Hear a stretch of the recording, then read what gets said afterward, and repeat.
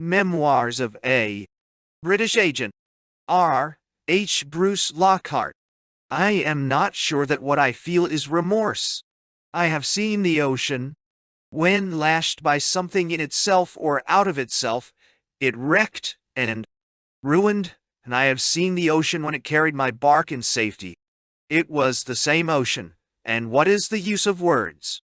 Memoirs of a British Agent. Book 1. Malayan Novitiate. The moon is clear. The stars shine bright above. The crow is feeding in the rice apart. If thou, my lord, misdoubt my plighted love, come, cleave my breast, and see my wounded heart. Malayan Pantun. Chapter 1. In my stormy and checkered life, chance has played more than her fair part. The fault has been my own. Never at any time have I tried to be the complete master of my own fate. The strongest impulse of the moment has governed all my actions. When chance has raised me to dazzling heights, I have received her gifts with outstretched hands.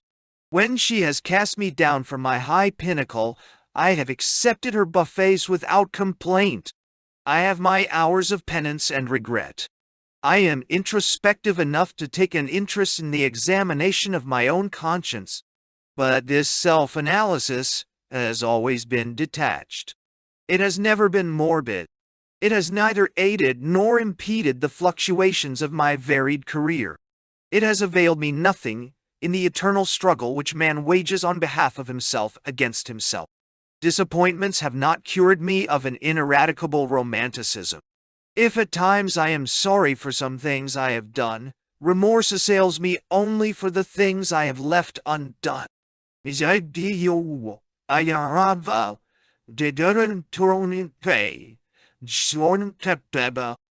was born in Anstruther, in the county of Fife, on September 2, 1887. My father was a preparatory schoolmaster, who migrated to England in 1906. My mother was a MacGregor. My ancestors include Bruces, Hamiltons, Cummings, Wallaces, and Douglases, and I can trace a connection back to Boswell of Auchinleck. There is no drop of English blood in my veins. My childhood memories are of little interest to anyone except myself. My father was a keen rugby football player and a member of the Scottish Rugby Union Selection Committee. My mother's brothers were well-known Scottish athletes.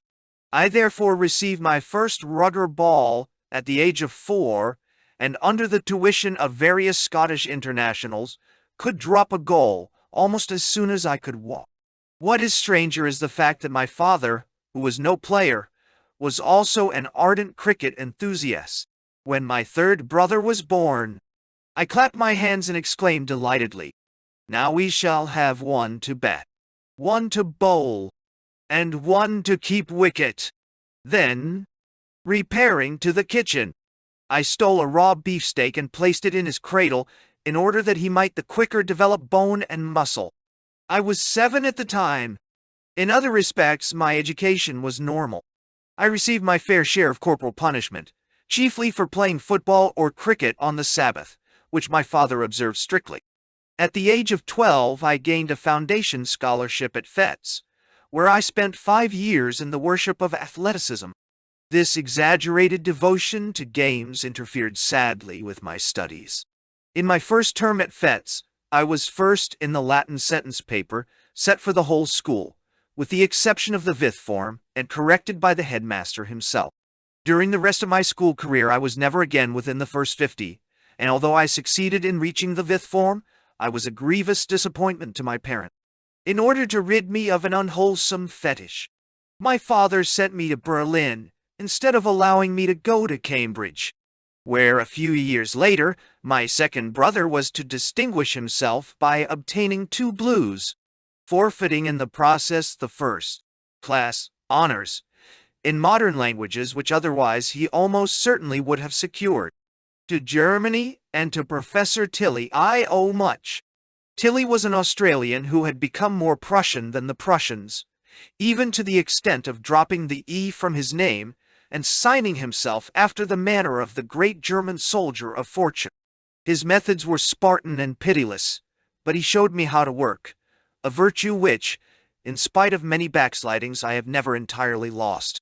He taught me two other valuable lessons: respect for institutions and customs other than English, and the secret of mastering foreign languages. The first has helped me throughout my life in my relations with foreigners. The second was to stand me in good stead when 7 years later I went to Russia. If Tilly is still alive, I hope he will see this tribute to his thoroughness. In my life, his was the one influence which I can describe as wholly beneficial. From Berlin I was sent to Paris, where I came under the influence of that good and godly man, Paul Passy. From him I acquired an excellent French accent and my first insight into Welsh revivalist methods. Passy, who was the son of Frederick Passy, the eminent French jurist and pacifist, was the gentlest of Calvinists. As a young man he had wanted to be a missionary, and serious in all things, he had trained himself for his arduous career by eating rats. An affection of the lungs prevented this great scholar from burying himself in the wilds of China or the remoter South Sea Islands. The heathen's loss became science's gain, and today the name of Passy is linked eternally with the names of Sweet and Viator in the honors list of the pioneers of modern phonetics. In spite of his absorption in his linguistic studies, Passy never abandoned his good works or his reclamation of sinner. When first I knew him, he was under the influence of Evan Roberts, the Welsh evangelist. And for the only time in a varied career, I had the strange experience of appearing on the platform and singing Welsh revivalist hymns in French before a Paris slum audience. Passy said the prayers and played the harmonium with 3 fingers, while I sang the solos supported by a chorus of 3 trembling English students. If life is a succession of accidents, the series in my own life has been rapid. After 3 years in France and Germany, I returned to England in order to undergo a final preparation for the Indian civil service. Fate and my own genius for drifting ruled otherwise. In 1908, my uncle, one of the pioneers of the rubber growing industry in the Malay states, came home from the East and fired my imagination with wonderful tales of the fortunes that were to be made almost for the asking in that elusive and enchanting land. Already the travel bug had entered my blood, and in my desire for new worlds and pew adventures, I decided to throw in my lot with the rubber planters and to go east. My student days in Berlin and Paris had been serious and blameless. In Germany, a passionate devotion to Heine. Even today I can recite by heart most of the intermezzo and the Heimkehr, inspired me with an innocent attachment to the daughter of a German naval officer.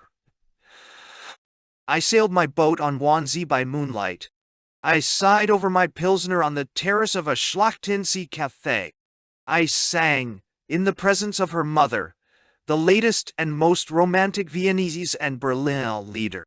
And I mastered the German language. But there were no adventures, no escapades, no excesses. In France, I steeped myself in the exotic sentimentalism of Lodi, whom I once met, and whose eccentricities and mincing manners failed to cure me of an admiration which I feel to this day for the charm and beauty of his prose. But my tears were shed over Les Desenchantés in solitude. I learnt the farewell letter of Jean Annan by heart. 3 years later it was to be of good service to me in my examination for the consular service. But I learnt it for the mortification of my own soul. I made no attempt to imitate the long series of mirages, de Loti. Now the East was to lead me along the broad highway of her unrestricted temptations. Chapter 2.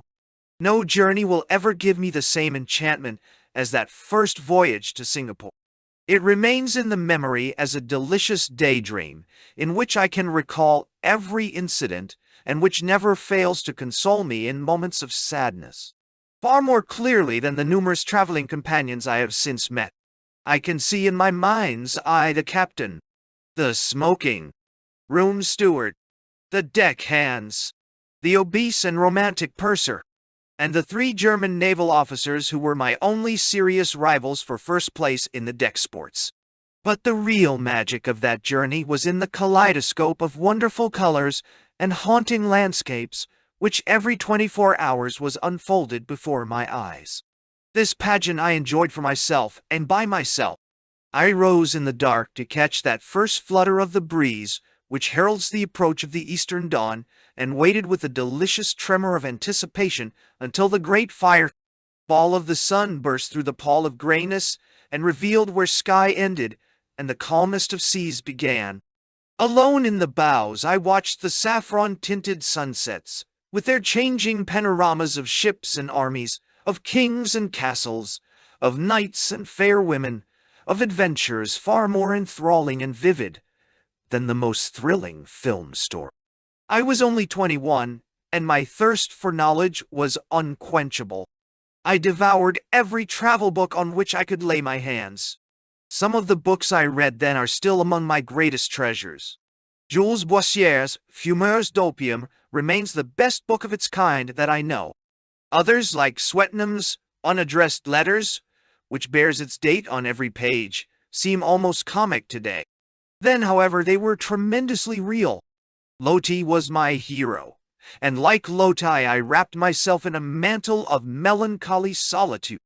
At ports I fled instinctively from my countrymen and, unaccompanied by any fawning guide, explored at random what I conceived to be the native quarters, with the exception of Victor Corcran, who, years older than myself, probably found a whimsical pleasure in drawing me out and in listening to the extravagant dreams and confident ambitions of an owl. Too conceited, because self-conscious youth. I made few friends. Nevertheless, he was kind, and concealed his amusement behind a mask of sympathy. He had traveled widely, and knew strange scraps of history and folklore which were not to be found in guidebooks. On board the Bulow, he was a Roman in a horde of Goths, and today I am grateful to him for many a valuable lesson which, doubtless, he was unaware that he was imparting. Above all, I learned to appreciate the beauty of warm colors and luxuriant vegetation. An orchid in the Malayan jungle means more to me today than the most beautiful cattleya on the breast of the most beautiful woman. The glowing warmth of the tropical sun became a necessity to my physical existence and a stimulant to my mind. Even today, I cannot think of those cloudless eastern skies, those long stretches of golden sand with their background of cooling palms and lofty casuarinas, without a feeling of longing, which is almost akin to physical pain. Like Fauconier's hero, I have come to believe that every country where a man cannot live naked in all seasons is condemned to work, to war, and to the hampering restraint of moral code. Today, the fogs of an English winter are to me as grim a nightmare as the walls of my Bolshevik prison. And yet in this Malaya which I love, which remains as the pleasantest regret in my life, and which I shall never see again, I was a failure. On my arrival in Singapore, I was sent as a creeper to a rubber plantation outside Port Dickson. Earth knows no gem more beautiful than this tiny harbor, which lies at the entrance to the Straits of Malacca. At that time it was unspoiled by the intrusion of the white man. The climate was almost perfect. Its coastline was like an opal changing in color with every angle of the sun. The stillness of its nights, broken only by the gentle lapping of the sea on the casuarina-crested shore, brought a peace which I shall never know again. I enjoyed every minute of my year there. But I was an indifferent planter. The pungent odor of the Tamil coolies I could not abide. I learned enough of their language to carry out my duties. Today, beyond stock phrases of command and a string of oaths, I have forgotten every word. The Chinese, with their automatic accuracy, made no appeal to me, and the actual estate work, the filling in of check rolls, the keeping of accounts bored me. My head manager, a brother-in-law of the late Lord Fortiviat, was easygoing and benevolent to my shortcomings. Very quickly, I entered into the life of the British plant. I learned to drink the inevitable stenga. Once a month I went with my chief to the neighboring town of Seremban, and imbibed vast quantities of gin pahits in the Sungay Yunjong Club. At weekends I traveled about the country playing football and hockey and making hosts of new acquaintances. The hospitality of the Malaya of those golden, prosperous days of 1908 was for a youngster almost overwhelming, and few there were who survived it unscathed. During my stay at Port Dickson I had one minor triumph, the echo of which I hear faintly to this day. Within a few months of my arrival in the country, I went up to Kuala Lumpur to play rugger for my state, Negri Sembilan, against Selangor. Kuala Lumpur is the capital of Selangor and of the Federated Malay States. Selangor itself has the largest white population of any state, and, at that time, its rugger side contained several international players, including that gargantuan and good-natured Scot, Bobby Neal. In those days, Negri Sembilan could hardly muster 15 rugger players. Certainly, we had never beaten Selangor, and I doubt if we had ever beaten any other state. Notwithstanding the climate, rugger is the most popular of all spectacles in Malaya. And, in spite of the apparent disparity in strength between the two sides, a large gathering of Europeans and natives turned out to see the match, which was played on the Kuala Lumpur Padang. Those who witnessed this classic encounter were rewarded with one of the greatest surprises in the history of sport. The match was played about Christmas time, and Selangor were not in training. Perhaps they rated their opponents a little too lightly. At any rate, at half-time, Selangor were leading by a try and a penalty goal, dropped by the ponderous Bobby, to a try scored by myself. Soon after the beginning of the second half, it was obvious that Selangor were tiring, and the crowd, a Selangor crowd delighted at the prospect of a surprise victory, cheered us on. I was fortunate enough to score a second try, and with 5 minutes to go, the scores were level. Then, from a line-out, a big New Zealander, who had played a sterling game for us, threw the ball back to me, and from just inside halfway I dropped a goal. We had perpetrated the greatest joke for years, and the Selangor team and the spectators were sportsmen enough to appreciate. I was carried off the field in triumph to the Spotted Dog, the once famous club which stands on the edge of the Padang. There I was surrounded by a host of people whose names I did not know, but who were old Fatesians, Scotsmen, who knew my brother or my father, and who slapped me on the back and insisted on standing me a drink. Long before dinner time I must have had a drink, perhaps several drinks, with nearly everyone in the room. By the time I arrived at the FMS hotel, where an official dinner was being given to the two teams, both teams and guests were in their places. I was met at the door by Bobby Neal, who informed me that the chair was being taken by the acting resident general, and that I had been unanimously voted into the place of honor on his right hand at the top table. This was my first experience of the limelight of publicity, and I did not like the ordeal. My crowning achievement, however, was my conversation with the RG, to whom I talked like a father of my experiences in the East. They must have been too vividly described, for he informed me reprovingly that he was a married man. Tamil or Malay, sir? I asked him politely. Hush, he said. I've 3 children. Black or white, sir? I continued with irrepressible affability. Fortunately, he had a sense of humor and a blind eye for the failings of 21, and when next year's match came round he asked me to stay with him, came to see me play, and in his speech referred to me, alas, no longer the fleet-footed speed merchant of the previous year, as faint yet pursuing. That fitful triumph had an unpleasant sequel. As the youngest and therefore most insignificant and innocent member of the visiting team, I had been quartered with the parson, a fine athlete, but a trifle straight-laced, especially for a padre in the trop. Kuala Lumpur, like Rome, being built on 7 hills, I had some difficulty in finding the good man's bungalow in the early hours of the morning. Thanks, however, to the faithful Bobby and to other kind friends I was steered safely to my room, and by a great effort I succeeded in putting in an appearance at breakfast the next morning, Sunday morning, with a 3 Course Sunday breakfast to celebrate it. Cold water had done wonders, and I looked not too bad, but my voice had gone. As I croaked out my answers to a fusillade of questions regarding my health and how I had slept, Mrs. Padre looked at me pityingly. "Ah, Mr. Lockhart," she said. "I told you, if you did not put your sweater on after the game, you would get a chill." With that she rushed from the table and brought me a glass of cough mixture, which in that spirit of shyness, which even to this day I have never quite overcome, I was too weak to refuse. The result was instantaneous, and without a word I rushed from the room. Never before, or since, have I suffered as I suffered on that Sunday morning. I often wonder how much Mrs. Padre knew. If she intended to teach me a lesson, the rewards of the schoolmaster can never have been sweeter.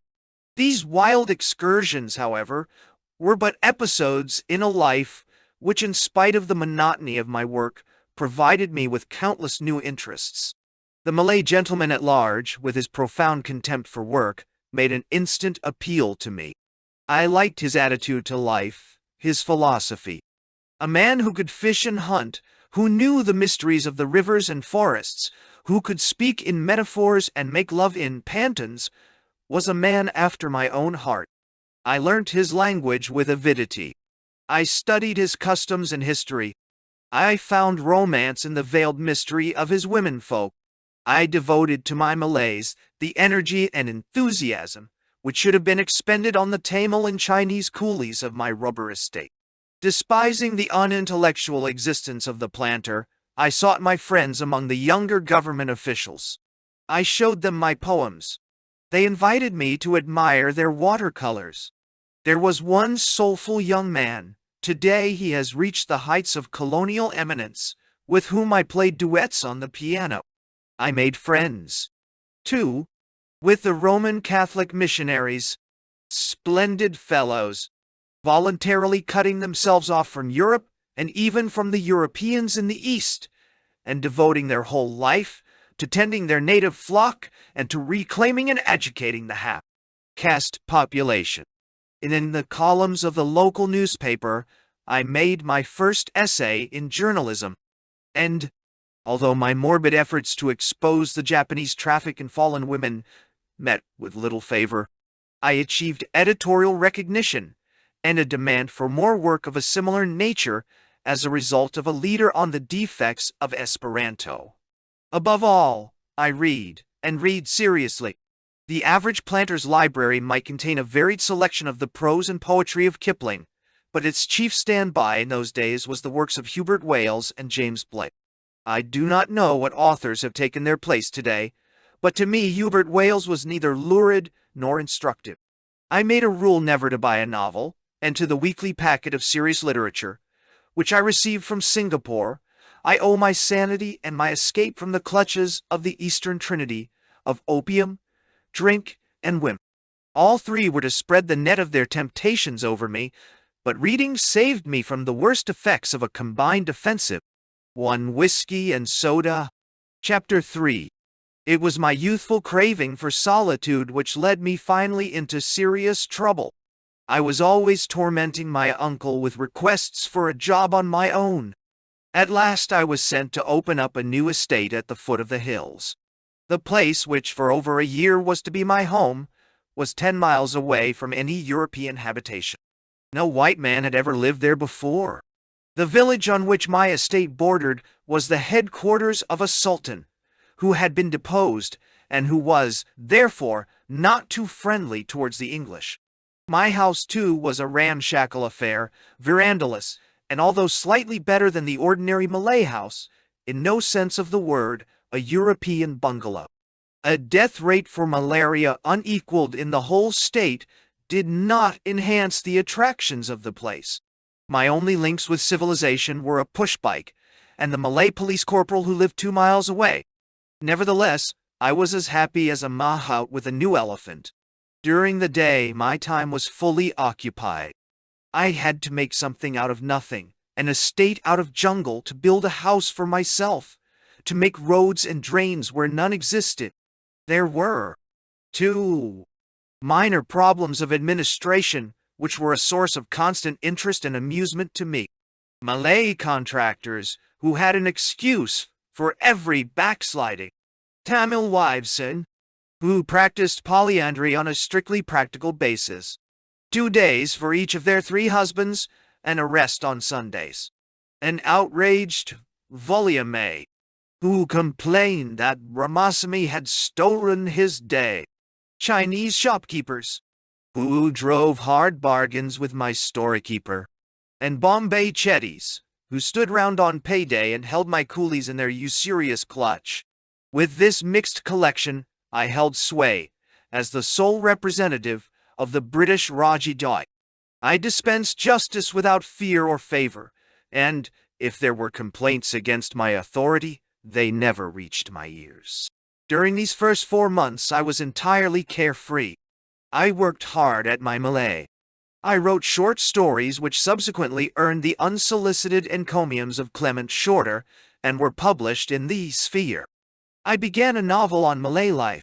Alas, never finished, and now never likely to be. And I continued my reading with praiseworthy diligence. For amusement there was football and shooting and fishing. I felled a piece of land, laid out a football ground, and initiated the Malays of the village into the mysteries of soccer. In that glorious hour before sunset, I shot punai, the small Malay blue pigeon, as they were flighting. I dabbed for ikan harawan, the coarse fish of the Malayan rice ponds, with a small live frog to take the place of a daddy long legs. Marvelous to relate, I made friends with the deposed sultan, and especially with his wife, the real ruler of the royal household, and a wizened-up old lady with betel-stained lips and an eye that would strike terror into the boldest heart. Rumor had it that she had committed every crime in the penal code and many offenses against God and man which were not included in that list of human shortcomings. She was, however, the Queen Victoria of her district, and although we subsequently became enemies, I bear her no grudge. Among my own household I acquired an entirely unmerited reputation as a revolver shot. My primitive bungalow was infested with rats, which during mealtimes would run down a round beam from the palm-thatched roof to the floor. My little fox terrier would then rout them out, while I stood with a rattan cane in my hand to knock the rats down as they ran up the beam again. I killed scores of them in this manner. Still better fun was shooting them with a revolver as they crawled out from the taps onto the ledge of the wall and sat staring at me, impudent. This practice certainly improved my shooting. Then came the great day which was to invest me in native eyes with the magic skill of a wizard. The whole estate, including my own bungalow, was served by a large well, round and deep, with great cracks in its earthy sides between the water and the surface. One morning, as I was breakfasting in solitary state, there was a fiendish gibbering in the compound outside my office door. The chatter of many tongues was accompanied by a chorus of women's wails. Infuriated, I rushed out to discover the reason for this matutinal interlude. A Tamil coolie was lying groaning on the ground. 200 of his compatriots surrounded him, shrieking, explaining, imploring. A batch of Malays and the whole of my Chinese household stood round to offer advice and see the end of the tragedy. The unfortunate wretch had been bitten by a snake. In jerks and pieces and with many contradictions, the wildly excited crowd told its story. There was a cobra, a giant cobra. It was in the well. It had built its nest in a crack in the side. It was a female. There would be eggs and then young. The well was unapproachable. Armagam had been bitten. The master must build a new well at once. With the aid of the estate dispenser, I lanced the 2 tiny blue punctures in the wretch's leg, cauterized the wound, gave him a bottle of gin, and sent him off in a bullock cart to the hospital 12 miles away. He recovered. Then, accompanied by 2 Tamil Kenganis and the Malay overseer, I went out to examine the well. My rifle was still at Port Dickson. My gun I had lent to the district officer at Jelebu. My only weapon was my rat-shooting revolver. At the well, all was still. The Tamil Kangani pointed out the hole some 8 feet down, in which the cobra had made her home, and with a long bamboo pole my Malay overseer hammered at the entrance. Then life moved with cinematic swiftness. There was a warning hiss. A black hood showed itself at the hole, raised an angry head in indignation, and sent my companions running for their lives. I took careful aim, fired, and likewise retreated. There was a commotion from the well. Then all was still. I shot the cobra through the head. In its death struggle it had fallen from its hole into the water. The victim of my wizardry was exposed to the public gaze and to the public awe. My reputation was made. In future I could go anywhere. It was a fortunate chance, because the nearest way to Seremban and civilization lay through a Chinese mining village with a bad reputation for gang robberies. Already my bank clerk had been held up by desperados, who, disappointed with the contents of his wallet, had cut off his finger as the most convenient means of removing his ring. To this danger, I was no longer exposed. Even in the mining village it was well known, 1, that I could shoot rats and cobras with a single bullet, 2, that I never traveled without my revolver, and 3, that I never carried money. I traveled, therefore, in peace. I confess, however, that nothing in life has thrilled me quite so much as riding an ordinary push-bike through the jungle in the middle of the night. This ordeal, terrifying and yet enchantingly mysterious, was my experience every time I went into the chief town and stayed for dinner.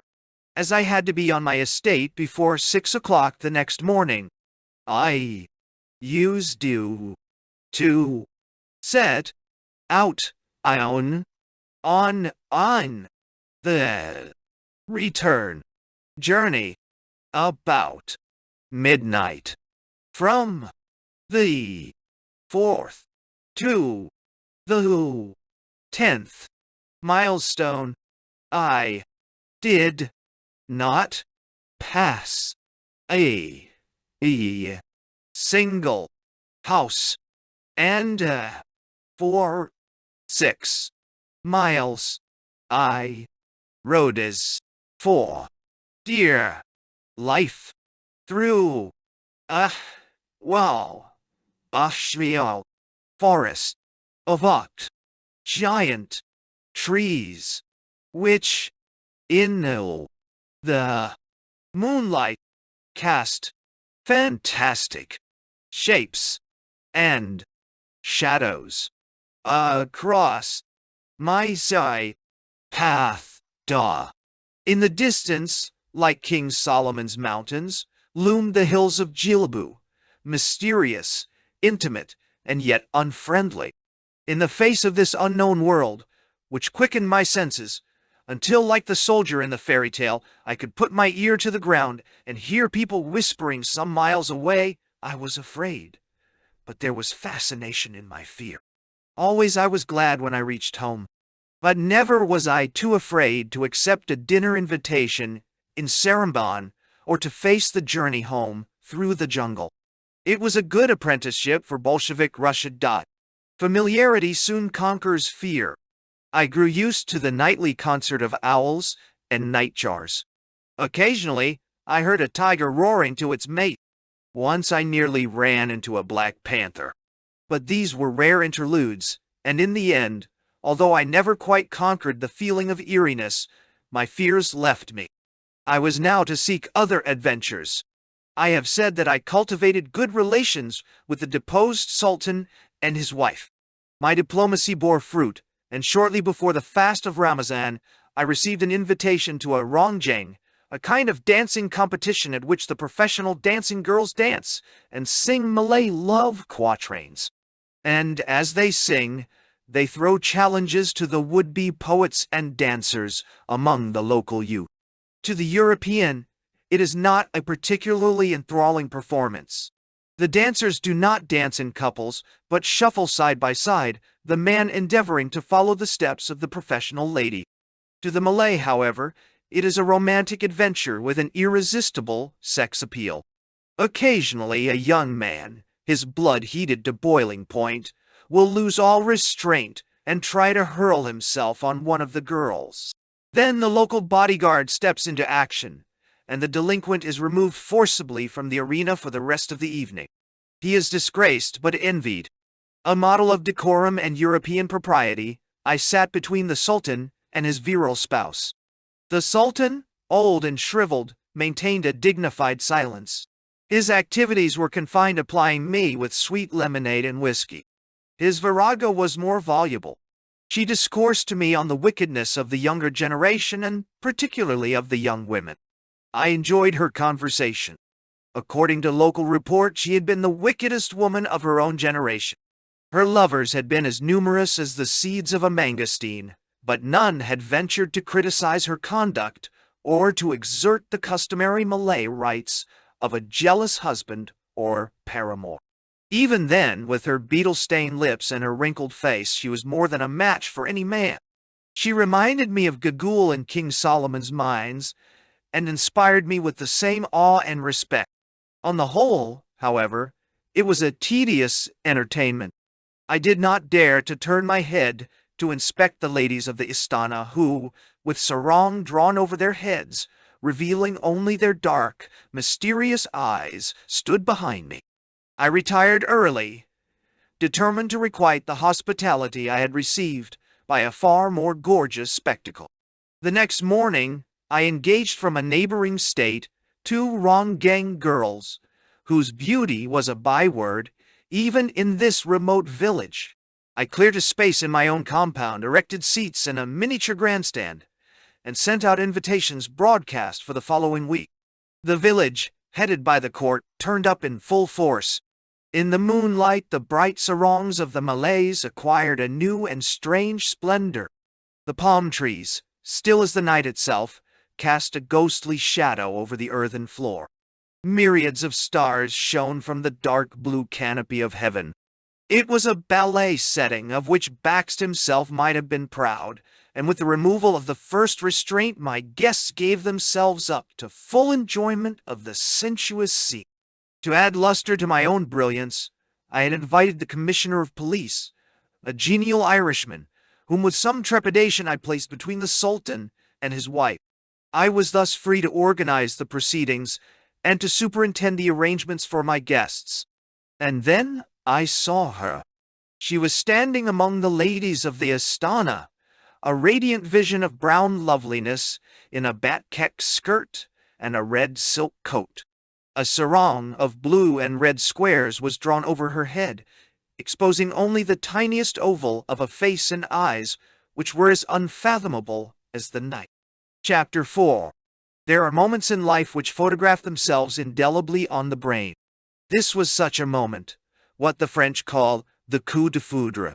I have been in one of the worst earthquakes in Japan. I have seen Tsarist ministers shot before my eyes as a premonitory example of what my own fate was to be if I did not speak the truth. I have had the roof lifted off my house by a Sumatra. But none of these cataclysms was as tremendous or as shattering as the first explosion of love in my heart when I saw Amai. I was 23. I had spent 4 years in France and Germany. I had been through my calf love, but I had had no affairs, no dangerous attachments. I had been living for 6 months in splendid isolation from my fellow countrymen. I had not spoken to a white woman for over a year. Steeped in an unhealthy romanticism, I was ripe for temptation. My life was abnormal enough for me to take my temptation with tragic seriousness. And serious it was in its consequences to both of us, changing the course of both our lives. For the rest of that evening I was in a fever. A fierce longing to be rid of my guests consumed me. I left the Sultan and his malignant wife to the cares of the commissioner and tea. Crossing to the other side of the arena, I walked up and down, staring across at the frail beauty of this Malayan girl, who had so suddenly disturbed the monotony of my life. Just above her head, there was a torchlight, which seemed to shine on her alone, making her stand out like a pearl on a black background.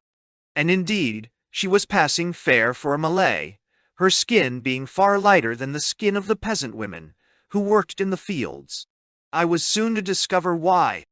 Letting impatience get the better of discretion, I summoned Siwo, my Malay headman, whom I had brought from Singapore and whose relations with the villagers were none too good. "The girl standing behind the Sultan, who is she?" I whispered fiercely. His face never changed. Slowly, he swept the arena with his eyes as though following the movements of the dancers. He showed no astonishment. He roused no suspicion. Then, talking as though he was discussing some detail of estate work, he answered slowly, "The crow does not mate with the bird of paradise. That is Amai, the Sultan's ward. She is married and is about to divorce her husband. When the divorce is through, she will be married to the Sultan's cousin." I waited impatiently until the last guest had gone. Then, with my new knowledge adding to my ardor, I unburdened myself to my commissioner friend. His warning was more explicit than Siwo's. In a few terse sentences, he told me to put Amai out of my head now and for always. Otherwise, there would be trouble. Serious trouble.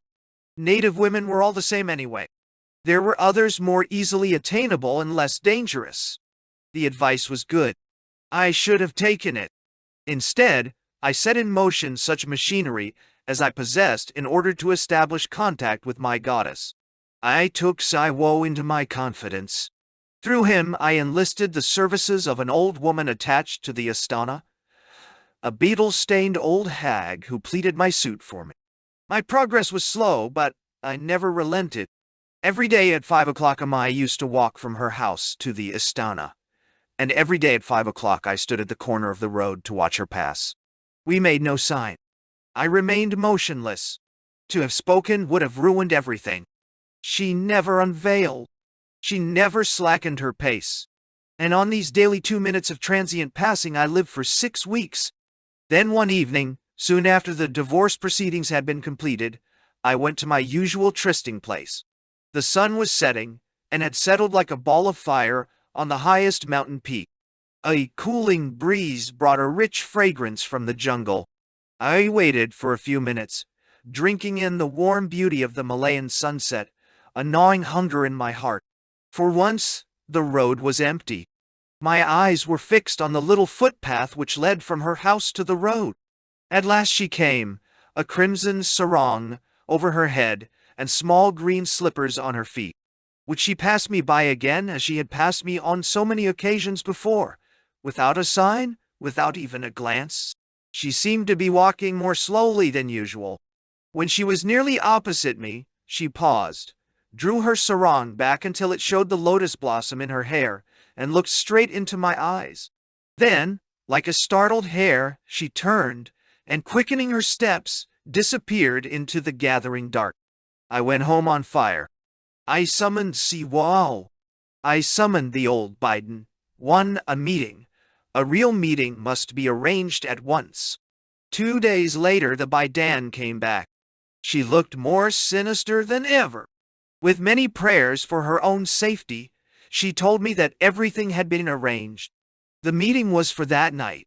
I was to wait at the edge of the jungle opposite the 9th milestone at 9 o'clock, and Amai would come to me. I was to be punctual and very careful. I was to avoid the road. Very deliberately, I made my preparations.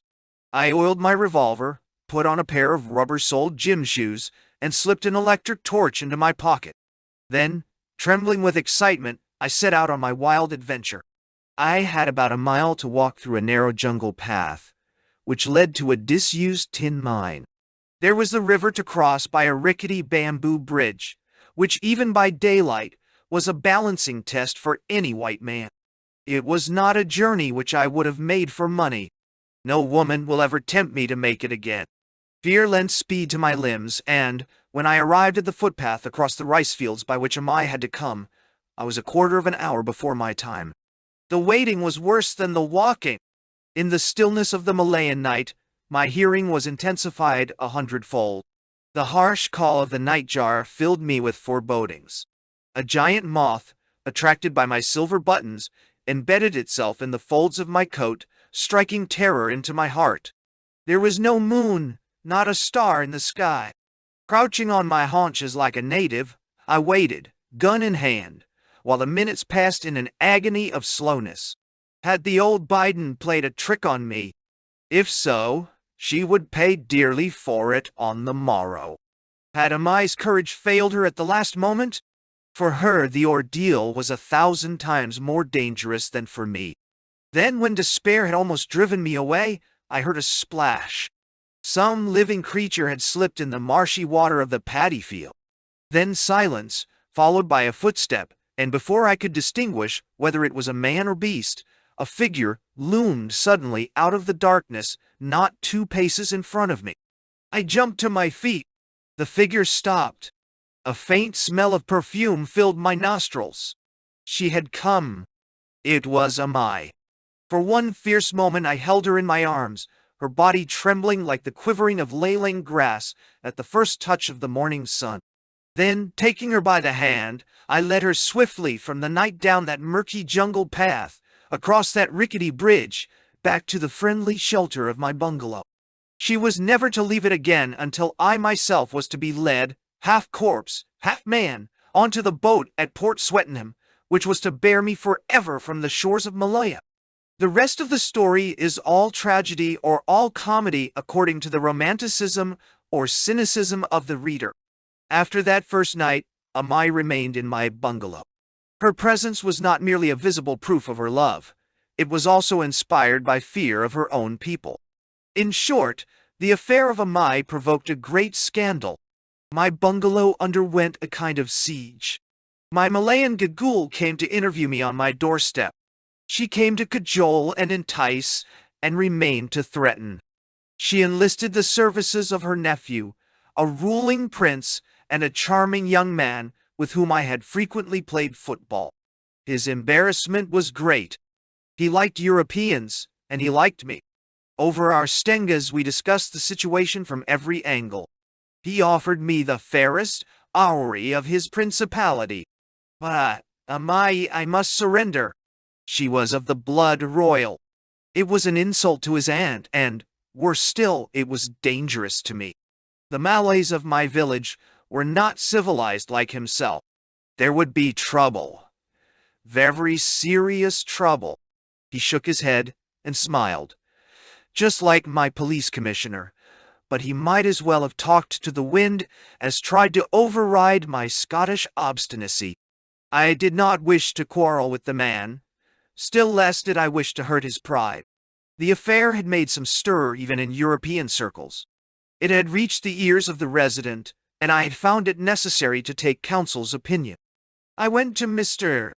C., an important government official, who had married a Malay, and who was a member of a family with a distinguished record of service in the East. His official advice was like Punch's advice about marriage, was given from the dearly bought store of his own Oriental wisdom. "This is a question of face-saving," he said. "You must gain time. You must say you are preparing to become a Mohammedan." In my interview with Gagool's nephew, I bethought myself of this advice. When all else had failed, I turned to him and said, "I am ready to become a Mohammedan. I have written to the Archbishop of Canterbury to obtain the necessary permission." When a man is infatuated with a woman, there are almost no limits to the baseness of his conduct. In the eyes of other men, my conduct was base and sordid, but not in my own. To keep Amai, I was prepared to embrace Mohammedanism. It is not an episode in my life of which I am proud, or for which I seek to make my youth and my loneliness an excuse, but at the time it was, in the literal sense of the words, deadly serious. It was not merely infatuation. Something of the lust of battle was in my soul. The same spirit which in rugby football has always made me prefer a struggle against odds to an easy victory. I was playing a lone hand against the world, and I was determined to play it to the last trick. The prince professed himself satisfied. Gagool and the village did not. Amai and I became outcasts. My football team deserted me. Akbar, my best half-back, who held the nominal post of Bendahara or Minister of War under Gagul, betook himself to the jungle. I was warned that he was preparing to run amok. My Chinese cook left me. He was afraid of what might happen to my food. And then I fell ill. Day after day, a particularly virulent form of malaria wasted my flesh and blood. Every afternoon and every morning I ran a temperature with the regularity of an alarm clock. My doctor came. Like everyone else, the good man was immersed in the rubber boom. His charge was by the mile, and as my estate was his most distant call, I could not afford him very often. He drenched me with quinine, but to little purpose. As the months passed, my illness became aggravated by a constant vomiting. I could not keep down any solid food. In 3 months, my weight declined from 12 stone 8 to under 10 stone. I became depressed and miserable. All day I lay propped up in my long chair, trying to read, cursing my half-caste assistants and the Kenganis, who came to disturb me about the estate work, making myself a burden and a nuisance to everyone. But I would not give up. This determination, this obstinacy, was the one thing that saved me from suicide. For Amai herself I have nothing but praise. She was an incurable optimist. She was not afraid of any man, and she ran my house with a rod of iron. Her cheerfulness, it is true, became a strain almost greater than I could bear. She liked noise, which in Malaya means that she liked the gramophone. It was not safe for her to go outside the compound. She, therefore, stayed at home and played. When the trees are white with blossom, I'll return. Today I should break the record, or throw it at her head, but at that time I was too weak. Instead, I made a martyr of myself. My only relief from the gramophone was the piano. When I could bear the blossom of the trees no longer, I would offer to play the tin kettle upright, which I had borrowed from my cousin. Amai would then help me to the piano stool, put a shawl over my shoulders, and sit beside me, while with chattering teeth and palsied fingers I strove to recall the harmonies of my Viennese and Berlin days. Her taste in music was entirely primitive. Obviously, she would have liked Negro spirituals and, more than Negro rhythmics, the languorous melodies of the Cheka. But in those days, the Blue Danube was the supreme thrill of her musical sensuousness. And if Wolf and Burisch could have descended on my bungalow with that combined artistry which has made them supreme as exponents of the Viennese waltz, she would have transferred her affections on the spot. Perhaps I do her an injustice. She had her full share of pride of race. She despised the women who worked in the fields. The irregularity of her own position worried her not at all. Marriage and my own Mohammedanism never entered her mind. As mistress of the only Tuan in the district, she held her head proudly. She had the only gramophone and the only piano in the village. Moreover, she saved my life. Suspecting that I was being poisoned, she allowed no food, which she had not prepared herself, to pass my lips. And when I failed to recover, she sent Siwo for Dowden, the government doctor. Dowden was a queer fellow, a cynical, morose Irishman, whom I had known in my Port Dixon days. He was unhappy in the East, and vented his unhappiness in an aggressiveness which made him unpopular. His heart, however, was all gold, and as the son of the Dublin Shakespeare and Shelley professor, he appealed to me intellectually more than any other white man in Malaya. He was not entitled to attend me professionally, but he was not the man to worry overmuch about questions of etiquette. He came at once. He saw, and he grunted. And that night he went into the bar of the Sungai Ujong Club. The rubber boom was then at its height. Several planters, including my uncle, had made vast fortunes on paper, and in the club drink flowed as it always seems to flow in moments of sudden prosperity. My uncle was playing poker in the card room, high poker with an ante of $100. Dowden, who had something of the Bolshevik in his nature, tracked him down. My uncle had just raised the stakes.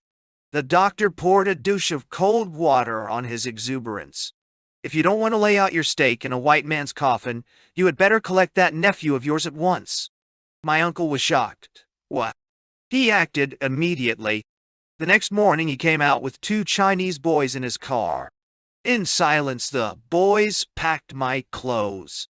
Wrapping me in blankets, my uncle carried me into the car. Amai had disappeared into the back room. She must have guessed what was happening, but she never came forward. There was no farewell. But as the car turned in the compound drive, the sun cast a glint on her little silver slippers, which were lying neatly on the bottom step of my bungalow entrance. They were the last I saw of her, the last I was ever to see of her. 1. The Court Medicine Woman. Chapter 5. Today, although I have traveled farther afield both by land and sea than even most Scotsmen, I never remember the name of a ship. I recall only vaguely the date and the route of my voyages. Perhaps it was my illness. Perhaps first impressions and the memories of early youth are more easily retained. Perhaps, and this is true, the first homecoming is the one a man remembers best. The fact remains that every moment of that long voyage from my uncle's bungalow in Seremban to my Highland home in Scotland is impressed on my mind as clearly as if it were yesterday. With great generosity, my uncle sent me to Japan for 2 months. His doctor had said that, once I were removed from the source of infection and infatuation, I should be a new man in 6 weeks. But Dowden shook his head. He advised me to cut my traces and to go for good. I was given money and a ticket to Yokohama. Maurice Foster, the Worcestershire cricketer, brought me to Singapore. Ned Coke took charge of me on board the steamer. He had left the Rifle Brigade for big business in rubber in Malaya and in real estate in Canada, and his immense physique and vigorous personality overwhelmed. I let myself be managed. The ship's captain, a German with a Captain Kettlebeard, was kindness itself. Perhaps the other passengers objected to my constant retching. At any rate, he gave me a cabin to myself on the upper deck. But the voyage itself was a nightmare. The sickness and the vomiting would not stop. My clothes hung in loose folds on my wasted frame. The other passengers had bets whether I should reach Japan alive. At Shanghai, I was too ill to go ashore. My eyes were too weak to allow me to read. I wanted to die and was prepared to die. All day long I lay on my lawn chair and gazed with a fixed, vacant stare at the pleasant panorama of hazy coast and island-studded sea. The ship's doctor had me watched in case I slipped overboard. But there was no thought of suicide in my mind, only an immense weariness of the body and of the soul. I was well enough to appreciate the beauty of the inland sea. I was well enough to write bad poetry, atrocious sonnets to Amai in which I still heard the surf beating upon Malaya's palm-crested shore with regret for the life and the love I had lost. I was well enough, when we landed in Yokohama, to hate the Japanese with all the prejudice of an Englishman who has worked with the Chinese. But I was not well enough to eat. I was too ill to withstand Ned Coke. With military precision, he had already decided my fate. He was sailing for England via Canada in 10 days. If I wished to save my wretched carcass, I must sail with him. He had business in Canada, which would detain him 6 weeks. I should spend these 6 weeks in the Rockies. I should take the sulphur baths at Banff, of which more anon. The fever would leave my body, and I should land in Liverpool and be restored to my parents in the same state of healthy and seraphic innocence in which I had left them. To me it seemed a complicated decision. Coke made it delightfully simple. He took me to a Tokyo doctor who confirmed Coke's views about my salvation. He telegraphed both to my father and to my uncle for the necessary funds for this new journey, and both lots of money, more than double what was necessary for my needs, arrived 3 days later. He was the perfect organizer, and, if I qualify the perfection later, I cast no reflection either on his merits or on my own gratitude. If I were dictator of England at this moment, I should make him Earl of Leicester and leader of the House of Lords. He would soon find the necessary means of reinvigorating that palace of somnolence, or, failing in his task, he would, like Samson, remove it on his broad shoulders and deposit it gracefully in the Thames. Having paid this tribute to my rescuer, I must return to the narrative of my voyage. Everything worked out according to plan. Crossing the Pacific, I shivered and suffered tortures from ague. But at last, I began to take nourishment without ill effects. I could even watch with zest a British admiral, long since dead, indulging in deck hockey with that ferocious youthfulness which makes us at once the envy and the laughing-stock of foreigners. When we arrived at Vancouver, I was introduced to Robert Service, and for the first time for months the blood came back to my cheeks. I was a shy youth and could still blush, and Service, then at the height of his fame, was the first British author I had met. He gave me autographed copies of his Songs of a Sourdough and his Ballads of a Chichaco. Today, with the rest of my books. They are doubtless gracing the shelves of a Bolshevik library unless, which is highly probable, they have been burnt by the Moscow hangman as imperialistic effluvia, therefore noxious to the Moscow nostrils. In the smoking room of the CPR hotel, I heard delirious conversation about speculators in real estate who had made millions in a night, leaving in their trail a ruin which has lasted to this day. There, too, for the first time I heard the name of Max Aitken, who, having fought and beaten the millionaires of Montreal, had gone to seek new fields of conquest in England. It is a tribute to the honesty of my romanticism, if not to the soundness of my judgment, that at that moment Max Aitken meant nothing to me, and Robert Service a good deal. Be that as it may, I read Service's books, had a drink with him, and sniffed the Canadian air. The combined effort cured me of my infatuation for Amai and made me turn my eyes towards the West. And so to Banff. Patriotism is the most abused of all sentiments. In its best sense, it expresses an animal instinct of self-preservation. In its worst, it is tainted with material interests and such sordid things as money and self-advancement. In the Englishman, it manifests itself in a dumb contempt for everything that is not English. The Scot has a more practical patriotism. His contempt for foreigners includes the Englishman, but is carefully concealed. His jingoism is confined to cheering Scotland at Twickenham. It is racial rather than local. It concerns Scotland hardly at all. Its aim is the glorification and self-satisfaction of the Scot in whatever part of the globe the impulse of self-advancement drives him. There is, however, another form of patriotism which may be truly expressed as love of country. This is the actual love which is in every man for the place in which he was born and brought up. It may be inspired by vanity, by the desire to see himself reflected again in the glory of his youth. It is especially strong in the man who has been brought up in beautiful surroundings, but it affects even the man from Wigan. It is strongest of all in the Highlander. Banff, with its glorious background of fir and pine, was to me the first breath of returning life. Rarely have I felt so homesick, and this outpost of Scotland was already halfway home. The Rockies were grander than the Grampians, but they were like the Grampians. The Bow River made a substitute for the Spey. The village itself was named after a Scottish town not 20 miles away from the scenes of my own early youth. I took Banff to my heart. I hired a launch and explored the Bow River. Alas, I was still too weak to fish, and I visited the cold waters of Lake Louise and Lake Minnewanka. I talked with the Indians in the settlement. I discovered Parkman and read him voraciously.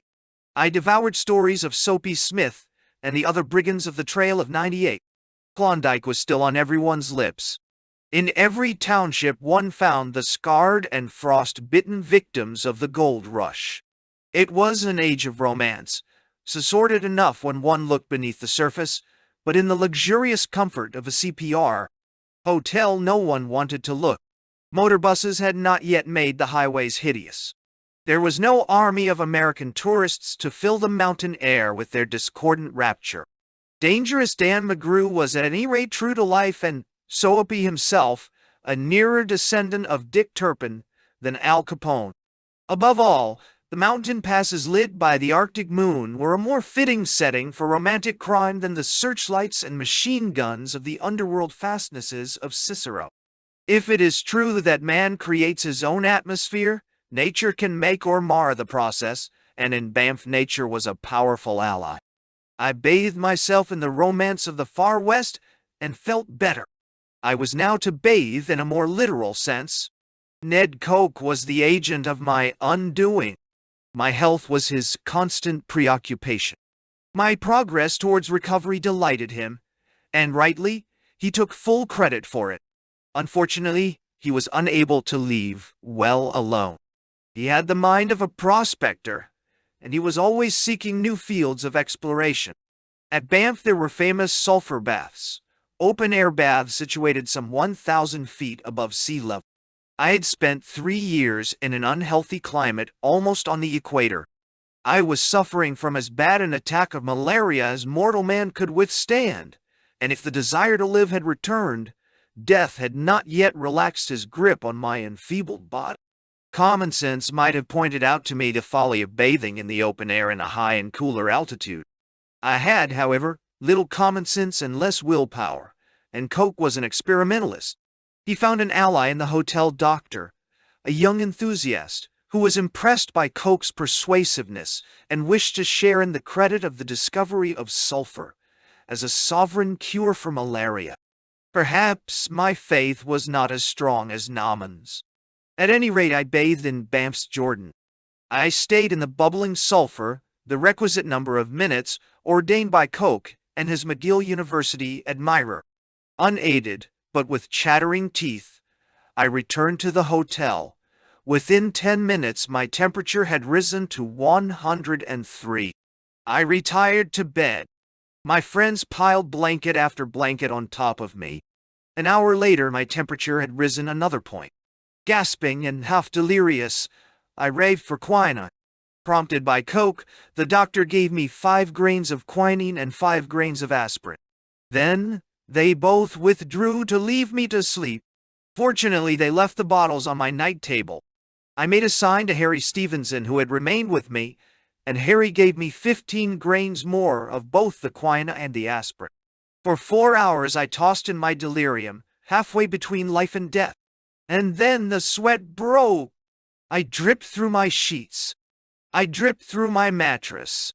My bed was like a pool, but my temperature was down, and, limp and weary, I changed beds and slept myself back to life. The rest of my homeward voyage was accomplished without incident. I stayed a week in Quebec, read the Chien d'Or, scaled the heights of Abraham, and dreamed those first dreams of empire, which were afterwards to make me a willing disciple of the policy of Lord Beaverbrook. The seeds of my Canadian visit bore fruit in 1916, when I was the first Englishman to celebrate Empire Day in Russia in a fitting and official manner. The only fiasco was the actual homecoming itself. If the blue skies of the Canadian autumn had restored some of my former vigors, the fogs of Liverpool brought a return of my malaria, and with it a fresh access of that moral cowardice which in moments of crisis has always been my bane in life.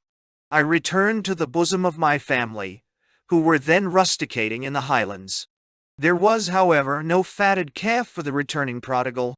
My mother welcomed me, as mothers will always welcome their firstborn, that is to say, with gratitude to God for my escape from death, and with sorrow for the disappointment of her fondest hope. My father, himself the most austere of moralists, has always been tolerance itself in his attitude towards others. No word of reproach fell from his lips. I am, however, on my mother's side, a member of the clan Gregara, and until her death our family world moved on the axis of my grandmother, an atlas of a woman who supported on her broad shoulders a vast army of children and grandchildren. She was a woman cast in the Napoleonic mold, an avatar of the old Highland chieftains, whose word was law, and whose every whim a command which had to be fulfilled. She supported the clan with a generosity which is rare in these days. But the business of the clan was her business, and woe betide the scapegoat whose delinquencies were brought to her notice by any other members of the family than the offender himself. She was a rigid and austere Presbyterian, who ruled her ministers with the same iron rod with which she ruled her family. Nor was she tolerant of clerical opposition. On one occasion, the elders of the Speyside congregation, over which she presided, dared to select as parish minister a candidate against whom she had turned her face. Her anger was as sharp as her decision. She deserted the church where her ancestors were buried, and half a mile away set up at her own expense a new church and a new manse for the candidate whom she herself had approved. Not until the offending minister had passed away did she relent. Then her repentance was as magnanimous as her anger had been petty. Her own church was joined to the old church and converted into a free library and concert hall. The manse was sold for the benefit of the parish, and she herself returned to the family pew in which she had sat in judgment on so many sermons. Today her remains repose on the banks of the Spey, beside those massive granite boulders of which she herself had been in life the living embodiment. She was a great woman, but like most Presbyterians, she worshipped material success. At the time of my return, she had made a vast paper fortune out of her plantations in the Malay States. In Edinburgh, she was rechristened the Rubber Queen, and the flattery had gone to her head like new wine. Already she saw herself controlling the stock exchange. Her financial success was the reward of her own foresight and business acumen. She refused to see anything exceptional in this most exceptional of booms, and, heedless of the warnings of her brokers, she continued to buy rubber shares on a falling market. Within a few years her fortune had dwindled to proportions incommensurate with her scale of expenditure. At that moment, however, her star was in the ascendant. Planters are not renowned for their intellectual attainments. Yet every planter had made money out of the rubber boom. I, who had been a scholar, had failed to profit by my golden opportunities. This was the measure of my business capacity in her eyes. I was a fool. Boo! There was worse to come. The news of my moral delinquencies had preceded my arrival. There had been gossip. My uncle had been accused of neglecting me, and if he was too good a sportsman to bother to defend himself, other relatives in the Malay States had undertaken the task for him.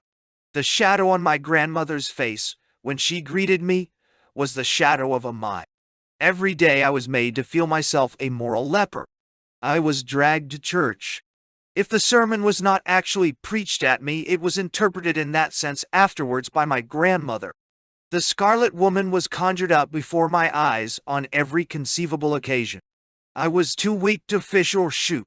Instead, I went motoring with my grandmother. Every drive was the occasion for a lecture. Every scene of my boyhood was recalled and pointed to adorn a moral tale. I was told to lift up my eyes to the hills, until even my beloved Grampians became a plague spot and a canker of self-torture. To this day I hate the right bank of the Spey, because that year my grandmother's shoot was on that bank.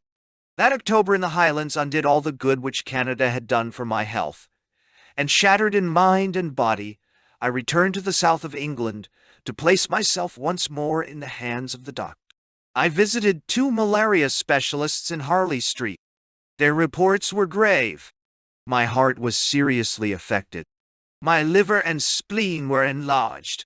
My digestion was ruined. The process of recovery would be slow, very slow.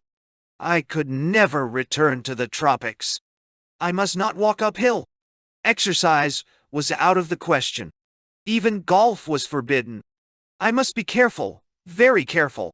I returned to my father's home in Berkshire and, freed from the moral domination of my grandmother's personality, began at once to recover. In spite of the English winter and frequent bouts of malaria, I put on weight. I cast my drugs and tonics into the outer darkness and confined my medicine to a brandy flip a day. In 3 months, I was playing rugby football again. So much for the experts of Harley Street. Chapter 6. My partial recovery, however, did not solve the question of my existence. The malaria had left me with an impaired willpower and an unhealthy morbidness. If a certain amount of morbidity in the thoughts of a young man is normal, the lack of willpower, which is a characteristic reaction of tropical fevers, is serious and not easily remedied. I had no ambitions of any kind. In a delightfully vague manner, I desired to be an author. I was given a special room in my father's home, and there I sat through the winter, writing sketches of Eastern life and short stories with morbid settings and unhappy endings. I engaged in desultory correspondence with various literary agents. At the end of 6 months, I had succeeded in placing 1 short story and 2 articles.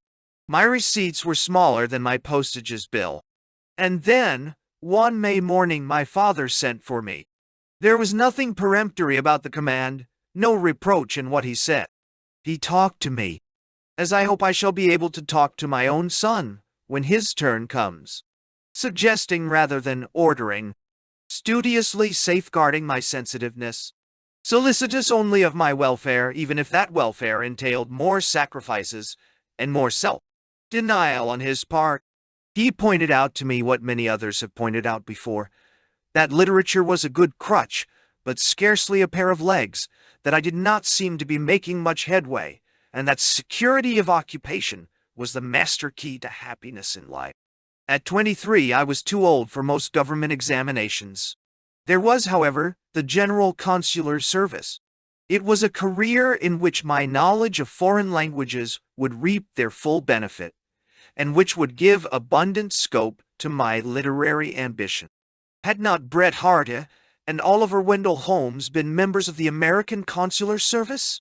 In slow and measured sentences, my father expounded the pleasures of a life of which he knew less than nothing. Then, like the fairy godmother, he produced his surprise packet, a letter from John Morley, announcing that he had been able to procure for me a nomination for the next examination. Years before, my grandfather, a staunch conservative and one of the earliest imperialists, had opposed Morley at Arbroath, and such is the sporting spirit of English political life that 20 years afterwards the great man had seen fit to bestir himself on behalf of the grandson of the defeated candidate. Before this new onslaught of my father's kindness, my defenses broke down. Doubtless, his manner of dealing with a recalcitrant and self-indulgent offspring was too gentle. But I have studied at close hand the methods of the stern, relentless father, and the results have brought neither happiness to the parent nor discipline to the children. If, viewed from the angle of material success, my life has been a failure. My father has the consolation that in a flock of 6 I have been the only black sheep, and that to all of us he has remained not only a wise counselor, but a friend and companion from whom not even the most shameful secret need be withheld. As I read the Morley letter, I looked into the mirror of my past life. The reflection gave me no satisfaction. I had been an expensive investment for my parents. Hitherto I had paid no dividends. It was time that I began. To the unqualified relief of my father, I graciously consented to burden the civil service commissioners with the correction of my examination papers. Before I could enter the precincts of Burlington House, there were certain formalities to be fulfilled. Almost immediately I had to undergo a personal inspection by a committee of Foreign Office inquisitors. Dressed in my most somber suit, I traveled to London, made my way to Downing Street, and was piloted into a long room on the first floor of the Foreign Office, where some 40 or 50 candidates sat waiting their turn in various degrees of nervousness. The procedure was simple but tedious. At one end of the room there was a large door before which stood a Foreign Office messenger. At intervals of 10 minutes, the door would open. An immaculately dressed young man with a sheet of paper in his hand would whisper to the messenger. And the messenger, clearing his throat, would announce in stentorian tones to the assembled innocents the next victim's name. By the time my turn came, the room was nearly empty, and my nerves had gone back on me. I was in agony, lest there had been some mistake, and my name had been forgotten. I saw myself forced into making some sheepish explanation. Only terror, lest my boots should creak, prevented me from tiptoeing to the messenger to set my doubts at rest. Then, just when I had given up hope, the frock-coated messenger raised his voice, and this time the rafters re-echoed with the name, Mr. Bruce Lockhart. With flushed face and clammy hands, I crossed the threshold of my fate and passed into the inner temple. My mind was a blank. My carefully rehearsed answers were completely forgotten. Fortunately, the Inquisition was less formidable than the waiting. In a narrow oblong room, 6 senior officials sat at a long table. For a moment I stood before them like a prize bull at a cattle show, undergoing the scrutiny of 6 pairs of bespectacled or bemonocled eyes. Then I was told to take a seat on the other side of the table. Again there was a pause while the inquisitors rustled with their papers. They were extracting my curriculum vitae, that record of suppressio veri and suggestio falsi, which, like the questionnaire of an insurance company, every candidate is obliged to produce before he can present himself for examination. Then, with the politeness of Stanley addressing Livingstone, the chairman smiled at me benevolently. Mr. Lockhart, I presume? And before I knew where I was being questioned about my experiences as a rubber planter. I imagine most of the inquisitors were interested, personally, in the rubber market. At all events, I underwent a rapid crossfire of questions about the merits of different shares. As my knowledge was greater than that of my examiners, my confidence returned, and I expanded with volubility and authority on the dangers and possibilities of the Malayan Eldorado. I hope they took my advice. It was inspired with caution derived from the experiences of my own over-optimistic relations. Then, just when I felt completely at my ease, I was brought back to earth with a sudden bump. Hitherto I had been playing the schoolmaster to a band of attentive and enthusiastic schoolboys. Now the roles were to be suddenly reversed. Across the smooth plains of this pleasant and entirely satisfactory conversation came an icy blast from a stumpy little man with a wrinkled forehead and iron-gray mustache. "And will you tell us, Mr. Lockhart, why you left this terrestrial paradise?" My knees rocked. Had the omniscience of the Foreign Office already discovered the escapade of Amai? It had been glossed over in my testimonials. It did not figure in my curriculum vitae. The speaker was Lord Tyrrell, at that time plain Mr. Tyrrell, and there and then, with an instinct which has rarely played me false, I registered him as a potential enemy. With an effort I pulled myself together. "I had a very bad attack of malaria," I said. And then I added feebly, "But I'm playing rugger again now." This afterthought was a happy inspiration. A sportsman with a monocle and the lean, spare figure of an athlete came to my rescue. "Are you a relation of the Cambridge googly bowler?" he asked. "My brother, a double blue and rugger international, was then at the height of his athletic fame." "He is my little brother," I said simply. And with that password, I received the official blessing and passed out again into the sunshine. So far, so good. There remained, however, the more serious obstacle of the written examination. The more I considered my chances, the less I liked them. In that year of grace, there were only 4 vacancies. The number of registered candidates exceeded 60. Practically all had been preparing for the examination for several years. Several had been in the first 20 the previous year. Half a dozen had taken first-class honors at Oxford and Cambridge. I had done no scholastic work of any kind for 3 years. Now I had only 10 weeks in which to prepare myself for an examination, which not only was highly competitive, but which included, among its obligatory subjects, law and economics. Of law, I had not read a single line. Political economy was to me an occult and mysterious science. Truly, indeed, The outlook seemed hardly worth the effort. My father, however, was enthusiastically optimistic. I transferred myself to London and entered the most successful crammer of those days. The experience plunged me into even deeper gloom. For one long week I attended my classes with unfailing patience and punctuality. The other candidates were finishing off where I was beginning, and the lectures on law and political economy, doubtless admirably given, but intended rightly for advanced students, were sheer waste of time. My despair roused me to action, and I took a rapid decision. I wrote to my father and told him that I must leave the crammer, and that I proposed taking my chance on the other subjects and engaging the services of the law coach and the political economy coach for private tuition. My father agreed to the extra expense. As my fees for the term had been paid in advance, the crammer authorities made no objection. My law coach was a born teacher. My political economy coach was a German genius who had gone to seed on snuff and whiskey.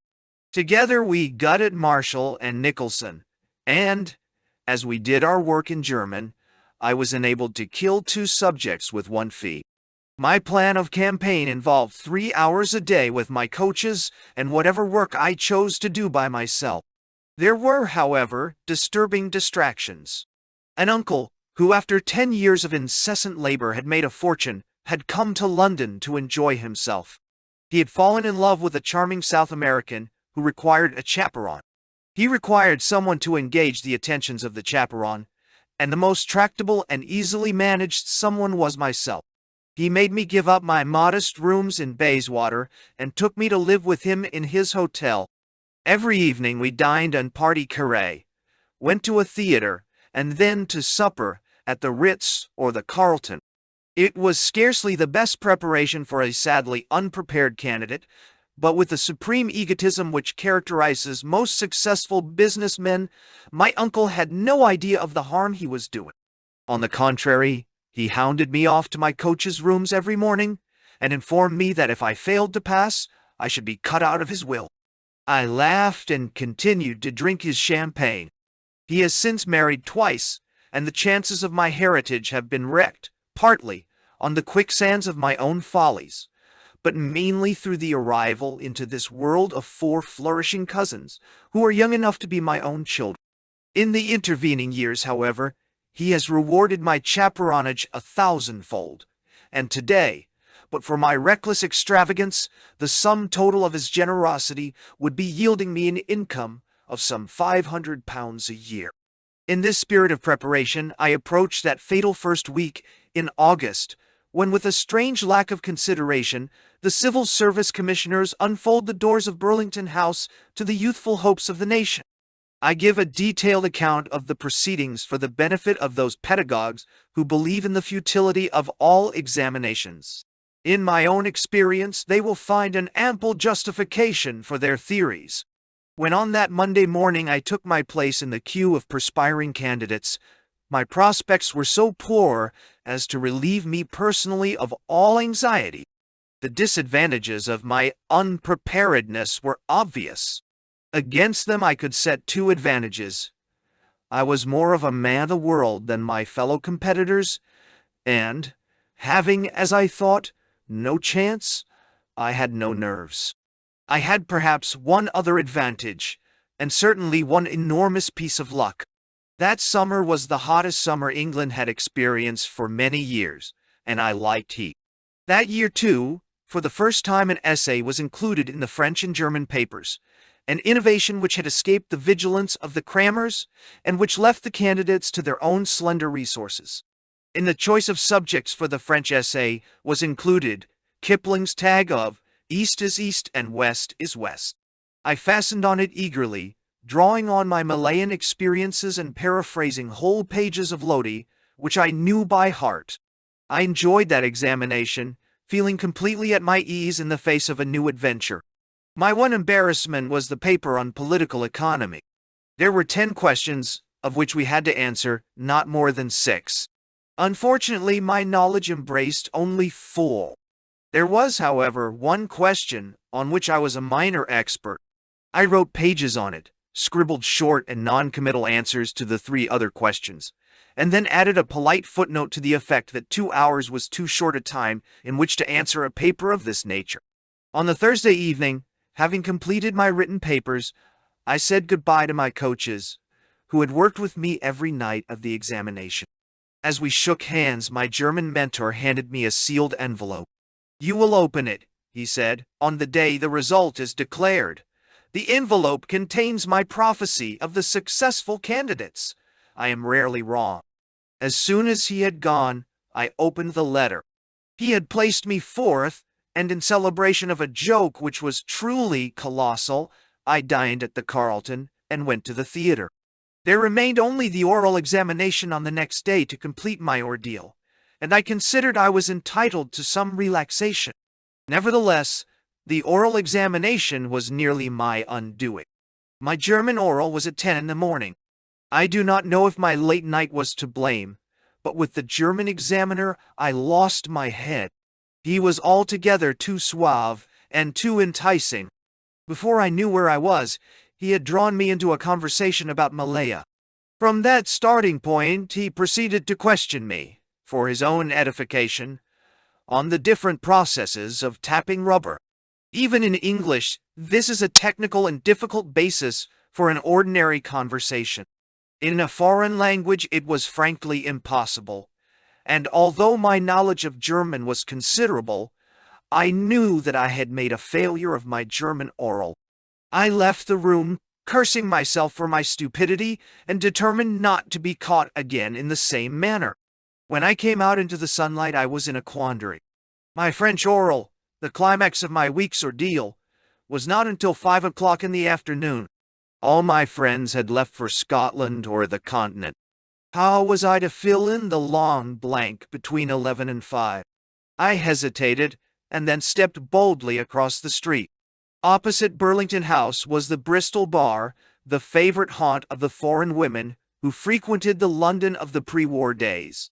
Stimulating my courage with a sherry and bitters, I made the acquaintance of 2 elderly but extremely voluble pompadours. I gave them a free luncheon and free drinks, in return for which they talked French with me. I went for an hour's walk in the Green Park and returned at 3:30 for more alcohol and more French. By 4:45, my volubility was immense, and my accent almost perfect. Then at 5 minutes to 5, I walked steadily across the road for my French oral. Once again, like a convict with a warder, I was kept waiting in the long corridor till the examiner's cell was free. This time, however, all trace of nervousness was gone, and I entered the room with the courage of a seasoned veteran. A mild-looking professor with pince-nez and a drooping mustache looked up from his desk and placed the tips of his fingers together. "Can you tell me the name of the French dreadnought recently launched at Brest?" he asked. I shook my head and smiled. "No, sir," I said with a fine precision. "I do not know, and I do not care. I have only half an hour in which to prove to you that I know French as well as you do. Let me talk of other matters." Then I made a lucky shot. He had a slight English accent, and before he could interrupt me, I beat down his defenses. "You are Professor Sess," I said, "and last week I reviewed a book of yours in the Maître Phonétique. My conduct was a breach of the anonymity which is supposed to be enjoyed by all civil service examiners, and the professor promptly reproved me without admitting or denying the accuracy of my identification. The damage, however, had been done. The conversation had been turned to phonetics, in which science I was an expert, and he only a beginner, and from that moment I was safe. For long past the regulation period, the professor continued to be absorbed in our conversation. I had wound up the mainspring of his interest, and when finally I said goodbye to him, I knew that, however badly I had done in German, my French oral had been a brilliant success. Chapter 7.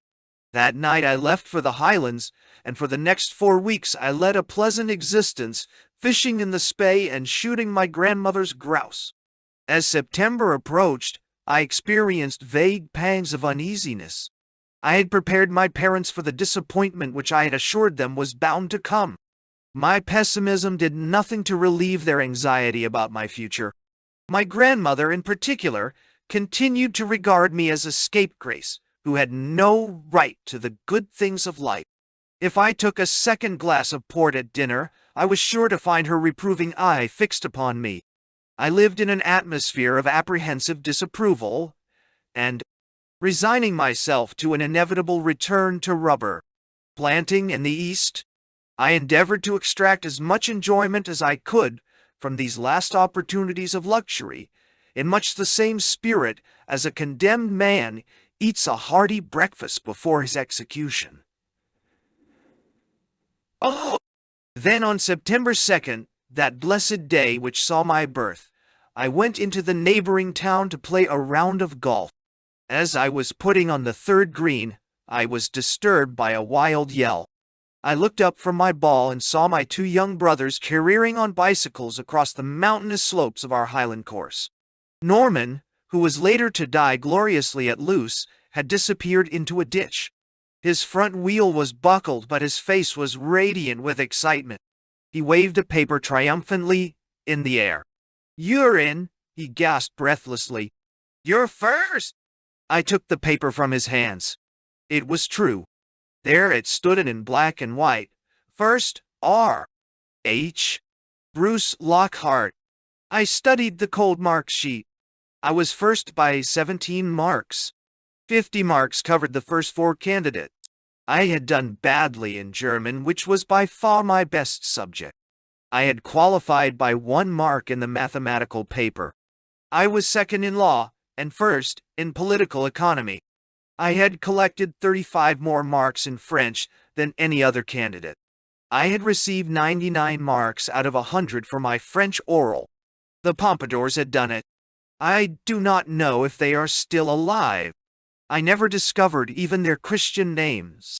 But for such damage as I have inflicted on the might, majesty, and dominion of the British Empire in my official capacity, they, and they alone, must bear the full responsibility. I abandoned my game and returned home to announce the glad tidings to my parents. They had recently celebrated their silver wedding, and most of my numerous relations had assembled in the neighborhood for the event. Great indeed was my welcome. Never before or since have I felt so completely virtuous. An unstamped envelope, bearing the inscription, "On His Majesty's Service," had wrought a lightning metamorphosis in my existence, and overnight I passed from the ranks of the never-do wheels into the Valhalla of heroes. My grandmother took me to her ample bosom, and with the infallibility of the truly great announced firmly that she had always believed in my success. She sent for her bag. She sent for her spectacles. And there and then, she wrote me out a check for £100. Her example was contagious, and that afternoon I collected nearly £200 in tips. A few days later, with my winnings still intact, I left for London in order to enter upon my official duties at the Foreign Office. In that year of grace, the Foreign Office was a very different place from what it is today. Then it combined space with elegance and ease. Now it is a rabbit warren overrun by bespectacled typists and serious-looking and rather badly dressed young men. In 1911, there were still elderly gentlemen who wrote fastidiously with quill pens. A certain standard of penmanship and a minute attention to margins were still demanded from youthful draft writers. Otherwise, it was a leisurely and not unpleasant existence, fortified by regular hours and an adequate luncheon interval. If the hours were longer than Palmerston's comparison with the fountains of Trafalgar Square, which played from 10 to 4, they were not a weariness of the flesh, nor were they devoted entirely to work. In the department to which I was attached, desk cricket flourished under the skillful guidance of Guy Lockhart, today the presiding genius of the Federation of British Industry. The war and the industry of Lord Curzon have destroyed this calm backwater in the rushing river of life. The corridors where one used to play football with the resident clerks are now lined with heavy cases of archives. Staffs have been doubled. Papers have accumulated to such an extent that the conscientious official has to work late into the night in order to complete his daily task. The Foreign Office now works longer hours than most business houses. It has become efficient and more democratic. In my day, it had a highly developed sense of its own superiority. It was a home of mandarins, holding itself superbly aloof from the more plebeian departments of Whitehall. The Treasury was admitted to some degree of equality. After all, the allowances of even ambassadors were subjected to Treasury control. We are justly famed for our sense of the practical. I have yet to meet the Englishman who is not prepared to put his social pride in his pocket, if by this action his pocket will benefit. The Board of Trade, on the other hand, was regarded in much the same light as the shooting aid at a public school, as a home for bug shooters.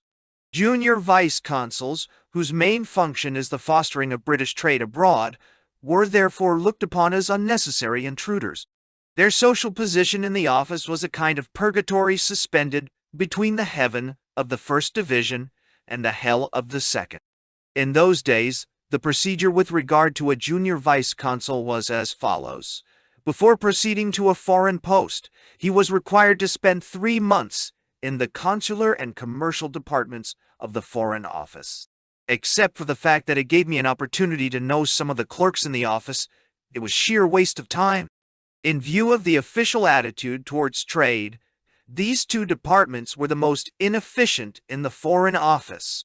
The senior clerks who ran them were men who had lost all ambition and who had abandoned hope of further promotion. They were the last stepping stones to honorable retirement and a pension. As head of the new list of vice-consuls, I was sent for my period of probation to the consular department. My chief was Lord Dufferin, a kind and generous man, who smoked countless cigarettes and who looked, and indeed was, a sick man. His only exaction from his subordinates was neatness, his only passion, red ink. My first fortnight in the office was sheer misery, comparable only with one's first fortnight at a public school. Nobody spoke to me. Every day at 11, I made my appearance, dressed in the stiffest of white collars and the regulation short black coat and striped trousers. I minuted a few letters from distressed British subjects abroad. Occasionally I wrote a draft demanding the repayment of sums advanced by British consuls to stranded seamen. Once I had a minor thrill. A letter arrived, addressed to His Majesty, and beginning with the words, "My dear King." It was from a young English girl of 17 who had taken a post with a Russian landowner in the Volga district. She was miles from any railway station, and her employer was making love to her in a particularly violent and disgusting manner. This pathetic cry from the wilderness was given to me to answer, and my gorge rose with indignant emotion. I wrote a strong minute which was approved with commendable dispatch. The telegraph wires were set in motion. The intervention of His Majesty's ambassador was requested, and within 36 hours the little lady was set free and dispatched at government expense to her home in Ireland. For the first time I had put my finger on the Empire's pulse. I had tasted power and felt duly elated. On the whole, however, there was little to do, and I was left severely alone. Every day I lunched alone at the ship. I could not share my meals with K, my consular colleague in the department, as we had alternate luncheon hours. Occasionally, in the corridors, I passed the silently great and greatly silent figures of the Foreign Office hierarchy. Furtively I studied their gait and their mannerisms. The long raking stride of Sir Edward Grey, the automatic energy of Sir Eyre Crowe, the graceful elegance of Sir Ian Malcolm, and the ponderous roll of Sir Victor Wellesley. They were, however, vague and awe-inspiring shadows in my existence, and they gave me a proper sense of my own insignificance. Gradually, as I came to know Guy Locke better, my lot improved. We lunched together. With Sir George Buchanan and Harold Nicholson, he was one of the few Wellingtonians in the Foreign Office. As my brothers were playing for Marlborough, I took him to see the Wellington v. Marlborough Rugger match. We played golf together. I was admitted to desk cricket and became an expert. From him, I learnt the historical gossip of the office, wondrous tales of the practical jokes of Lord Bertie and of other stalwarts of bygone days. In return, with my weakness for self-revelation, I told him the story of my life.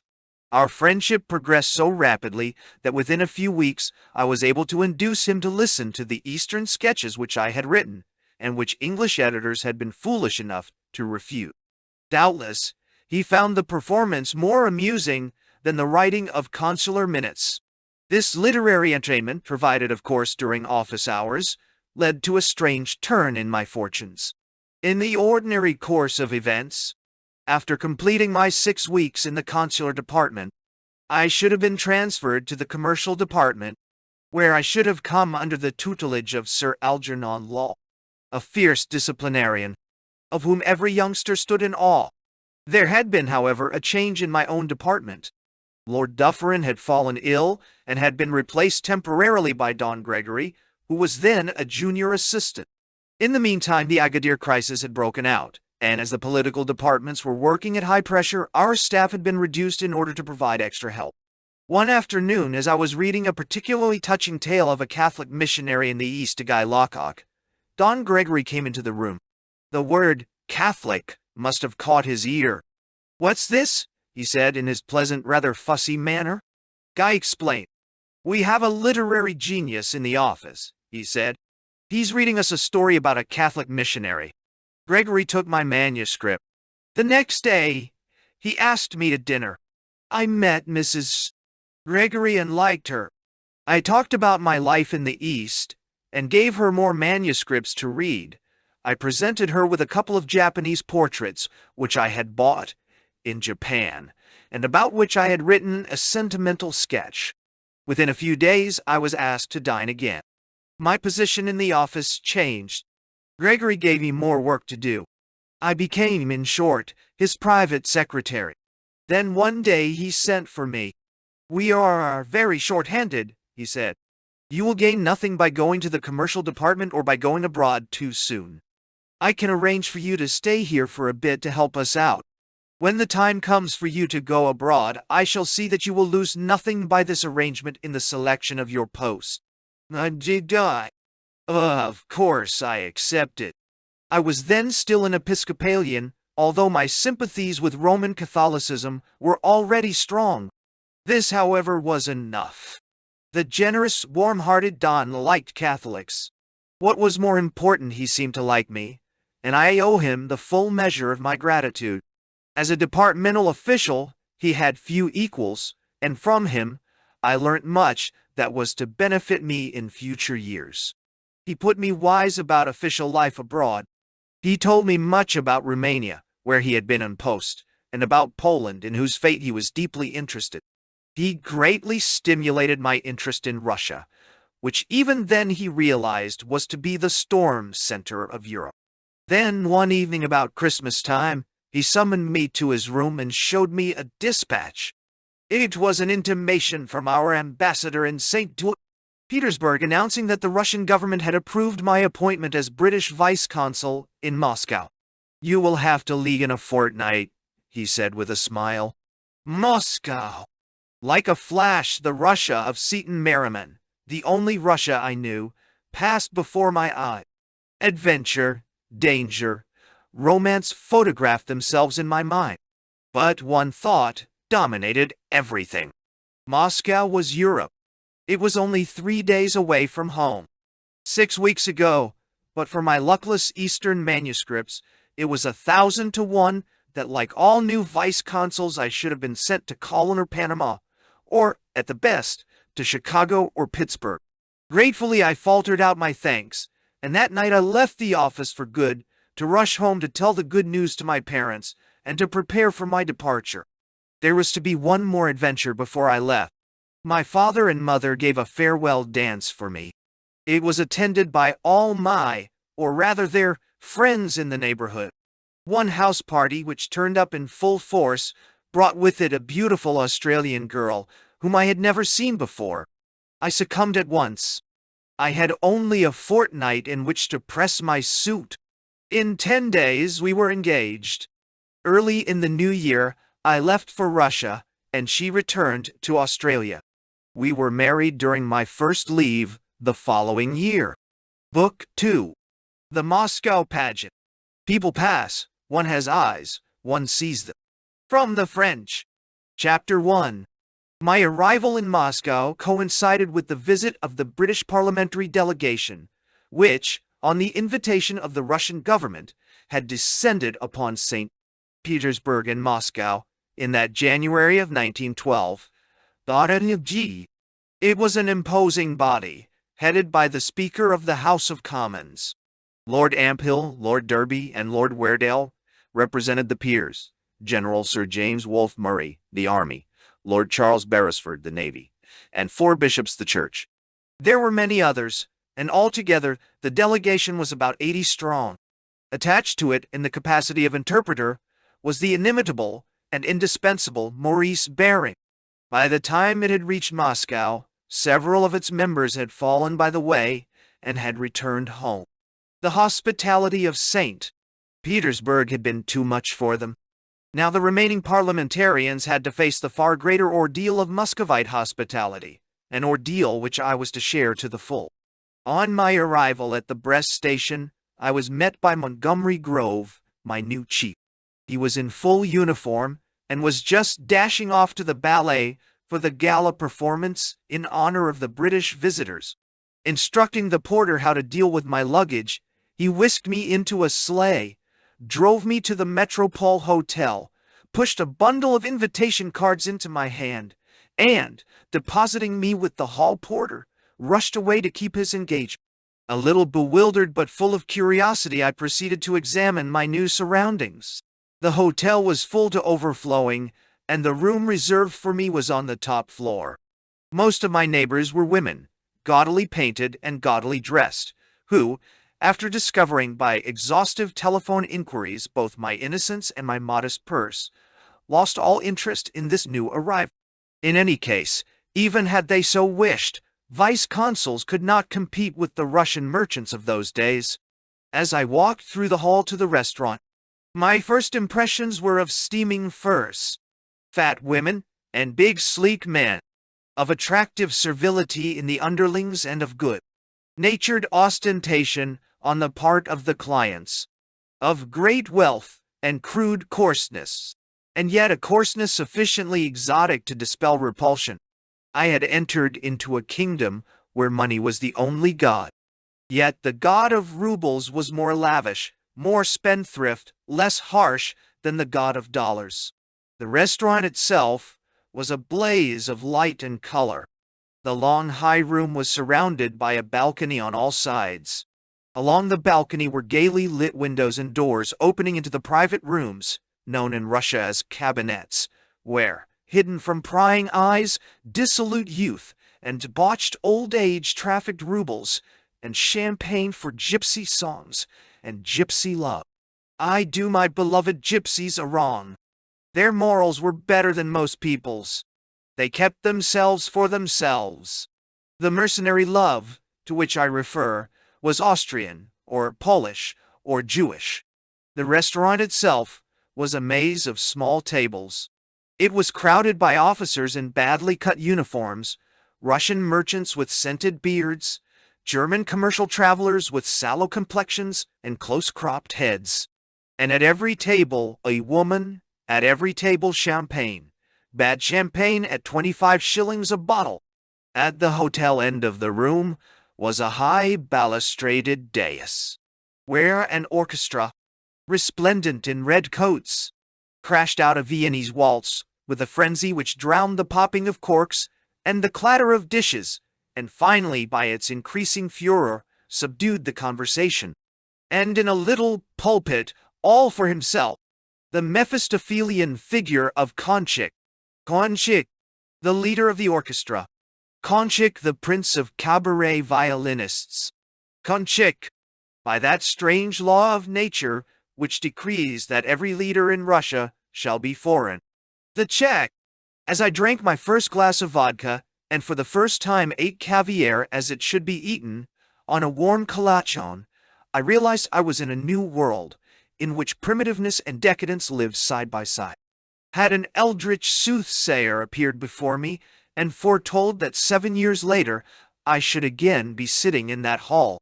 That I should be alone, divorced from all my friends and surrounded by Bolsheviks. That in the place where Konchik was now playing Trotsky would be denouncing the Allies in my presence. I should have laughed her to scorn. Yet it was here that in 1918, as the guest of Trotsky, I was to attend my first meeting of the Bolshevist Central Executive Committee, and that I was to shake hands for the first and only time with Stalin. At that moment, however, all my thoughts were fixed on Konchik. The tumultuous wave of the Blue Danube had died down. From a cabinet had come a command for "I do not speak to you," that song once sung by Panina, the greatest of all gypsies. At its plaintive minor chords the room hushed, while Konchik, his eyes almost lost in his fat face, made his violin croon and sob and finally fade away in a whisper of despair and unrequited love.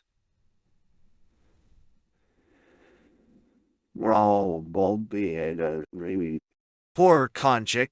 The last time I saw him was 4 years ago in Prague.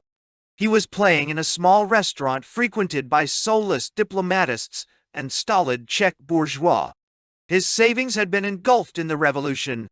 His last possession was his violin. The mention of Russia brought tears to his eyes. That first night in Moscow, however, he was a king in a palace of his own, and it was with praiseworthy resolution. I make vain resolutions every time I make a change of surroundings, but with natural reluctance that I dragged myself to bed at 11 o'clock. I was well pleased with Moscow. The clear starlit snow, the crisp, dry cold, the jingle of the sleigh bells, and the strange silence of the snow-banked streets had stirred my pulses. Now Konchik's music had provided me with a new sensation, blinding me to the defects of a life, which was to put both my health and my character to an impossible test. To be strictly truthful, my early departure from the restaurant was not entirely due to a newly acquired sense of duty. Knowing nothing of Russia, I had assumed that thick clothes would be necessary to protect me from the cold. I had therefore invested in the thickest of woolen underwear. As in winter the temperature of the average Russian room approaches that of a Turkish bath, I suffered acute discomfort. After that first night I put these offenses away from me, and have never worn them since. For the next 3 days I lived in a turmoil of entertainment. I did not even see the consulate. Instead, I followed modestly at the heels of the delegation, lunching now with this corporation, now with that, visiting monasteries and race courses, attending gala performances at the theater, shaking hands with long, bearded generals and exchanging stilted compliments in French with the wives of the Moscow merchants. On the third day, this fierce round of festivities was wound up with an immense dinner given by the Haritonenkos, the sugar kings of Moscow. I describe it in some detail because it gives an amazing picture of the Moscow which existed before the war and which will never come again. The Haritonenkos' house was an immense palace on the far side of the river, just opposite the Kremlin. To meet the British delegates, every official, every notable, every millionaire in Moscow had been invited, and when I arrived, I found a throng like a theater queue struggling on the staircases. The whole house was a fairyland of flowers brought all the way from Nice. Orchestras seemed to be playing in every antechamber. When finally I made my way upstairs, I was lost in a crowd in which I knew no one. I doubt even if I shook hands with my host and hostess. But at long narrow tables, vodka and the most delicious zakouski, both hot and cold, were being served by scores of waiters to the standing guests. I took a glass of vodka and tried several of the unknown dishes. They were excellent. Then an English-speaking Russian took pity on my loneliness, and I had more vodka and more zakouski. It was long past the appointed hour for dinner, but no one seemed to be moving, and presently it struck me that, perhaps in this strange country, the people dined standing up. I had another vodka and a second portion of reindeer tongue. Then, when my appetite was sated, A footman came along and handed me a card with a plan of the table and my own particular place, and a few minutes later a huge procession made its way to the dining room. I do not wish to exaggerate. I say truthfully that I cannot remember the number of courses or the different varieties of wine which accompanied them, but the meal lasted till 11 o'clock and would have taxed the intestines of a giant. My immediate neighbors were a Miss von Meck, the daughter of a railway magnate, and Commander Kachowski, the Russian flag lieutenant, who had been attached to Lord Charles Beresford. Miss von Meck spoke excellent English, and under the warm glow of her unaffected volubility, my shyness soon melted. Before the meal was half-way through, she had given me a lightning survey of Anglo-Russian relations, a summary of the English and Russian characters, a thumb-nail sketch of everyone in the room, and a detailed account of all her own realized and unrealized desires and ambition. Kachowski, however, seemed nervous and ill at ease. I was soon to discover why. During dinner he was called away from the room and never returned. The next day I learnt that he had gone to the telephone to speak to his mistress, the wife of a Russian governor, who lived in St. Petersburg. They had been on bad terms for some time, and with dramatic instinct she had chosen this moment to tell him that all was over. Kachowski had then pulled out his revolver and, still holding the receiver, had put a bullet through his brain. It was very sad, very Russian, very hard on Lord Charles Beresford, and by way of example, a little dangerous for a young and highly impressionable vice-consul. Dinner having dragged itself to an end, we again went upstairs to another vast room, where a stage had been erected. Here for over an hour Geltzer, Mordkin, and Balashova provided us with a delightful ballet divertissement, and Sibor, the leading violinist of the big theater orchestra, played Chopin nocturnes to us. What the evening must have cost I do not know. For me, it was not to finish until the early morning. After the musical entertainment we danced. As far as I was concerned, it was not a successful experiment, and strangely enough, in those days the Russians were poor ballroom dancers. Clinging firmly to the friendly von Meck girl, I repaired once more to the dining room, where a continuous supper was in progress. Here I met my host's son, a young chubby-faced boy, who was still in his teens, and who even at that age showed signs of the corpulence of good living. With flushed cheeks he informed us that, after the guests had gone, we were going on to hear the gypsies. We formed a minor conspiracy, collected half a dozen kindred spirits, and at 4 in the morning set out in troikas, private troikas, drawn by magnificent Arabs, on the long drive to Strelna, the kingdom of Maria Nikolaevna. I can still visualize those troikas standing before the house, the fur rugs, the drivers, with tiny fur-capped heads protruding from the immense folds of their shubas, for all the world like gargantuan gollywogs, the beautiful horses straining at their bits. Below us, the ice-bound river lit up like a silver thread by the moon, and immediately before us, the ghostly towers of the Kremlin standing out like white sentinels before the starry camp of night. We took our place, 2 of us to each troika. The drivers purred to their horses, and in a second we were off. For 4 glorious miles we tore at breakneck speed through the deserted streets, up the Tverskaya, past the Brest station, past the famous night establishment of Yar, out into the Petrovsky Park, until with stinging cheeks and icicles on the drivers' beards, we drew up before the miniature crystal palace, which is Strelna. As in a dream I followed the others through the palm court, which is the main part of the building, into a large pine-walled cabinet, with a roaring wood fire burning in an open fireplace. The proprietor rubbed his hands and bowed. The head waiter bowed without rubbing his hands. A host of waiters in white uniforms bowed still lower, and moved silently to their various tasks. In a few seconds, the room was prepared for the great ritual. We guests sat at a large table near the fire. Before us was an open space, and behind it a semicircle of chairs for the gypsies. The wine waiter brought the champagne, and then Maria Nikolaevna came in, followed by 8 gypsies, 4 men with guitars and 4 girls, with eyes like sloes and sinuous, graceful bodies. Both men and women were dressed in the traditional gypsy costume. The men with white brocaded Russian shirts and colored trousers, the girls in colored silks, with a red silk kerchief round their heads. When I met her that night for the first time, Maria Nikolaevna was a plump, heavy woman of 40. Her face was lined, and there was a wistful sadness in her large gray eyes.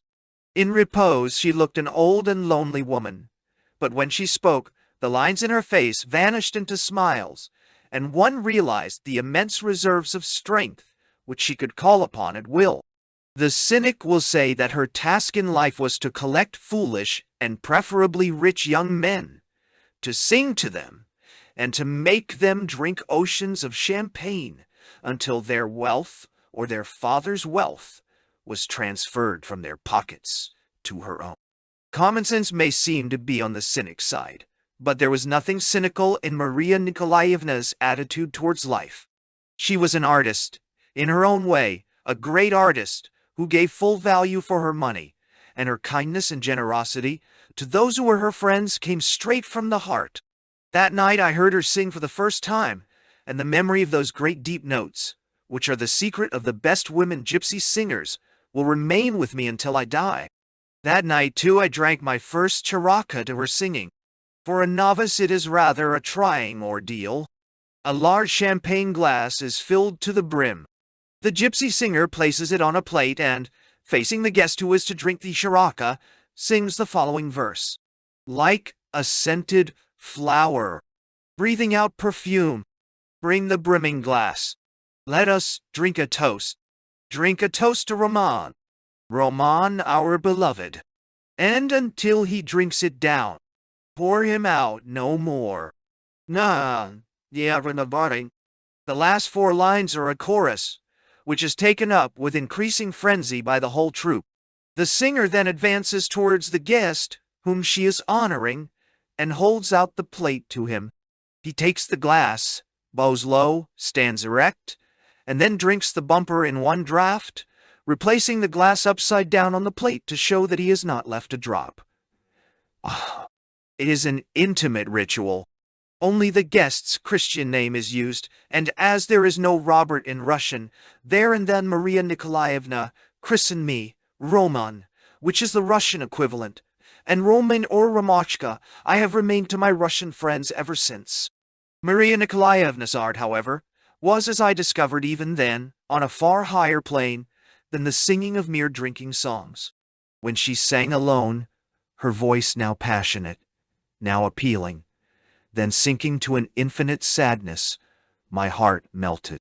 This gypsy music, in fact, is more intoxicating, more dangerous than opium, or women, or drinking.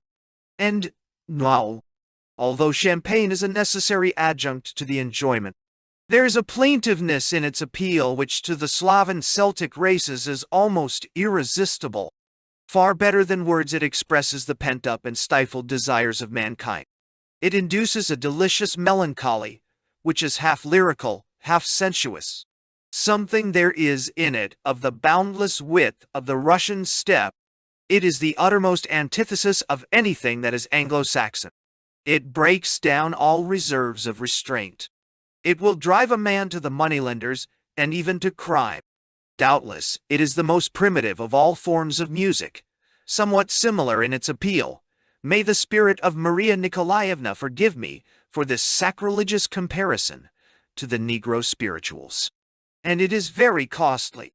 It has been responsible for the bulk of my debts.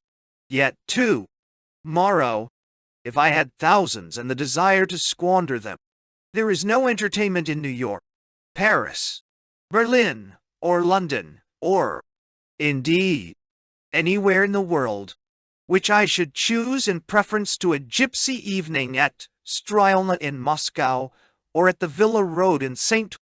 Petersburg. It is the only form of entertainment which has never bored me, and which, if I yielded to the temptation, I know would never fail to charm. It would be foolish of me to pretend that my appreciation of gypsy music began on that first evening, or rather early morning at Strielna. Knowing not a word of Russian, I was, in truth, a little bewildered. I did not know my companions well enough to allow a loose rein to my Celtic temperament, and the heat of the room and the sweet champagne made my head ache. I was, therefore, not sorry when at 6 in the morning the party broke up, and we made our way home. Then it was that I discovered the innate subtlety of the Russian. Both in St. Petersburg and in Moscow he has his places of amusement far outside the town, not for any sinister or licentious purpose, but merely in order that the drive back may cure him of the after-effects of his carouse. There is no such thing as a pick-me-up in Russia. The crisp, dry winter air is all the tonic that is necessary. By the time I had reached my hotel, I was fit enough to begin the evening all over again. The Russia of those first 3 days of my Moscow life is gone forever. I do not know what has happened to Miss von Meck. In 1930, her father, an old man of nearly 70, was shot by the Bolsheviks as a dangerous counter-revolutionary. The Haritonenkos are dead. Their son is dead. Their elder daughter now lives in a 2-room servantless flat in Munich. In 1930, she came over to England to protest to Lord Thompson, whom she had entertained in Russia, against the purchase of her father's house by the British government. The house today is the headquarters of the British Embassy in Moscow. It was first confiscated by the Bolsheviks and then sold by them to His Majesty's government. The next afternoon, much to its own and everybody else's relief, the delegation left for England. It was to have one more adventure before it quitted Russian soil. As the train, which bore them back to Sanity, drew into Smolensk late in the evening, a delegation of Russian clergy, headed by the local bishop, stood on the platform to welcome them. They had come with bread and salt to greet the English bishops. They found drawn blinds and darkened carriages. The unfortunate English were sleeping off the effects of 10 days' incessant feasting. The Russians, however, were insistent. They had faced the cold to see an English bishop, and an English bishop they would see even in his nightshirt. At last, the train conductor, more terrified by his own clergy than by the prospective wrath of the foreign strangers, woke up Maurice Baring. That great man was equal to the occasion, and the denouement was swift. Poking his head out of the window, he addressed the clergy in his best Russian. "Go in peace," he shouted. "The bishops are asleep." And then, to clinch the matter, he added confidentially but firmly, "They're all drunk. One kalach, a wan roll with a handle like a basket." Chapter 2. If the exotic gaiety of these first 3 days was enough to turn the head of any young man, the departure of the British delegation soon brought me to my senses. The first sight of the British consulate was a shattering blow. It was in the consul's flat in a shabby side street and consisted of a single room. There was no messenger, no doorkeeper. The consul's maid opened the door, and if she were out, I took her place.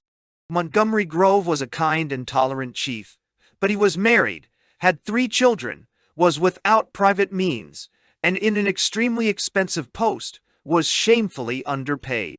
He was far poorer than the majority of the local British colony, which was composed mainly of Lancashiremen engaged in the cotton industry. Fortunately, the work was not very arduous. Every morning from 10 to 1 I sat in the little anteroom, which was the consular office. Its sole furniture consisted of 2 desks, a bookcase, a safe, a map of Russia, and 3 chairs. If there was more than one visitor, Montgomery Grove fetched another chair from his drawing room. I sat with my back to my chief, licked stamps, and whacked a typewriter. For the first few weeks, I spent most of my time in translating commercial reports from the local German newspaper and in typing out copies of a stereotyped application in Russian for the renewal of the permis de séjour, which was required by every foreigner in Russia and which was furnished by the local Russian passport department. We had, of course, no clerk. Such Russian correspondence as was necessary was done by Montgomery Grove. Before I had been 6 weeks in the consulate, I was tipped by a fat Russian merchant for opening the outside door for him. Fear of hurting his feelings made me pocket the 20 kopecks. I had seen much of official life in the Malay states. Even the young cadets had their punkah wallahs, their clerks, their uniformed messengers. They sat too in luxurious offices and maintained a dignity which was respected by the whole business community. In Moscow, the representative of the British Empire was housed in surroundings of which a Malayan sanitary board inspector would have been ashamed. Montgomery Grove, who had been a dashing and good-looking officer in an Indian cavalry regiment, must have felt his position keenly. He was not in a position to entertain the rich Muscovite merchants and made no attempt to do so. He carried out his duties without complaint, was a pillar of the local English church, and steered a careful and on the whole skillful course through the rough waters of local British sectional interests and jealousies. To myself, the complete insignificance of my own position was a salutary lesson in humility, and, once I had recovered from the first shock, I accepted the situation with resignation, and even managed to derive amusement from it. I had, of course, to leave my hotel. In those days, a vice-consul with a salary of £300 sterling a year could not afford to live at the Metropole, and the week I spent there cost me more than my first month's salary. Moreover, it was essential for me to learn Russian. Indeed, in the absence of an interpreter, Montgomery Grove could not go on leave until I did. I therefore transferred myself, body and baggage, to the bosom of a Russian family. Here, I must confess, I had an extraordinary stroke of luck. Every year, half a dozen English officers came to Moscow to study Russian for their interpreter's examination. To meet their needs, a certain number of Russian families specialized in teaching Russian. Most of them were squalid middle-class homes with nothing to recommend them in the way either of comfort or of intellectual uplift. By good fortune, the one family which had a vacancy at the time of my arrival was the Ertls, and to the Ertls, by the grace of God, I went. Madame Ertel, the head of the house, was the widow of Alexander Ertel, the well-known Russian novelist and a friend of Tolstoy. She was a plump and rather delicate little woman of about 50, very intellectual, with a keen interest both in literature and in politics, fussy in a crisis but a born teacher. She had a large flat with an excellent library on the Vozvezenka Da. The other inmates of my new home were her daughter, a dark-eyed, temperamental young girl, more like an Italian than a Russian. Her niece, tall, good-looking and English in appearance. An Armenian student called Reuben Ivanovich, his surname, like Michael Arlen's, I can never remember, and a wondrously old lady, who was known as Babushka, one who rarely spoke, and who appeared only at meal times. Into this new and modest existence, I plunged myself with my usual enthusiasm and my genius for adaptability. My afternoons were my own, except on rare occasions, and I devoted them exclusively to the study of Russian. Every day I had a lesson from Madame Ertel and her daughter, and under their skillful tuition I made rapid progress. They did their best, too, to make me one of the family, and although I feel that at times I must have been a sore trial to them, we never exchanged an unpleasant word. This was a wholly delightful and instructive period of my Russian existence. Long before I had mastered enough Russian to take part in the general conversation, I suspected that the Ertls were bitterly opposed to the Tsarist form of government, and that their sympathies were with the cadets and social revolutionaries. As my Russian improved, in 4 months I could speak with considerable fluency. My suspicions were confirmed, and the knowledge that I was living in an anti-Tsarist stronghold gave a new thrill to my life and an added zest to my Russian studies. The thrill became almost a fear when one day over evening tea I was introduced to a woman whose husband had been shot during the 1905 revolution. I mentioned this episode to Montgomery Grove, who shook his head gravely and warned me to be careful. Nothing untoward, however, happened to me through this association. Later, I was to realize that all the Moscow intelligentsia shared the Ertelian view. The Ertels, in fact, were typical representatives of the intelligentsia. When at 10 o'clock every evening they assembled round the samovar, they would sometimes sit far into the night discussing how to make the world safe by revolution.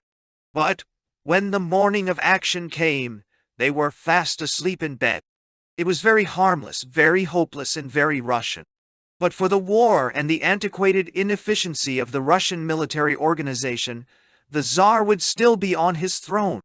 Let me create no false impression. My Russian friends were not obsessed by revolution. Politics, in fact, were reserved for special occasions such as unhappy political anniversaries or some outrageous political sentence in the Russian courts. At other times, the conversation was stimulating and instructive. Many writers came to the house, old friends of the late M.M.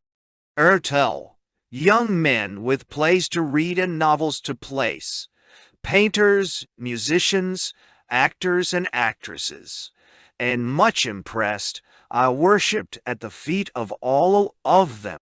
It was at Madame Ertel's that I first met Olga Nipper, the widow of Chekhov and the leading Moscow tragedienne. It was Madame Ertel who first took me to see a Chekhov play performed by the Moscow Art Theater players in that sober, solemn theater where applause was forbidden and where a late arrival was shut out for the whole act. During this period, my life was divided into two watertight compartments. One, Russian and unofficial, and the other, official and mainly English. My own preference was for the Russian and unofficial. Occasionally, I dined out at the houses of local British residents. More rarely, I attended an official banquet at the German Consulate General. I paid a few formal calls on my consular colleagues, and once or twice a week, I went to the local British club at the Hotel National. Of the rich Russians whom I had met during the visit of the British delegation, I saw nothing. Very soon I discovered that of society with a big S in Moscow, there was none. There was a small handful of nobles who kept entirely to themselves. The rich merchants formed a group of their own. The intelligentsia were accessible, but only to those who were brought into their circle. Outside their business relations, the English and the Russians remained severely apart. Many of the local English, in fact, regarded the Russians as good-natured but immoral savages, whom it was not safe or proper to introduce into their home circle. It amused me to see Madame Zimin, a Moscow millionairess, lunching every Sunday and playing bridge with her 3 husbands, 2 ex and 1 real. It showed a tolerance and an understanding which at that time were beyond the range of Western civilization. The English wives, however, held up their hands in pious horror. My introduction to the English colony was not very happy. Almost the first Englishmen I met were 2 brothers called Charnock. Both were Lancashiremen, and both were connected with the cotton industry. At the time, Harry, the younger brother, was managing director of a large cotton mill at Oryakovo-Zuyevo in the province of Vladimir. Now Oryakovo-Zuyevo was one of the storm centers of Russian industrial unrest, and as an antidote to vodka, drinking, and political agitation among his factory hands, Charnock had instituted soccer football.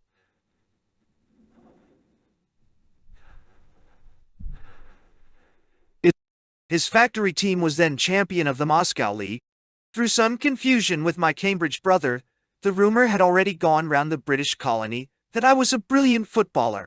Without waiting to inquire whether rugger or soccer was my game, the Charnocks invited me to join the Morozovцы, which was the name of their factory team.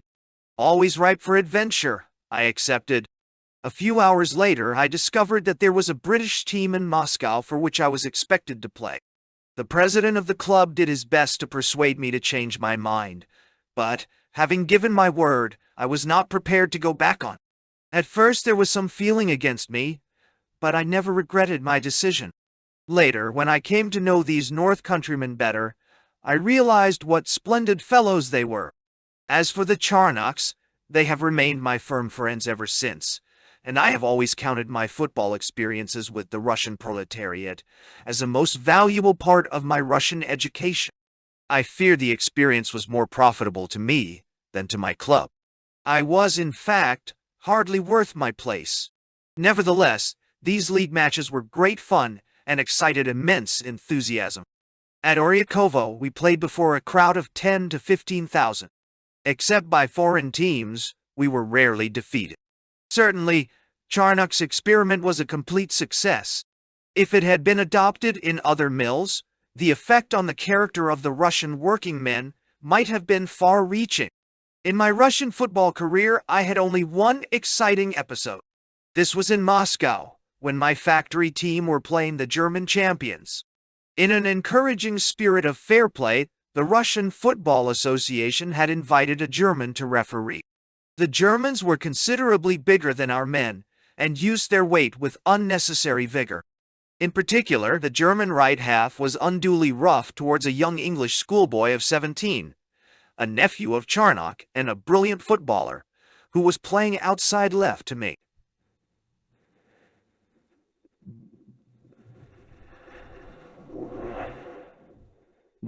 When the German had bowled him over most unfairly for the 5th or 6th time, I lost my temper and addressed him in language which I admit I should never have used in England. In a trice the referee was on my tracks. "Be careful," he said in excellent English. "I heard what you said. If you use language like that again, I'll send you off the field." The words I had used were not so very bad. They were an invocation to the deity to blast the German and to consign him to the nethermost depths of hell. But, for a moment, I shuddered. Like a flash, I saw headlines in the English press. "British Vice-Consul sent off the field for foul language," and I apologized abjectly and profusely. I told the referee my fears after the game. "If I'd known who you were," he said with a laugh, "I should have had you off without a warning." During those first months of preparation, there was one other influence which affected my life. This was my friendship with George Bowen, a young gunner, who was studying Russian at the expense of the War Office. On the whole, I saw little of the military interpreters. Bowen, however, was an exception. He was a sandy-haired little man, very serious and intelligent, but possessed of a quiet humor which rarely misfired. We became great friends and dined together at least once a week, when we found relief from our labors in comparing the idiosyncrasies of our Russian teachers. He was a hard worker, and, as we made a kind of gastronomic competition out of our Russian knowledge, whoever was first stumped by a word in the menu paid for the dinner. Our association did little harm to our Russian study. By June we had both been 6 months in Moscow and were able to talk together with considerable fluency and inaccuracy in pidgin Russian. With characteristic self-consciousness, we did not practice these exercises in the streets, but reserved them for the seclusion of the parks and forests. We lived frugally and modestly, and only rarely did we permit ourselves to depart from the rigid economy which under Bowen's influence even I had learnt to practice. There were, however, lapses. One digression in particular nearly brought disaster in its train. In July, my chief and his family had departed to the Data, a kind of summer bungalow outside the town, whither all Russians, except the poorest, repair in order to escape the torrid heat of the Moscow summer. My family had gone to the country, leaving me alone in the flat. Bowen was in villégiature with his family in a dacha. I was lonely and miserable, but still firm in my newly found asceticism. Then one afternoon, George Bowen walked into my flat. The sky was like ink. A storm was rolling up from the south, and the heat, which had melted the pavement to a soft pulp, was stupefying. With flushed face, George threw his hat on my bed and sank into a chair. "I'm fed up," he said. "This dacha existence has defeated me. We have 5 grown-ups and 3 children in 4 rickety rooms. The walls are as thin as paper. The bugs stop me sleeping. The dog is sick daily in my room.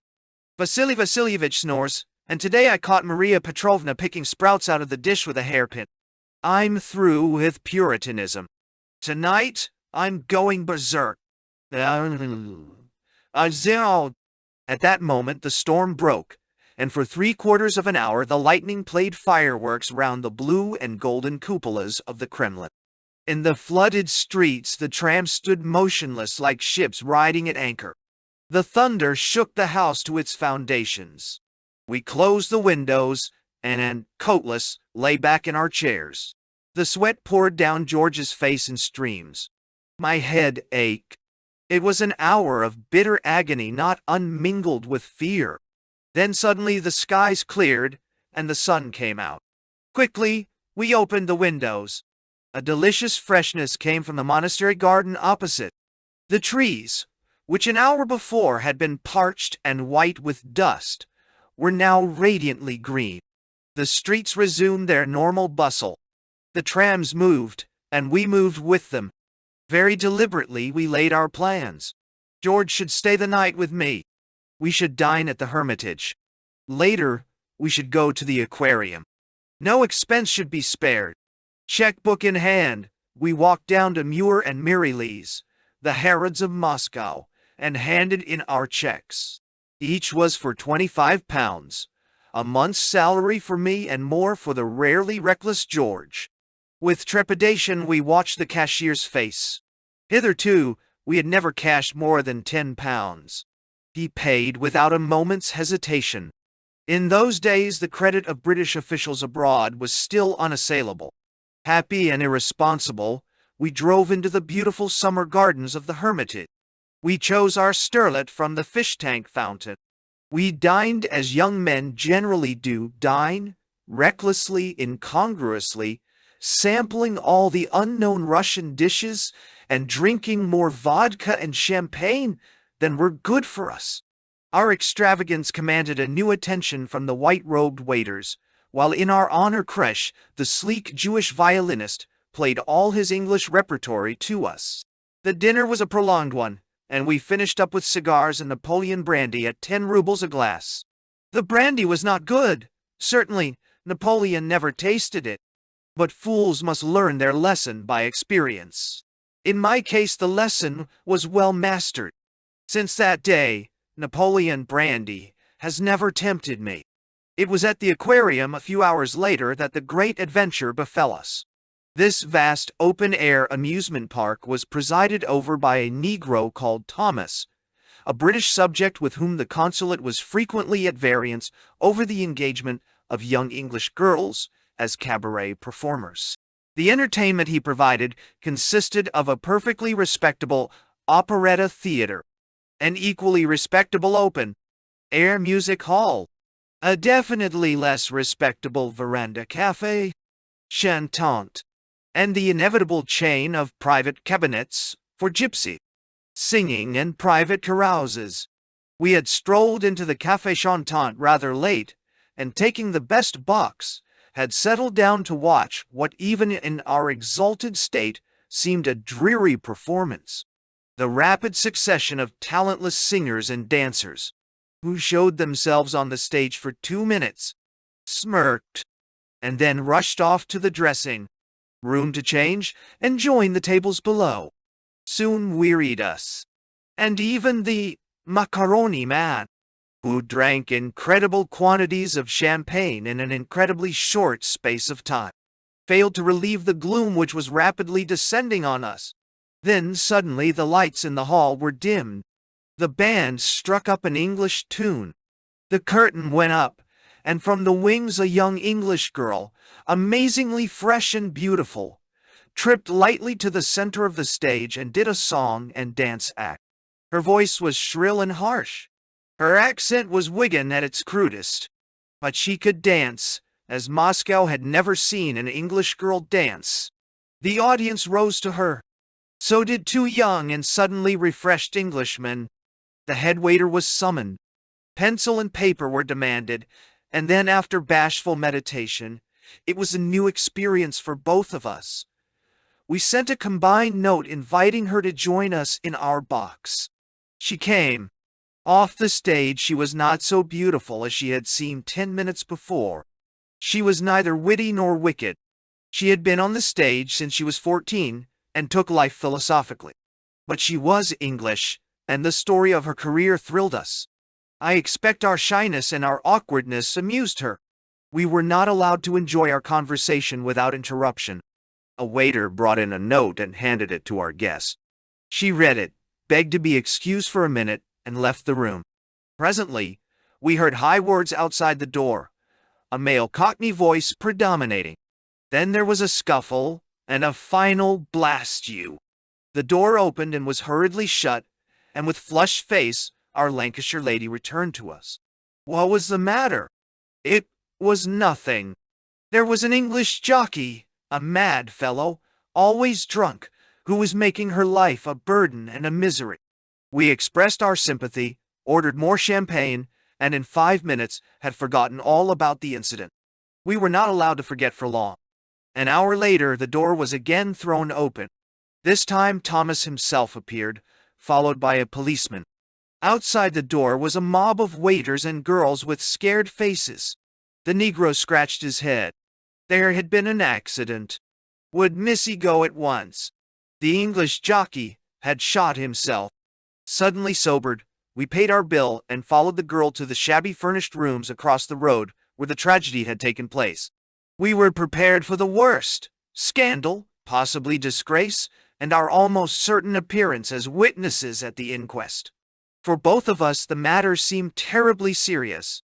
In the circumstances, the best course seemed to be to take Thomas into our confidence. He laughed at our fears. "I will make that all right, Mr. Lockhart," he said. "Bless your heart, the police won't worry you, or the English missy either.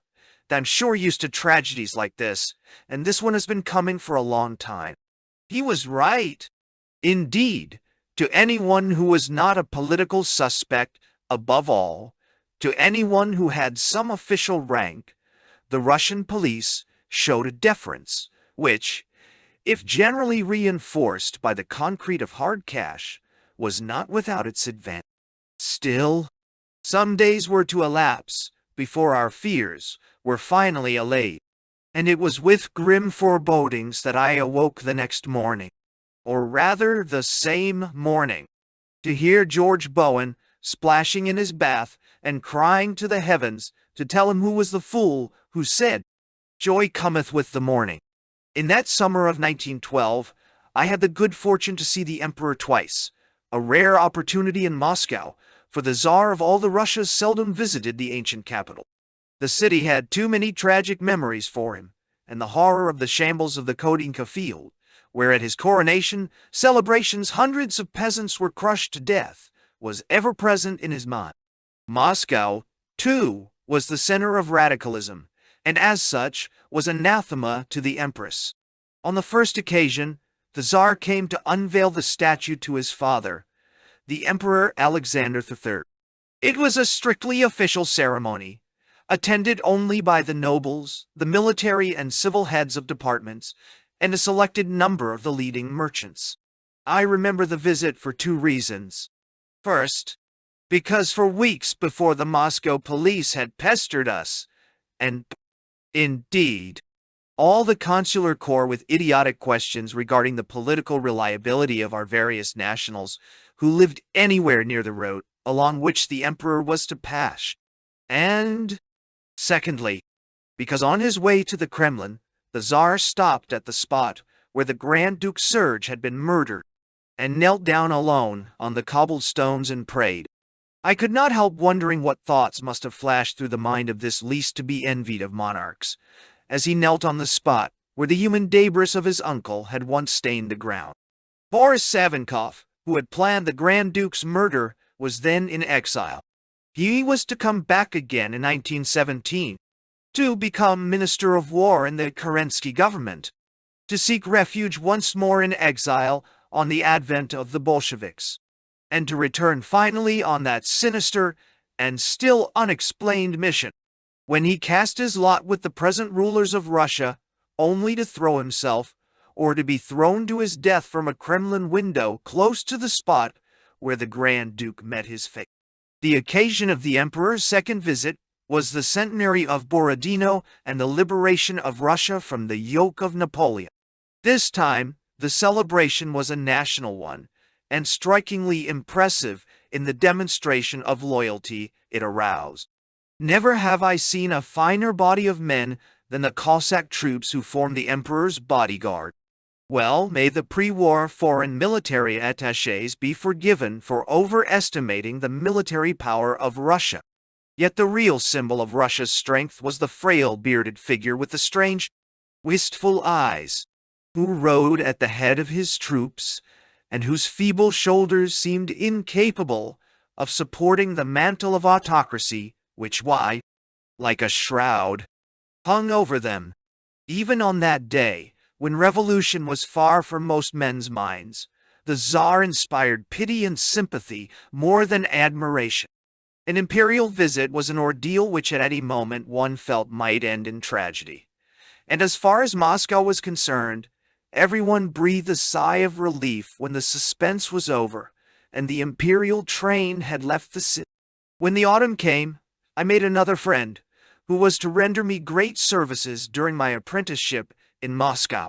This was Michael Lykiardopoulos, the talented secretary of the Moscow Art Theater.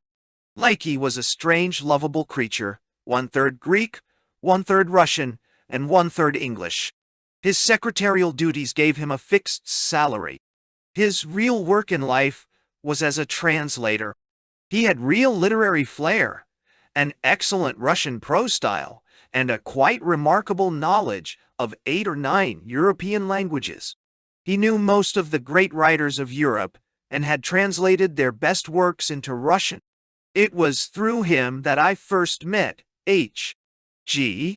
Wells, Robert Ross, Lytton Strachey, Granville Barker, Gordon Craig, Aleister Crowley, not to mention numerous hangers-on of literature who came to Moscow to worship at the shrine of Russian art. In his spare time, he acted as ballet critic for one of the leading Moscow newspapers. He knew everyone in the literary, artistic, and dramatic world of Moscow, and through him, many doors, which otherwise would have remained closed, were opened to me. Poor Lyki! During the war, he ran our propaganda department in Moscow under my supervision, and ran it very well. His temperament was far too volatile to give any value to his political judgment. A Russian defeat depressed him almost to the point of suicide. The smallest victory drove him to the other extreme. Towards the end of 1915, when he had made up his mind that Russia was irretrievably ruined, he made a hazardous journey on our behalf into Germany, traveling as a Greek tobacco merchant and bringing back with him a mass of valuable information and a new optimism. The revolution finally destroyed all his hopes, and before the Bolsheviks had made their coup d'etat, he withdrew to Stockholm and eventually to England. Like many Russian liberals, he became a violent reactionary and spent most of his energy in writing anti-Semitic articles for the English press. He was a born journalist, living only for the day. But his loyalty and his kindness to his friends were wonderful. And of all my Russian friends, in spite of his mixed nationality, I can never regard him as anything but Russian. He is the one whom I miss most. He died in London in 1924. One grandmother. Chapter 3. At the end of my first year in Russia, I returned to England to be married. Looking back on this experiment from a disappointing and disillusioned middle age, I find my conduct in the highest degree reprehensible. I had neither money nor position, and my prospects held out nothing more than a dreary and penurious career in the worst-paid service in the world. My wife was an Australian called Turner. Her grandfather had been the richest man in Queensland. On her father's death, misfortune had overtaken the estate, and her mother was unable to allow her more than 100 or 2 a year. My wife herself, who was delicate, had been brought up in England and Switzerland. All her friends were rich or well-to-do. She herself had been used to a life of luxury. To ask a girl who had been brought up in this way, and who was then only 21, to share with me a life of poverty in a semi-barbarous town like Moscow was an effrontery for which there is no excuse. It is a tribute to her courage that she was able to adapt herself so quickly to a situation which imposed so many hardships upon her. My marriage was a contract from which I alone reaped any benefit. Had I taken stock of myself at that time, I should have seen a young man of 25, broad-shouldered and broken-nosed, with a squat, stumpy figure and a ridiculous gait. The young man's character was a curious mixture of Lockhart caution and asceticism, and MacGregor recklessness and self-indulgence. Hitherto, the MacGregor had held the whip hand over the Lockhart, and perhaps his chief failing had been an all-too-Celtic tendency to confound licentiousness with romanticism. Such accomplishments as he had, a good memory, a facility for languages, and a capacity for sudden bursts of hard work, were largely nullified by a lazy tolerance, which always sought the easiest way out of any difficulty, and by a fatal disposition to sacrifice the future for the cheap applause of the moment. In short, a still unformed and unattractive young man, whose self-consciousness at moments amounted almost to a disease. Had anyone told him that 5 years later he would be head of an important British mission at a crucial moment in his country's history, he would have smirked, put his head on one side, and blushed with modesty. This, I submit, is an accurate picture of myself as I was at the end of 1912. With marriage, however, my life changed, and I made a serious effort to conform to the conventionalities of my new state. The result was wholly beneficial. My nightlife was cast off, and a round of irksome social duties took its place. Intercourse with the British colony now became an obligation, and, as we were entertained, so we entertained in return. I found, however, a new zest for work.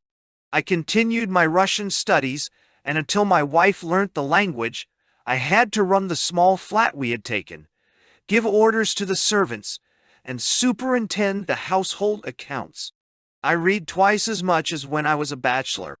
My knowledge of Russian was now tolerably good, and there was the whole field of Russian literature to explore. I began, too, to write for the English newspapers, not so much from any internal urge as from necessity. The money was needed in order to supplement our scanty income, and after a little practice, I found it not difficult to earn. I rewrote and sold the short stories I had written in Malaya. I became a fairly regular contributor to the Morning Post and the Manchester Guardian, both of which newspapers were then interested in sketches of Russian life, and I found a ready home for more serious articles, and even for short stories in the numerous British reviews which then flourished. These literary efforts were written under a pseudonym. In those days, diplomatists and consuls were not allowed to write. But in my first year as a freelance journalist, I earned nearly £200 sterling, and by the time the war came and put a stop to these activities, I was making a steady £25 to £30 a month. Nor did marriage interfere with my Russian friendships. On the contrary, it extended them. Lecky was a constant visitor to our flat, and requited our hospitality by bringing us into contact with the wide orbit of his own literary, journalistic, and artistic world. At the end of my first 18 months in Russia, I knew most of the leaders of the Moscow intelligentsia. This contact, necessitating as it did the constant discussion of politics, gave me my first interest in foreign affairs. Through the Charnoks and other Englishmen connected with the cotton mills, I kept my finger on the pulse of industrial unrest. To complete my equipment as an intelligence officer, there remained only the nobility, the merchants, and the British Embassy to conquer. With the embassy in St. Petersburg, we had practically no contact. The German consul general might see his ambassador once a month. French consuls general might reasonably hope to finish their careers as ministers. But between the two British services there was an impassable gulf which has not been satisfactorily bridged to this day. Political reports from Moscow were not encouraged. Commercial queries were positively discouraged. In the archives of the Moscow consulate there is, or was, a letter from a certain British ambassador, which we used to pull out in moments of disgruntledness, and which ran as follows. Dear Mr. Please remember that I am not here to be bothered with questions about trade. Then yeah. The inadequate equipment of the Moscow consulate was not only a subject of grievance to the unfortunate consular officers. It attracted the attention of British visitors, who were not slow to notice that, of all the great powers, Great Britain was the only one which was not represented by a consulate general. Invariably they expressed disgust, returned to England, and did nothing. There was one exception. One wintry afternoon in 1913, when I was alone in the consulate, there was a ring at the door. I sprang to my feet and admitted an elderly, well-dressed man with a beard who handed me his card. His name was Tennant, and although I did not realize it at the time, he was a relation of Mr. Asquith, who was then Prime Minister. I took him into our dingy little room. "Can I see the consul or the vice-consul?" he asked. "The consul is out," I replied. "I am the vice-consul." He breathed heavily. The trudge up the 3 flights of stone stairs had shaken his wind. "What?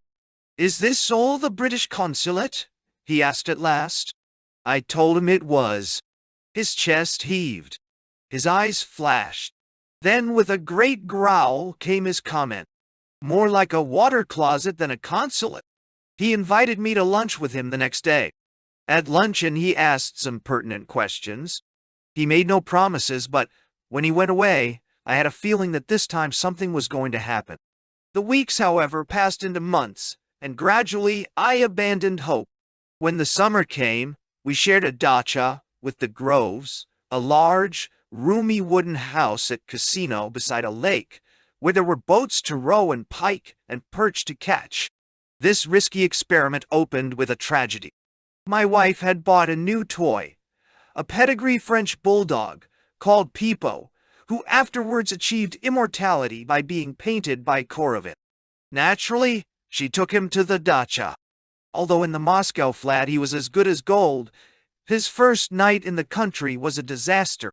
The train journey must have upset his delicate constitution, for in the middle of dinner he forgot himself in the most offensive sense, and the carpet, a new investment of the Grove family, was irreparably ruined. Men are singularly ineffective on these occasions, and for the rest of that meal Grove and I kept our eyes firmly glued to the table. In spite of this inauspicious overture, the dacha concert turned out better than might have been expected. By the morning, Mrs. Grove's very just anger had evaporated. With tearful eyes, my wife begged for her dog. Pipo himself was profuse in his apologies, and Pipo remained. With Pipo, we had one more adventure, which might have ended disastrously for him, and which for us had unpleasant consequences.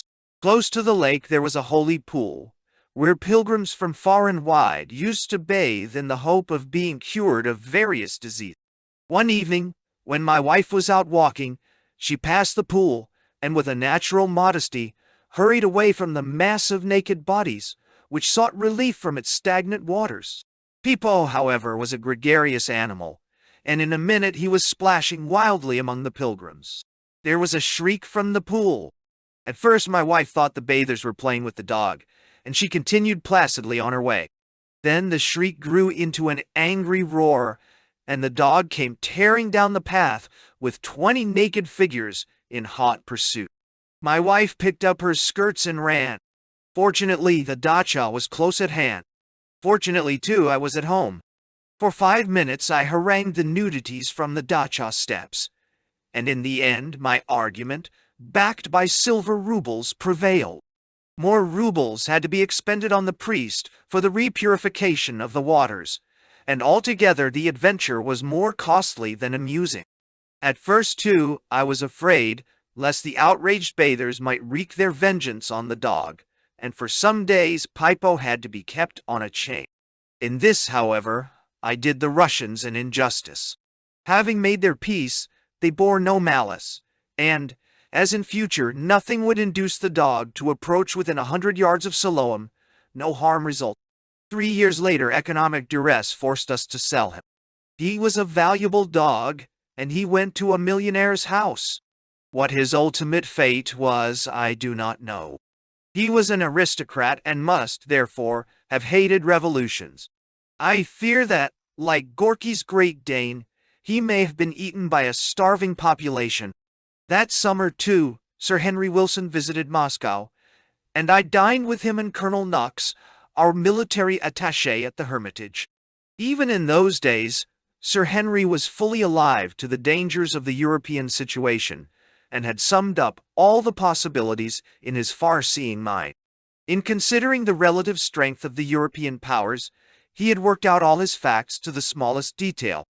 In his opinion, the French army was fully equal to the German. If ever it came to war, the Russian army would be the extra weight which would load the scales overwhelmingly in France's favor. Sir Henry was not the only expert whose judgments were to be rudely shattered by the tornado of 1914. At the beginning of July came the repercussion to the tenant visit. It came, too, in the form of what Fleet Street calls a bombshell. Moscow was elevated to a consulate general with a largely increased office allowance. The Groves were transferred to Warsaw, and Charles Clive Bailey, formerly H.M. consul at New York and a scion of a family famous in Indian history, was appointed to reign in their stead. I shed a sympathetic tear over the departure of the Groves. They had been very kind to us, and with new hopes and new ambitions made ready to welcome my new chief. Chapter 4. Charles Clive Bailey was then in his 52nd year. He was a big, florid man with pouches under his eyes. The eyes could both twinkle and flash. Such hair as he had left was fair. His body was rather too heavy for his legs, and when he coughed or laughed, the veins stood out on his forehead.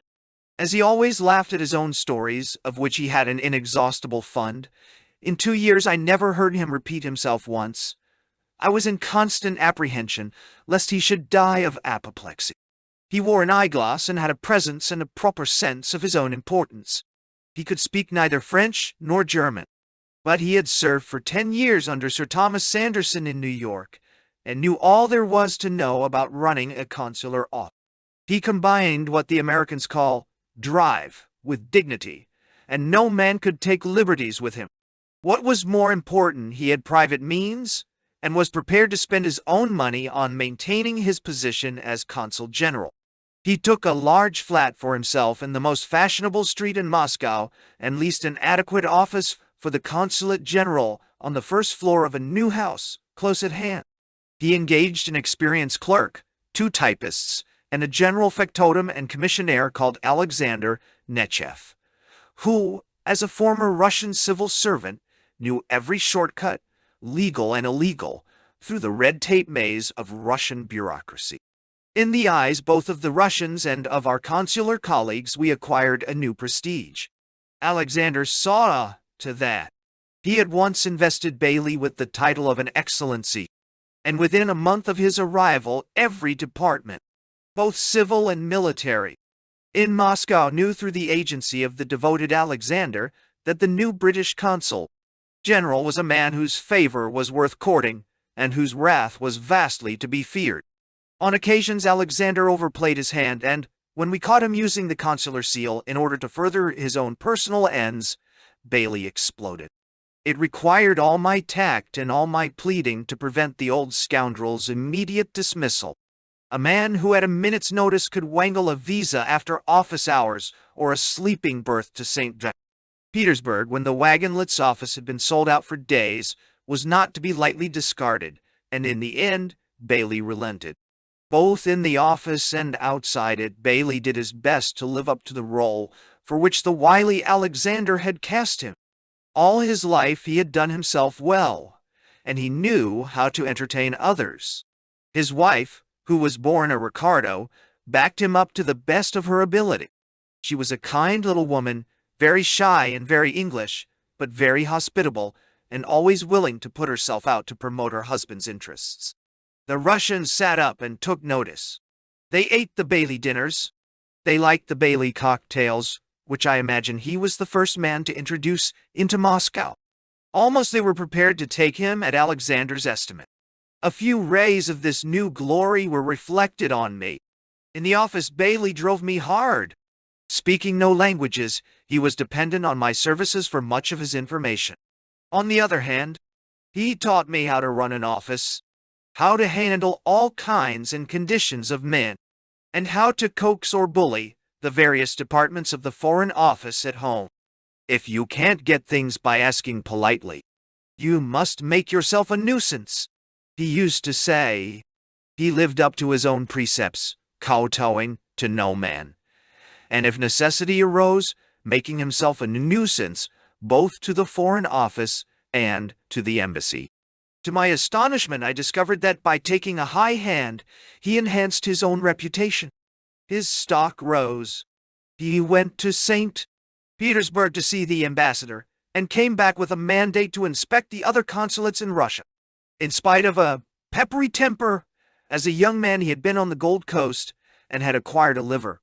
He was a splendid chief, and such merits as I ever possessed as a consular officer I owe entirely to his training.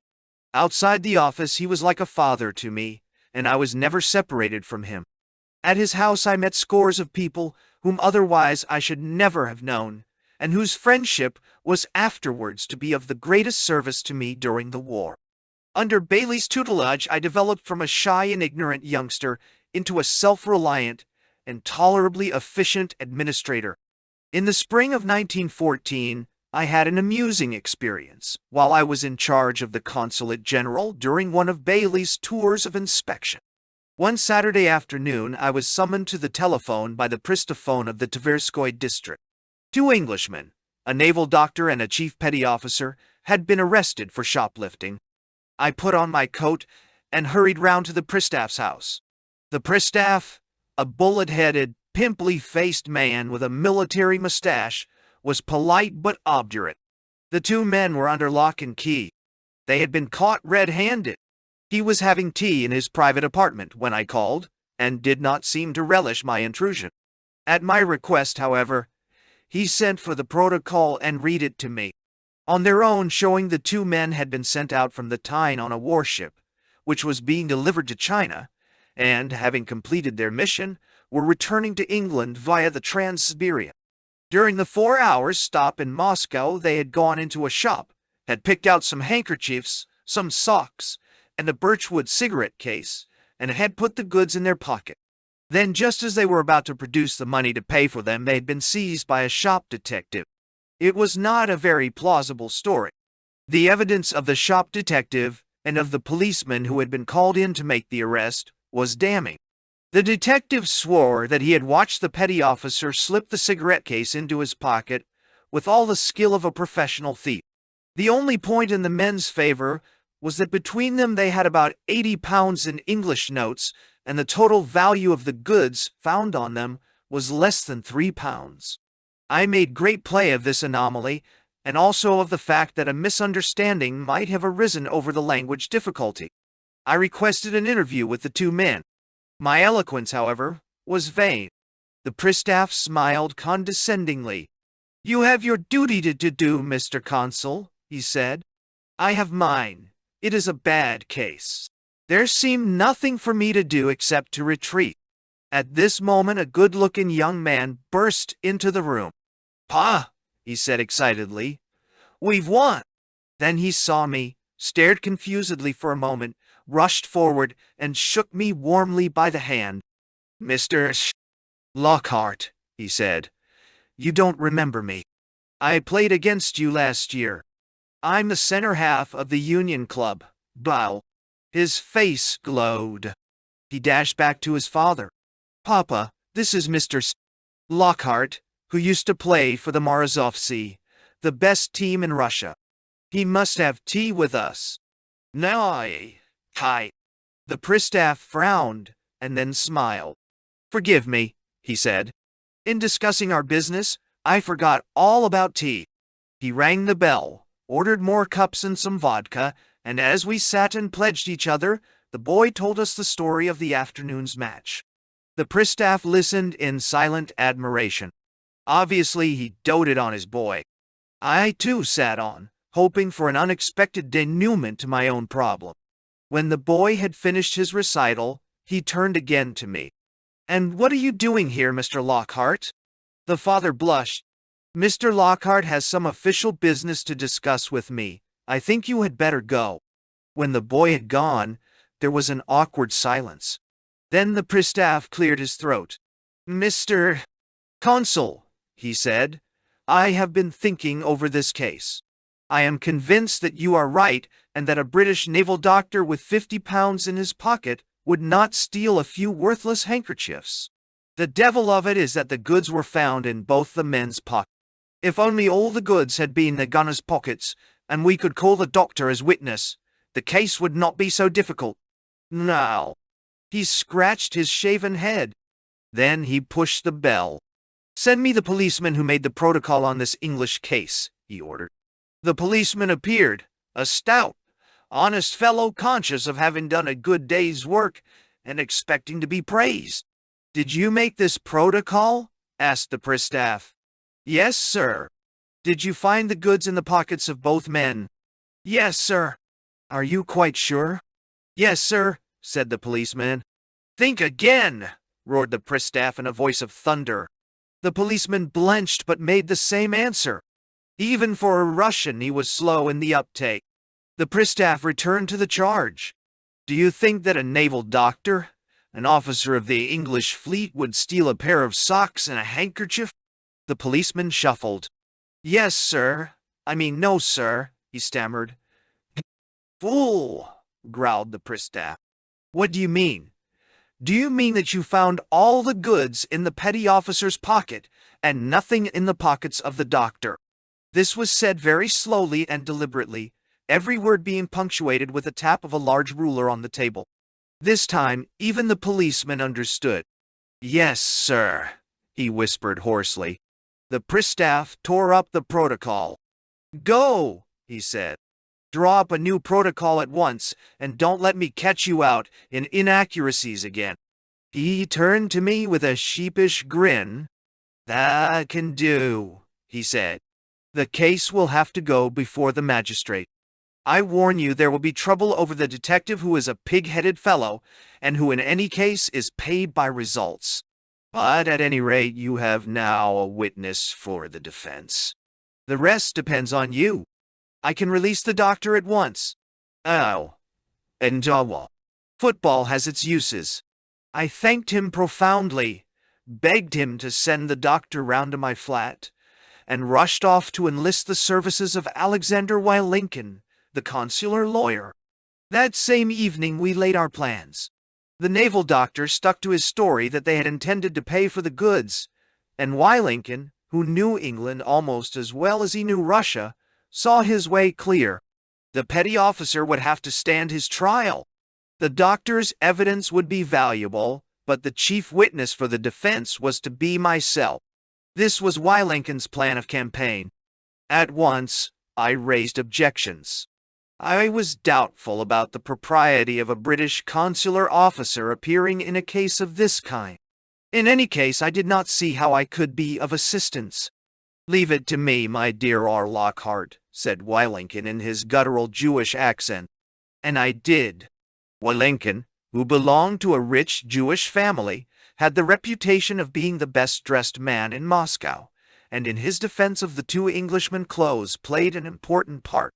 On the Tuesday we all appeared before the examining magistrate, Lincoln and I, complete in morning coats, striped trousers, monocles, and top hats. Our entry into the squalid, crowded court made a sensation. The case opened badly. The shop detective gave his evidence with overwhelming effect. The petty officer, dirty and unshaven after 3 days in prison, made an unfortunate impression on the bench. Lincoln's speech, however, was a masterpiece. Basing his defense on the fact that the two men were well supplied with money, he pointed out the improbability of two such distinguished members of His Majesty's Navy risking their careers for the sake of a handkerchief and a pair of socks. Englishmen were, admittedly, queer people. They washed. They had a preference for clean linen.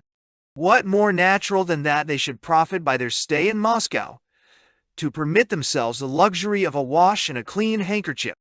The detective had erred on the side of eagerness. Finally, the matter had a profound political aspect. England and Russia were now friends, almost allies. One day, how soon no one knew, they might be fighting side by side. Had the magistrate weighed in his mind the deplorable effect a miscarriage of justice might have on the present happy state of Anglo-Russian relations? Autres pays, autres mœurs, and in order to demonstrate that English customs were different from Russian, he had brought into this court a very busy man, the acting British Consul General. I stepped forward with all the dignity I could muster and took the oath. Is it quite a common occurrence in England for respectable people to enter a shop, pick up an article off the counter and put it in their pocket before they have actually paid for it? Asked Wolankin. Yes. Have you done it on occasions yourself? Yes, I answered without a blush.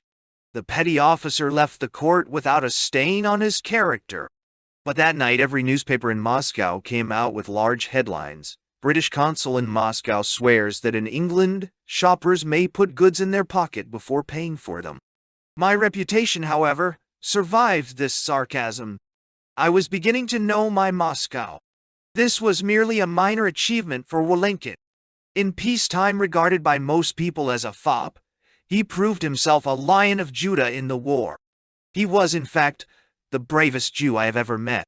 He was one of the first Russians to enlist as a volunteer. By his physical courage as much as by his intelligence, he rose from the ranks to be a junior officer. He won the St. George's Cross for bravery in action. Bemonocled and clean-shaven in his civil life, in war he grew a magnificent beard and mustachios. When the first revolution came, he threw himself heart and soul into the task of persuading his men to continue fighting. His skill as an orator raised him to the dignity of vice president of his army soviet, and it was he who brought back to St. Petersburg the troops which suppressed the first Bolshevik attempt at a coup d'état in July 1917. After the Bolshevik Revolution of November 1917, he threw in his lot with Savinkov, and had a hand in almost every counter-revolutionary plot against the new regime. His indifference to danger amounted almost to foolhardiness, and on several occasions I warned him of the risks he was running. In July 1918, he was arrested in Moscow as a counter-revolutionary. He was one of the first victims of the official terror when, as a reprisal for the attempt on Lenin's life on September 1, 1918, the Bolsheviks shot 700 of their political opponents. Throughout the spring and early summer of 1914, my life ran on active and pleasant lines. I had sufficient work to keep me out of mischief. My interest in Russia and things Russian was amounting almost to a mania, and my ambition to make myself the best-informed consular officer in Moscow was well on the way to fulfillment.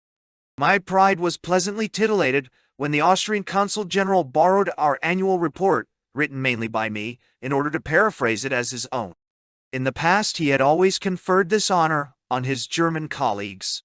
If I showed any disposition to let up, a judicious mixture of praise and exhortation from Bailey kept my nose to the grindstone. It has been my fate in life to be the willing horse of various masters. My pleasures were few: a little tennis, an occasional game of billiards, and an odd weekend in the country. Yet I was not unhappy. My home life was peaceful and undisturbed. Obviously, if I was the last person any woman should have married, marriage was good for me. In June 1914, I had another surfeit of official entertainment. Admiral Beatty and a picked selection of the officers of the 1st Battle Cruiser Squadron paid an official visit to Moscow. The youthful appearance of the youngest admiral since Nelson nearly led to my official undoing. Dressed in uniform and cocked hat, I had been sent by Bailey to meet the train and to welcome Beatty on the platform. It was my first encounter with the Navy, and I knew less than nothing of the distinguishing marks of the different ranks. On the platform, I found the prefect, the governor, the general commanding the Moscow district, and other Russian officials to whom I should have to introduce the British admiral. The train drew up, and out of the special carriage stepped a brisk young man who looked no older than myself, and whom I naturally supposed was Beatty's flag lieutenant. I stood waiting for the emergence of the great man himself, and there was an awkward pause. It was ended very quickly by my supposed flag lieutenant. "How do you do?" he said. "I'm Beatty. Introduce me and tell me whom I shake hands with first." I went hot and then cold. When I told him afterwards of my embarrassment, he laughed and took it as a compliment.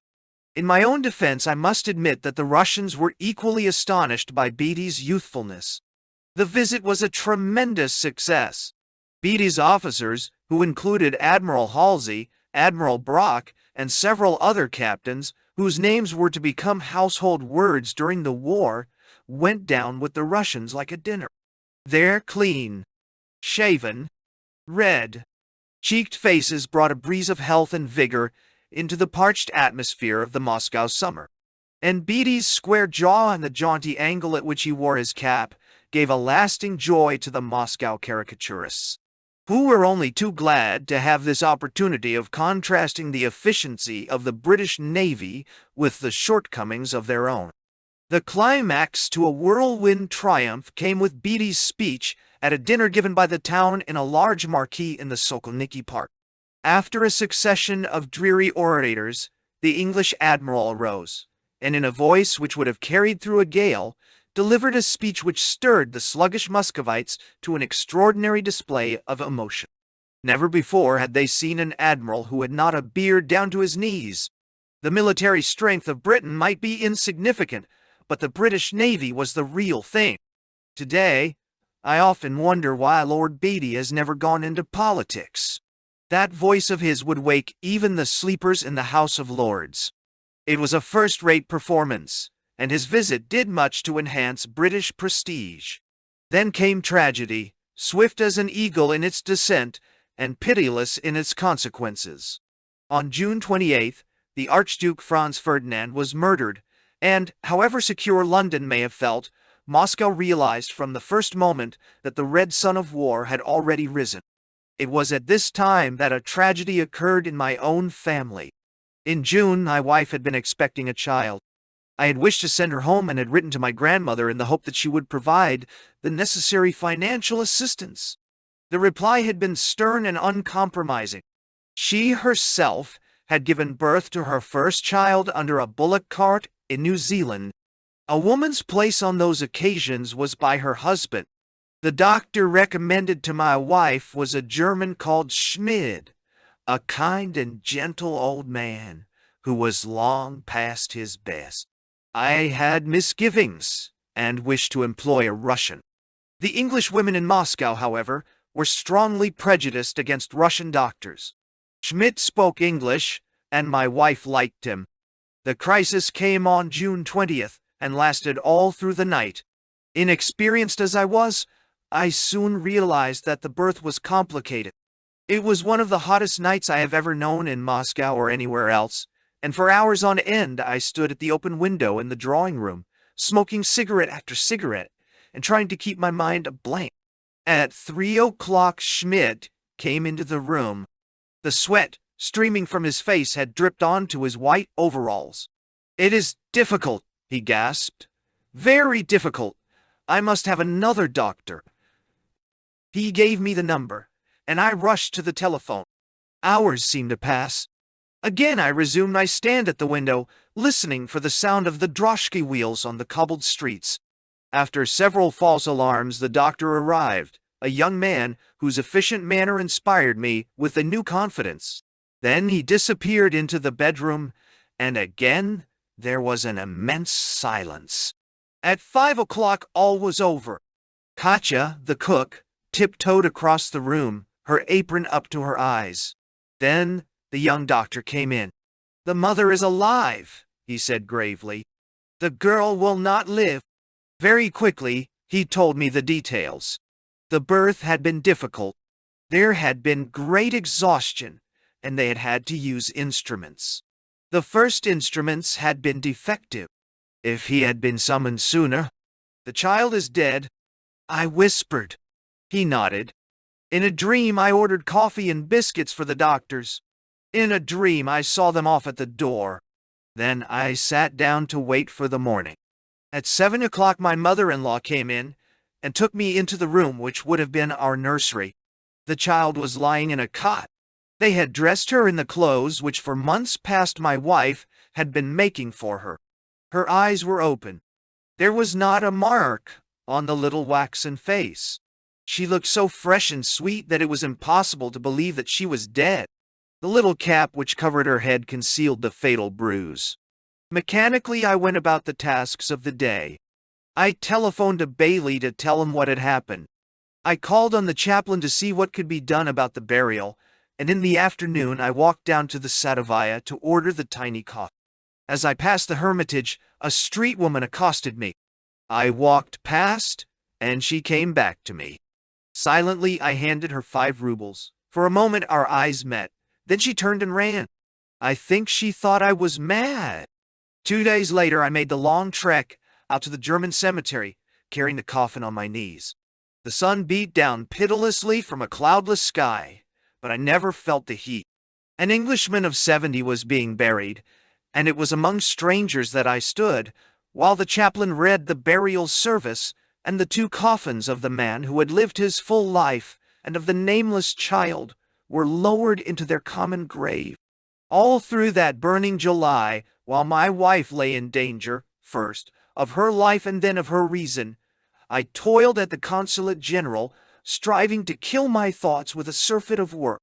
And, as the days passed, the tension of the Russian people grew, until gradually it swelled into an angry murmur. Why was England hanging back? As July broke into August, scores of people telephoned daily to know the reason, and not receiving satisfaction, grumbled and threatened. Through the long white days, troops in full marching kit tramped through the streets, singing their plaintive songs and leaving a cloud of dust in their trail. The heart of Russia was on fire with war. On the morning of Wednesday, August 5th, I set out as usual on my short walk to the Consulate General. At the street corner opposite the office, a crowd of demonstrators impeded my progress. A band was playing and raucous voices were calling for the Consul General. Suddenly a man in the crowd recognized me. "Way for the British Vice-Consul," he roared. Strong hands passed me over the heads of the crowd to the entrance, while 1,000 voices thundered, "Long live England!" A bearded student kissed me on both cheeks. England had declared war on Germany. Another day's delay, and the demonstrators would have smashed our windows. One a police inspector of a district, generally an ex-army officer. Book 3. War and Peace. Eine große Epoche hat das Jahrhundert geboren, aber der große Moment findet ein kleines Geschlecht. The century has given birth to a great epoch, but the great moment finds a petty generation. Goethe. Chapter 1. My recollections of those first war months in Moscow are remarkably vivid, although today in the light of after events they seem more like a strange dream than an actual experience. The contrast between 1914 and 1932 is too great. I have to shut my eyes to recall the enthusiasm of those early days. There in the patchwork of my memory I see again those moving scenes at the station. The troops, gray with dust and closely packed in cattle trucks. The vast crowd on the platform to wish them God speed. Grave. Bearded fathers, wives, and mothers, smiling bravely through their tears and bringing gifts of flowers and cigarettes. Fat priests to bless the happy warriors. The crowd sways forward for a last handshake and a last embrace. There is a shrill whistle from the engine. Then, with many false starts, the overloaded train, as though reluctant to depart, crawls slowly out of the station and disappears in the gray twilight of the Moscow night. Silent and bareheaded, the crowd remains motionless until the last faint echo of the song of the men, who are never to return, has faded into nothing. Then, shepherded by the gendarmes, it files quietly out into the streets. I come away with a hopefulness which overrides my better judgment. Here was a Russia which I had never known, a Russia inspired by a patriotism which seemed to have its roots deep down in the soil. It was to a sober Russia. The sale of vodka had been stopped, and an emotional religious fervor took the place of the squalid intoxication which in previous wars had characterized the departure of Russian soldiers. Among the bourgeoisie there was the same enthusiasm. The wives of the rich merchants vied with each other in spending money on hospitals. There were gala performances at the state theaters in aid of the Red Cross. There was an orgy of national anthems. Every night at the opera and the ballet, the imperial orchestra played the national hymns of Russia, England, France, and Belgium, while the audience stood at attention in a fervor of exalted patriotism. Later, especially when the number of Allied hymns assumed the dimensions of a cricket score, the fervor evaporated, and the heavy-paunched Muscovites groaned audibly at an ordeal which lasted over half an hour. But in those early weeks of 1914, Russian patriotism had much on which to feed itself. The beginning of the war, indeed, was all Russia, and as the news of each Russian advance was made public, Moscow gave itself up to a full-throated rejoicing. If there were pessimists at that moment, their voice was not raised in the marketplace. Revolution was not even a distant probability, although from the first day of the war every liberal-minded Russian hoped that victory would bring constitutional reforms in its train. In St. Petersburg, it is true, these early Russian triumphs invoked covert sneers at the failure of the Franco-British effort. In drawing rooms one heard whispers about English faint-heartedness, and pro-Germans spread slimy rumors about England's determination to fight until the last drop of Russian blood. In Moscow, however, the tongues of the slanderers were silent, and enthusiasm for the Russian victories was tempered by a generous sympathy for the difficulties of France and England. Indeed, as far as Russia was concerned, the heart of the alliance was in Moscow. If ever Bailey or I appeared in public, we received an ovation. At the bat, Nikita Belyaev would come before the curtain, point us out, and say, "Tonight we have with us the representatives of our ally, England." The band would then play "God Save the King," and the whole audience stood up and cheered. We pretended to be bored by these unaccustomed attentions, vowed to each other that we would avoid them in future, and returned as frequently as discretion permitted. There is no limit to the vanity of the very great, and Bailey and I were only two very ordinary mortals. On September 10th, we attended in full uniform a gala performance at the theater in honor of the capture of Lemberg by the Russians. I went with sadness in my heart. The German armies were on the Marne, and the fate of Paris hung in the balance. My brothers were in France, and here was I taking part in the celebrations of a Russian victory. Inside the theater, the uniforms of the officers made a brilliant setting to the jewels and costly dresses of the women. The play was a Russian adaptation of Rostand's L'Aiglon, and Bailey and I shared a box near the stage, and directly opposite the box occupied by the French consul general. During the first act, the Frenchman was called away. He remained absent for some time. When he came back, his manner was agitated. Then the curtain fell, but the lights did not go up. In an instant the atmosphere became electrical. The Russians had won another victory. They had captured 100,000 prisoners. They had taken Przemysl. In the darkness, rumor ran it died. Then the footlights went up again. The orchestra filed into their places, and a young girl of 18, the daughter of the president of the French Chamber of Commerce, came onto the stage. With her white dress, her face free of all makeup, and her glorious golden hair, she looked like the angel Gabriel.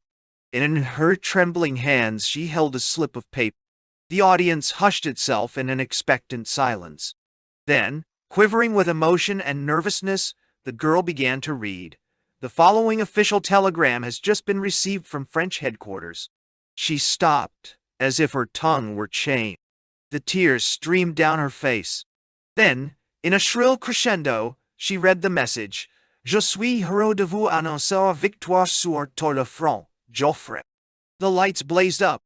The girl ran wildly off the stage, and in a storm of cheering, the orchestra struck up the Marseillaise. Bearded men kissed each other. Women smiled and wept at the same time. Then, as the orchestra broke into the chorus, a miracle happened. From the gallery above came the tramp of marching feet, and 400 French reservists, singing in a glorious unison, took up the refrain. They were leaving for France the next day, and they sang the Marseillaise with all the passionate ardor of their Latin temperament. It was epic. It was the last occasion on which Russia was to feel supremely confident about the outcome of the war. The capture of Lemberg had softened the grim defeat of Tannenberg. But the Tannenbergs were to be repeated, and although the Russians were to hold their own against the Austrians almost to the end, it was already clear that they were no match for the Germans. Tannenberg, in fact, was the prelude to the Russian Revolution. It was a message of hope to Lenin. It gave a handle to the hidden army of agitators in the factories and in the villages, and by destroying the pick of the Russian officers, it undermined the war spirit of a people who by nature and by the exigencies of the Russian climate have always been incapable of any sustained effort. Certainly, the transition from optimism to pessimism was not accomplished in one stage, and if on the Russian front there never was the same immobility as in France, there were long periods of monotonous inactivity. The decline in morale was, in fact, gradual, and as it became clear that the war was to be a long one, life stabilized itself. In Moscow, which was far removed from the front, the spirit of the bourgeoisie was by no means discouraging. There was, it is true, little attempt to economize or to make sacrifices. There was no sentiment of public opinion against shirkers, and embusqués could find security in a Red Cross organization without fear of being handed a white feather. Theaters and places of amusement flourished as in peacetime, and although the proletariat and the peasantry were deprived of their alcohol, no such restrictions were imposed on the well-to-do classes. To replenish their private stock of wine, they required a permit, but as the cost of living rose and since Russian officials were badly paid, permits were easily obtainable. In restaurants, the only difference was that one drank one's alcohol from a teapot instead of from a bottle. As control became more lax, even the pretense of the teapot disappeared. On the other hand, an immense and extremely valuable work was done by the so-called public organizations, represented by the Union of Cities and by the Union of Zemstvos, in providing the army with a whole network of hospitals and factories. Without this aid, the Russian military machine would have broken down far sooner than it did.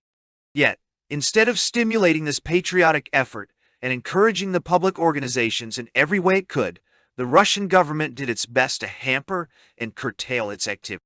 It may be said that the public organizations were politically ambitious, that they were honeycombed with liberalism, and therefore a menace to the autocracy. Admittedly, both the cities' union and the Zemstvos unions were controlled by liberals who had a deep suspicion of St. Petersburg. Admittedly, too, their headquarters were in Moscow, and Moscow was never popular with the emperor. But, in the beginning at any rate, their enthusiasm for the war was single-minded, and the political aspirations, which came later, were the direct result of a policy of perpetual pinpricks. It was the tragedy of Russia that the Tsar, dominated by a woman who was obsessed with the one ambition to hand down the autocracy, unimpaired to her son, never took the public organizations into his confidence. The fact that gradually Moscow became more absorbed in the internal political struggle than in the war itself was mainly the result of the Tsar's fatal obtuseness. And, although his loyalty to his allies remained unshaken to the last, it was his failure to harness the loyalty of his own people which eventually cost him his throne. For me personally, that first winter of 1914 and 1915 was a period of sadness relieved only by incessant hard work. My wife had made a slow recovery from her illness. Her nerves were shattered, and she was forced to enter a Russian sanatorium, an experience which did her little good, and which, had I known more about Russian sanatoria, I should never have allowed her to enter. We gave up our flat, and in the period of looking for a new one, took over a furnished flat from some English friends who had gone to England. My days and frequently my nights were entirely absorbed by consular work, which the war had more than trebled. In particular, the blockade and the manifold regulations controlling imports and exports involved an immense amount of ciphering, most of which I had to do single-handed.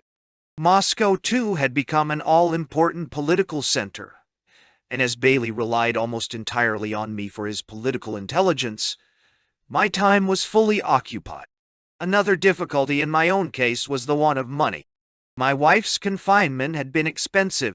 With the new importance of our position, our social obligations had increased. The business community, and Moscow was the chief commercial city of Russia, was prospering exceedingly from the lucrative war contracts, which were being handed out lavishly.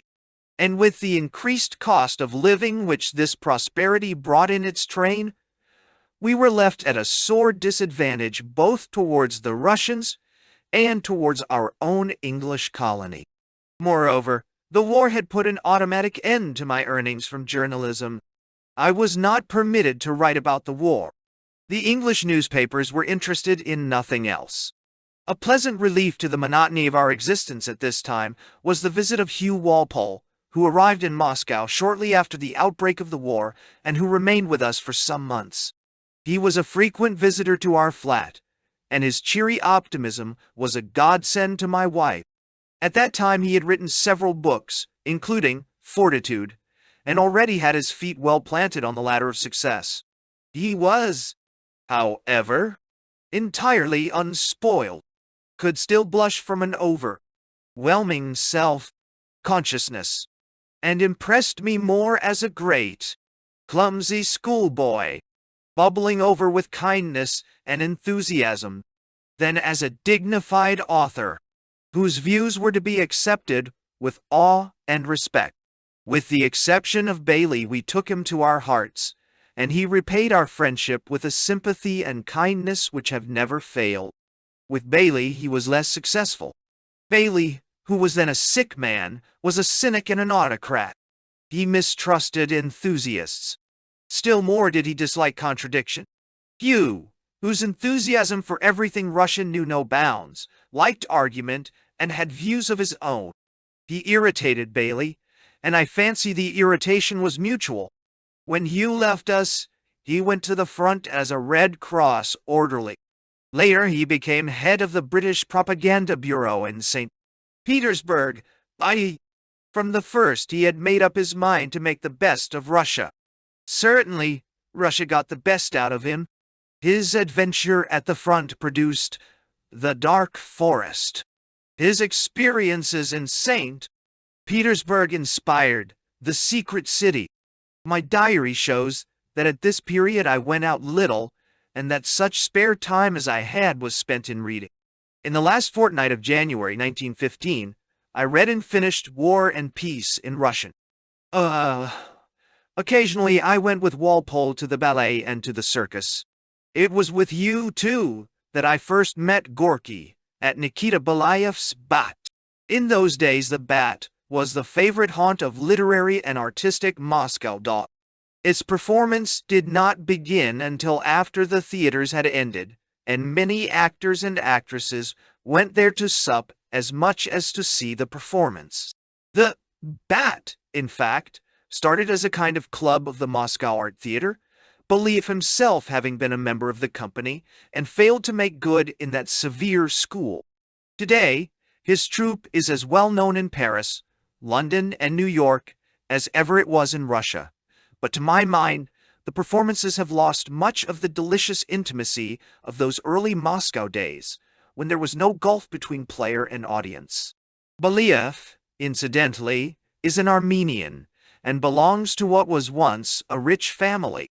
Gorky made a deep impression on me as much by his modesty as by his talent.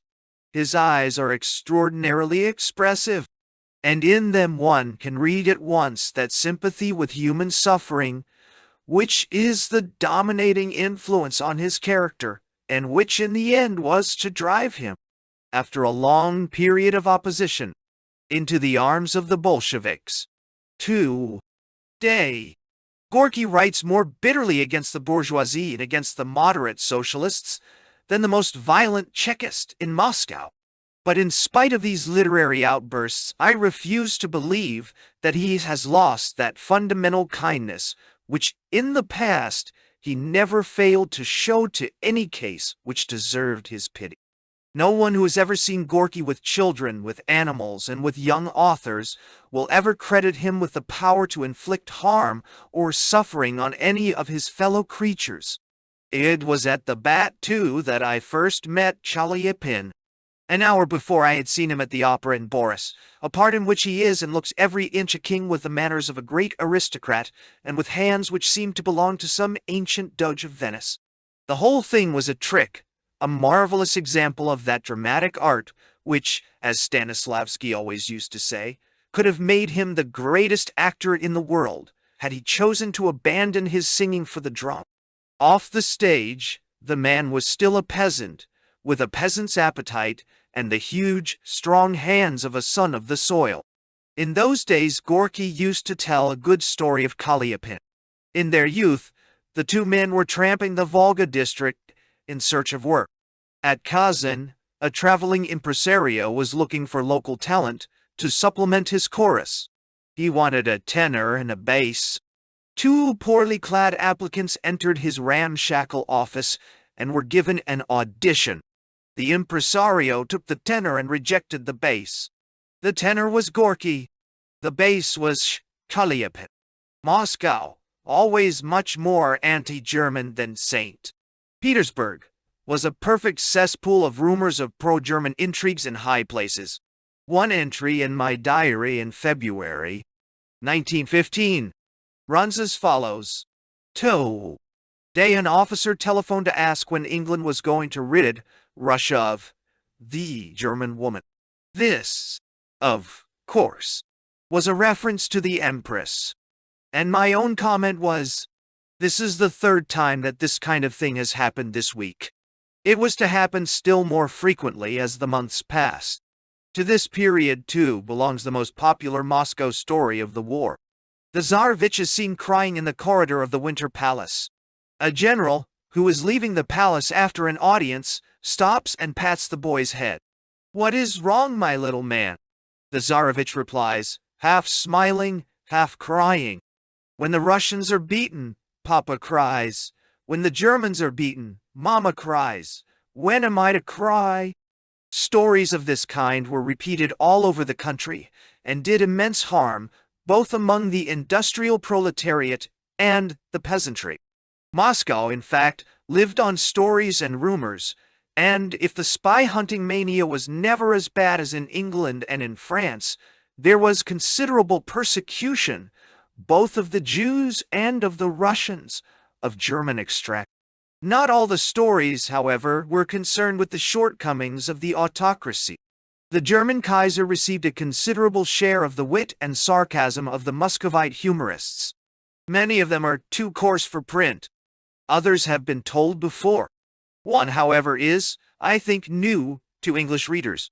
In the winter of 1915, the Kaiser visited Lodz, and with a view to placating the local population, made a speech. His audience was, of course, mainly Jewish. As they listened to him, they heard him refer, first, to the Almighty and the All-Highest, then to God in himself, and finally to himself and God. When the speech was ended, the leading Jews withdrew into a corner to discuss the situation.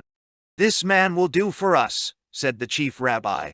"He's the first Christian I've met who denies the Holy Trinity." How strange and unreal these stories sound today. Then, however, they were the stock in trade of every gossip and the staple entertainment of every salon. Chapter 2. I have said that Bailey was a sick man. Lack of exercise, always the curse of the Moscow winter, and overwork had undermined his health, and in April 1915, he made up his mind to return to England and to undergo the operation which for some time he had been told was necessary. With characteristic kindness, he insisted on my taking a week's leave before his departure. It was the last real holiday I was ever to have in Russia, and I enjoyed every minute of it. Leaving Moscow still bound in the grip of winter, I went to Kiev, the cradle of Russian history and the holy city of the Orthodox Church. When I woke up after my night in the train, I looked out on green fields and delicious white cottages glistening in the warm sunshine. My traveling companion, an officer, who was returning to the front, greeted me with a smile. "You will like Kiev. You will find a better atmosphere here than in Moscow, let alone St. Petersburg." In the exuberance of my spirits, I was prepared to believe anything. Actually, he spoke the plain truth. Although full of wounded, Kiev had far more war spirit than Moscow. Indeed, right up to the revolution, the nearer one came to the front, the more optimistic was the prevailing sentiment. All the best of Russia, with admittedly some of the worst elements, was in the trenches. It was the rear and not the front which let the country down. As we drew near to Kiev, we stopped for some considerable time at a wayside station. A train carrying Austrian prisoners was stranded in a siding.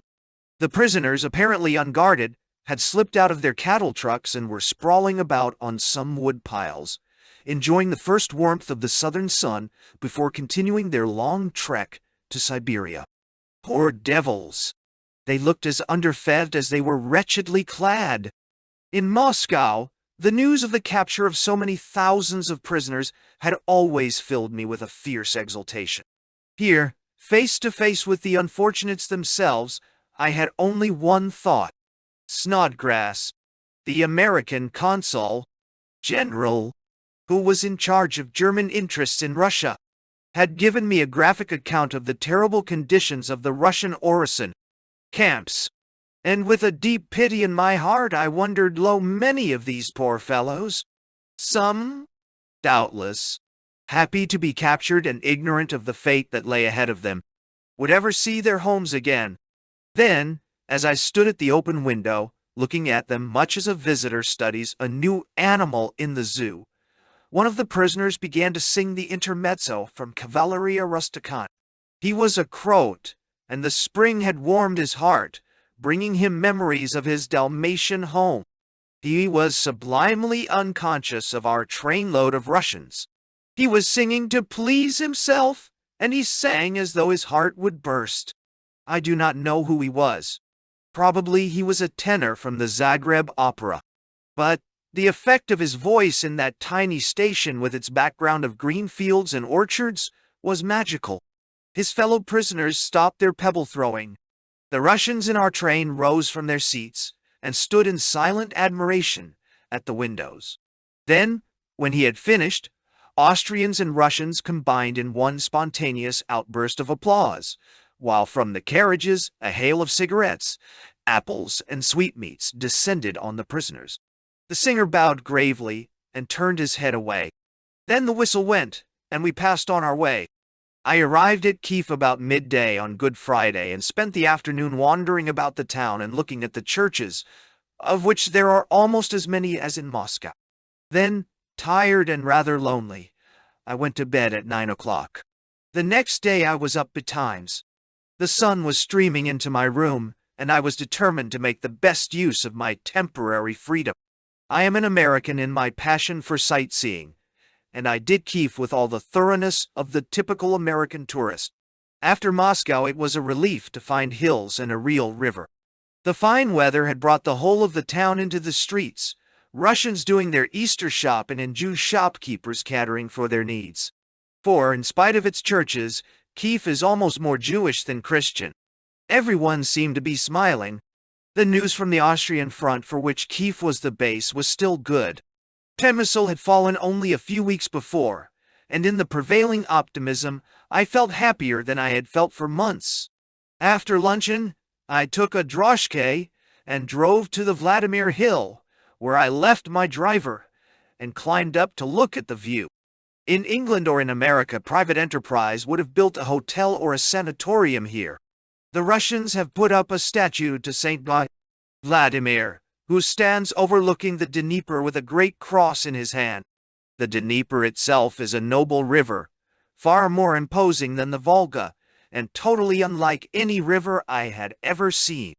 After more than 3 years in a plain, without hills, and without sea, I found it more soul-satisfying than perhaps I should today. Then I drove down to the suspension bridge to have a look at the town from the plain. For, strangely enough, while Kiev itself is built on a cluster of hills, all around the country is as flat as the plain round Moscow. The white-roofed steamboats were already plying on the river. The trees were just coming into bloom. The lilac was out, and by the roadside buttercups were growing in profusion. By its position overlooking the river, Kiev reminded me of Quebec, and, if Quebec has perhaps the finer site, the picturesqueness of the Kiev architecture is more than sufficient compensation. In the evening I went to St. Sophia to attend the midnight service.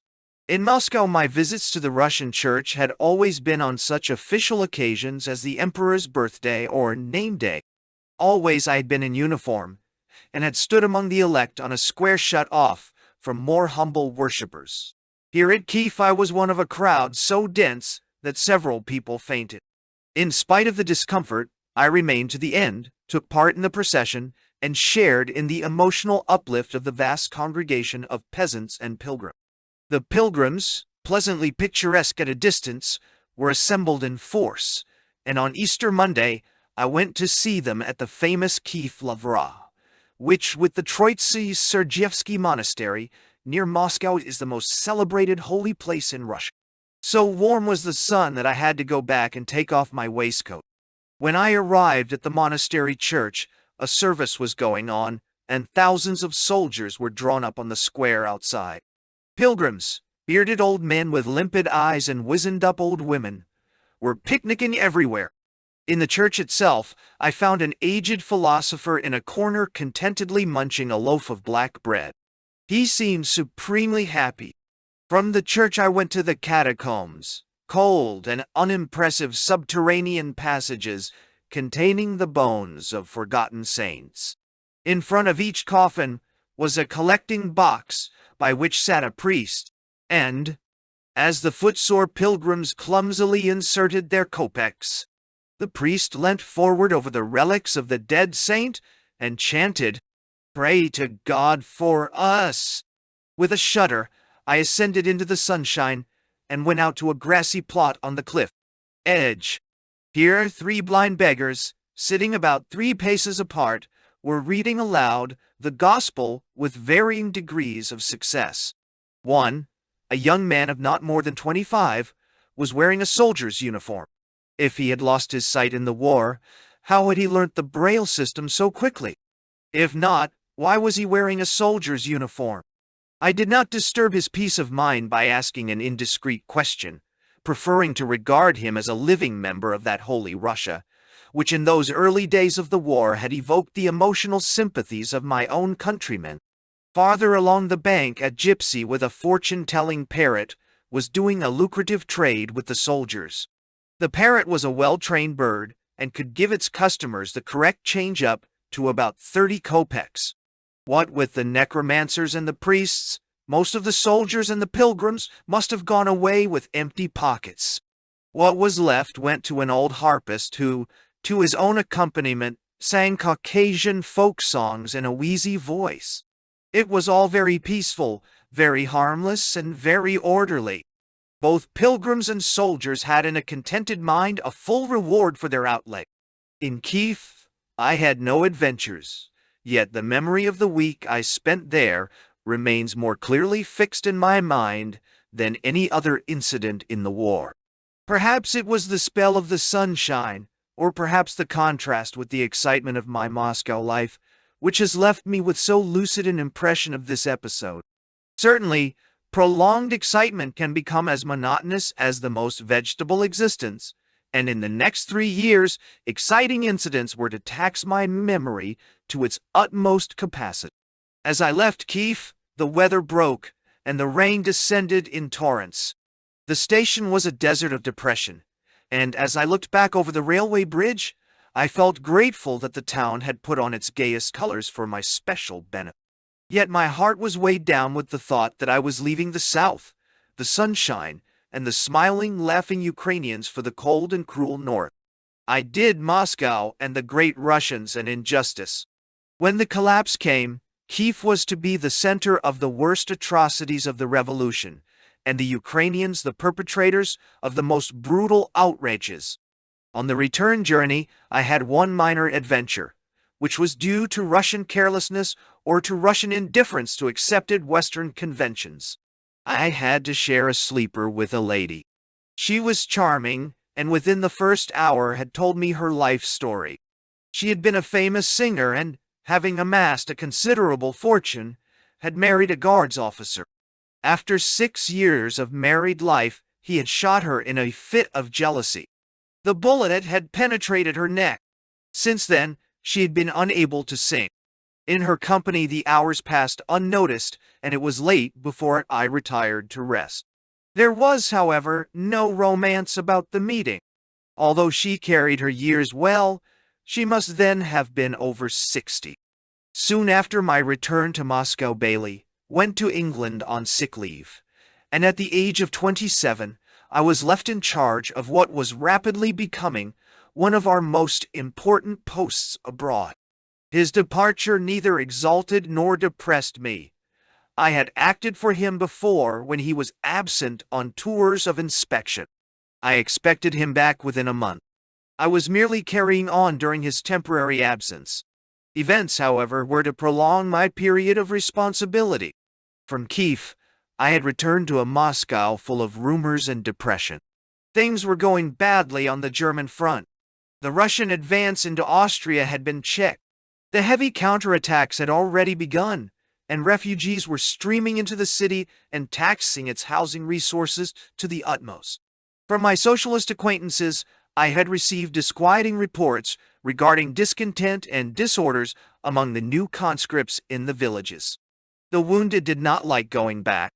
The peasants objected to their sons being taken away from the fields. My English friends in the provincial textile factories had become increasingly anxious about the socialist agitation among the workmen.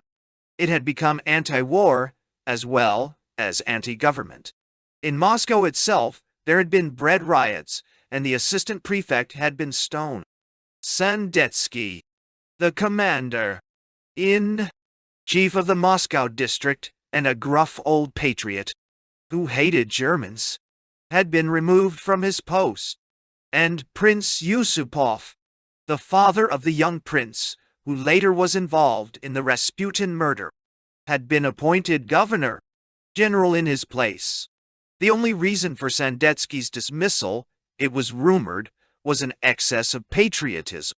The Empress, whose work for the wounded was untiring, had given icons to the Russian soldiers and money to the German and Austrian prisoners.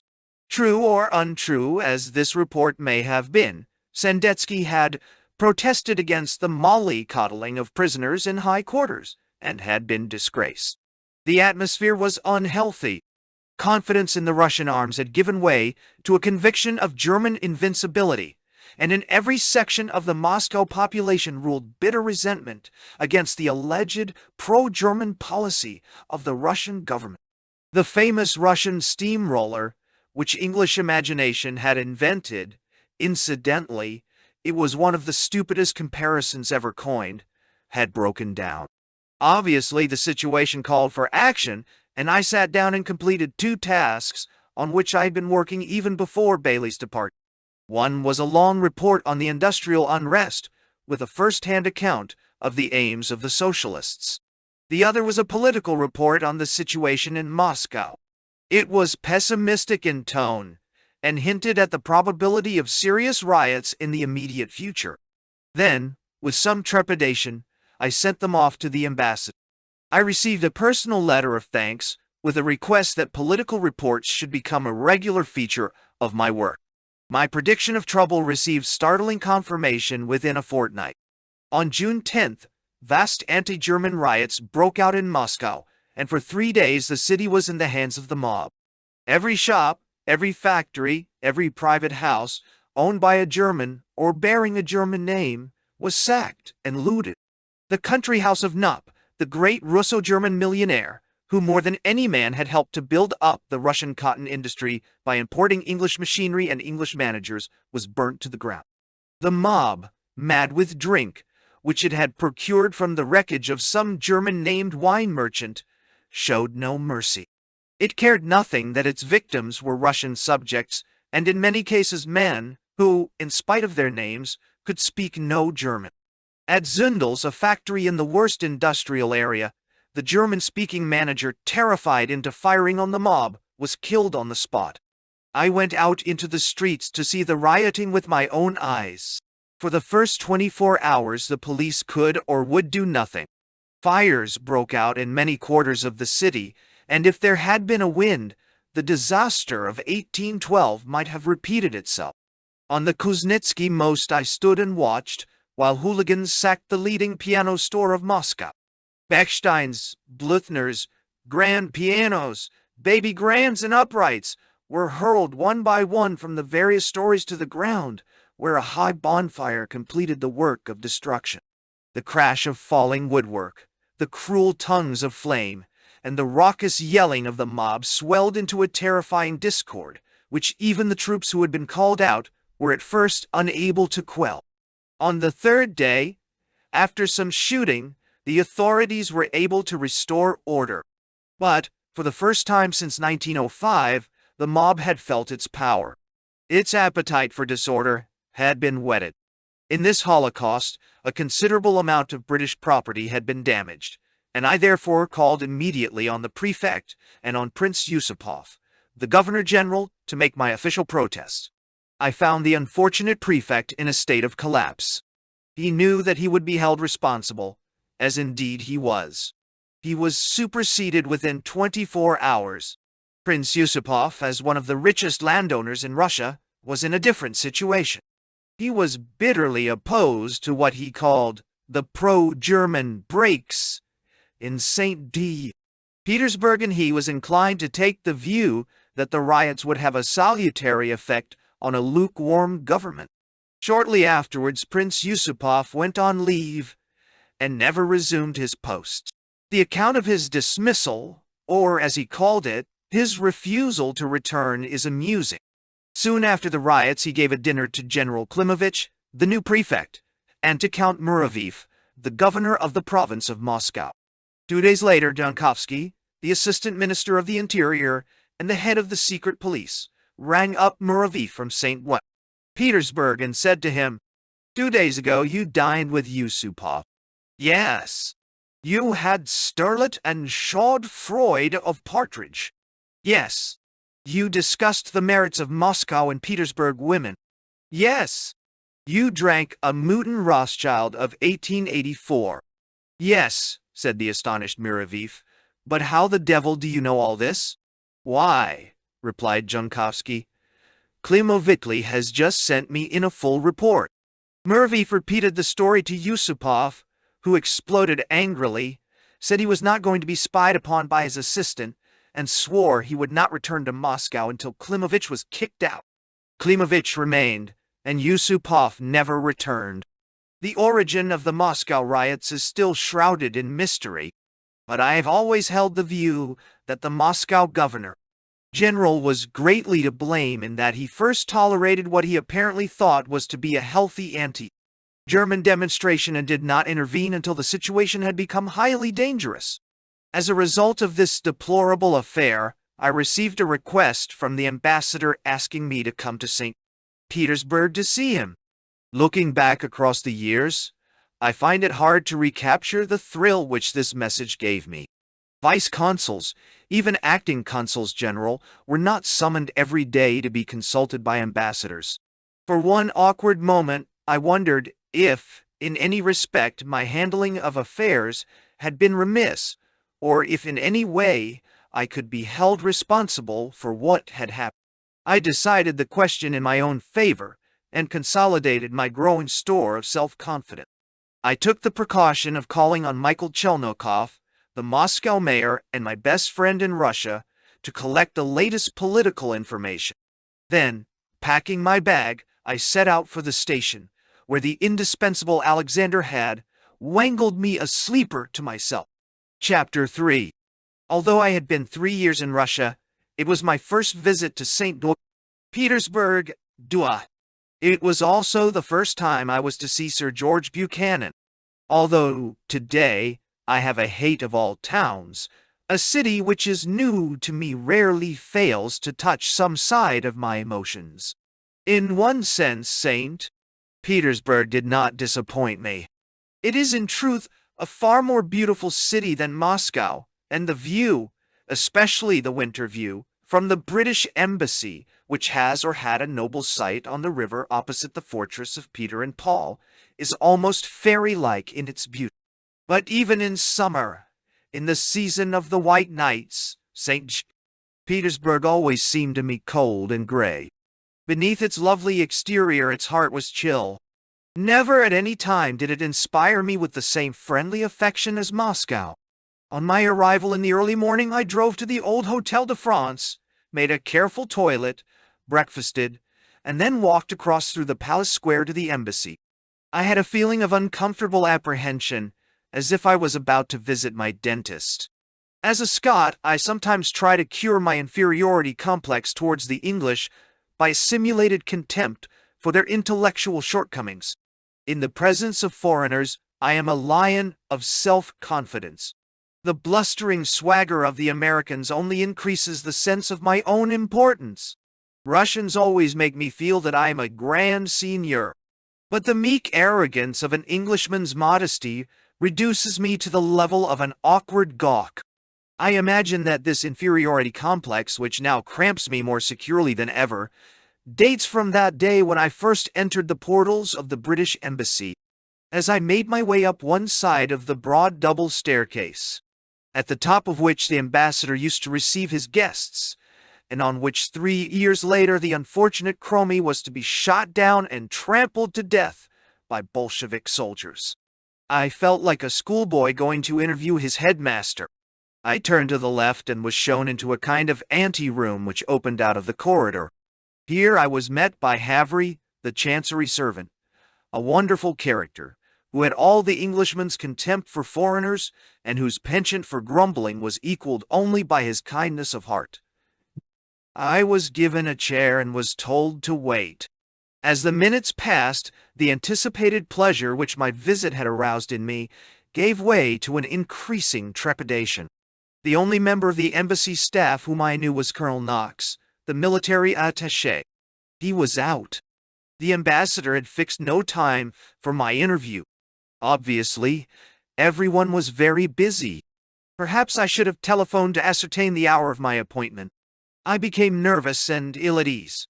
An ultra-sensitive nature has been my curse all through life. And it alone is responsible for that reputation for calculated insolence which I acquired, most undeservedly, during my official career, and which, later, was to cause a very high official in the Foreign Office to stigmatize me as an impudent schoolboy. Never has this sensitiveness frozen me into such unnatural impotence as during that long drawn-out quarter of an hour in Havry's ante-room. At last, a large white door with an iron bar across it opened, and a tall, athletic, and extremely good-looking man of about 30 came out. It was Benji Bruce, the head of the Chancery and the inevitable and indispensable favorite of every ambassador under whom he has ever served. Telling me that the ambassador would see me in a few minutes, he took me into the Chancery and introduced me to the other secretaries. Later I was to know them better and appreciate their merits, but my first impression was of a typing and telegraph bureau conducted by old Etonians. At uncomfortably close quarters in a large room, blocked with tables, sat half a dozen young men busily engaged in typing and ciphering. That they did their task well, that Benji Bruce could type as fast as any professional typist and decipher with astonishing speed is beside the point.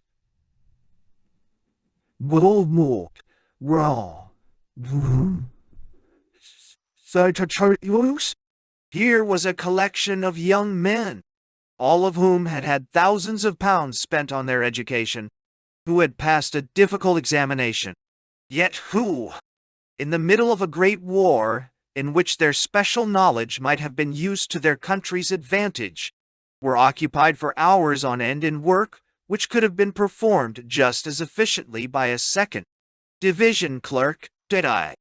This system, now fortunately abolished, was typical of the want of imagination which reigned in Whitehall during, at any rate, the first 2 years of the war. Any sideshow mission, and in Russia there must have been a score, could command an almost unlimited supply of money from the treasury. The professional diplomatists, who, whatever their shortcomings may have been, knew their job better than the amateurs, were left to carry on, as in peacetime, not because of any danger of secrets being divulged, but merely because this system had been in force for generations, and because, in the chief clerk's department in the Foreign Office, there was no one with sufficient elasticity of mind or force of character to insist on its being altered. No wonder that, after the war, many of the younger diplomatists, weary of this senseless drudgery, sent in their resignations. Bruce was a case in point. A man of strong and attractive personality, an excellent linguist, and a firm disciplinarian with a real genius for organization, he ran his chancery with remarkable efficiency. If a trifle obstinate as becomes an Ulsterman, he served his various chiefs with passionate loyalty. When he resigned soon after the war, the Foreign Office lost, perhaps the best equipped, of its younger diplomatists. The author in Malaya, 1910. The author, the Charnock brothers, and the author in the Morozovasti football team, gold medal winners in 1912. Pages from the author's passport. Lord Milner, Arthur Henderson, Sir George Buchanan, British ambassador in Moscow. S.D. Sazonov, Tsarist, Foreign Minister. Prince George Lvov, Alexander Kerensky, Boris Savinkov, Lenin, Trotsky, N.I. Bukharin, Karl Radek, Felix Dzerzhinsky. Leaders of the October Revolution: Trotsky, Lenin, Lunacharsky, Spiridonova, Kollontai, Raskolnikov, Kamenev, Zinoviev, G.V. Chicherin, and Maxim Litvinov. Mura Budberg, Sidney Riley, Captain Cromie. After I had kicked my heels in the chancery for 20 minutes, Havry came in and announced that the ambassador was free. As I entered the long study, in which afterwards I was to have so many interviews, a frail-looking man with a tired, sad expression in his eyes came forward to meet me. His monocle, his finely chiseled features, and his beautiful silver-gray hair gave him something of the appearance of a stage diplomat. But there was nothing artificial about his manner, or indeed, about the man himself, only a great charm and a wonderful power of inspiring loyalty, to which I yielded at once. His whole manner was so gentle that my nervousness left me instantaneously, and for an hour I talked to him, telling him my fears and my anxieties about the situation.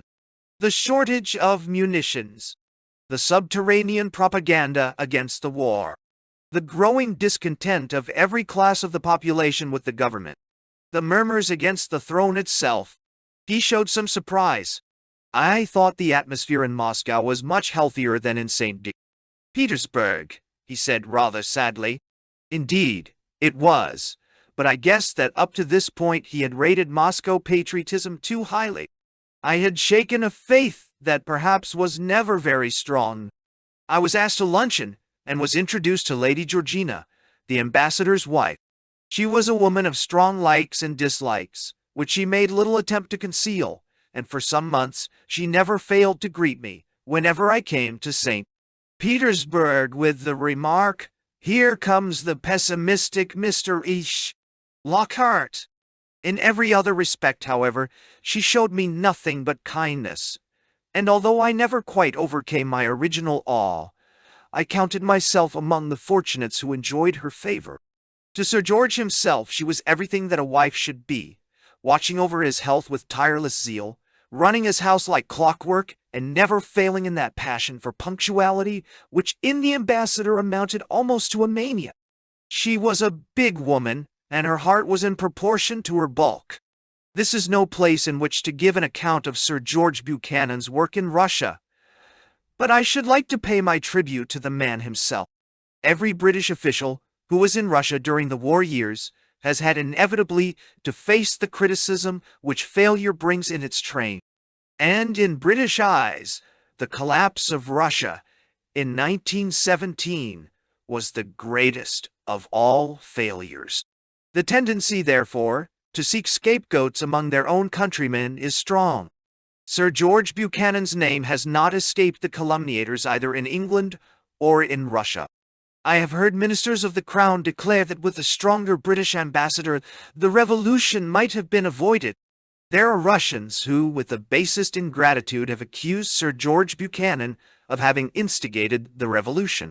Both criticisms can be dismissed as wholly ridiculous.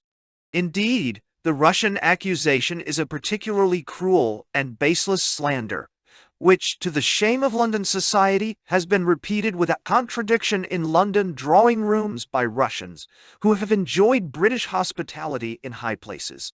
It is a form of vilification which no personal sufferings can justify or ever excuse.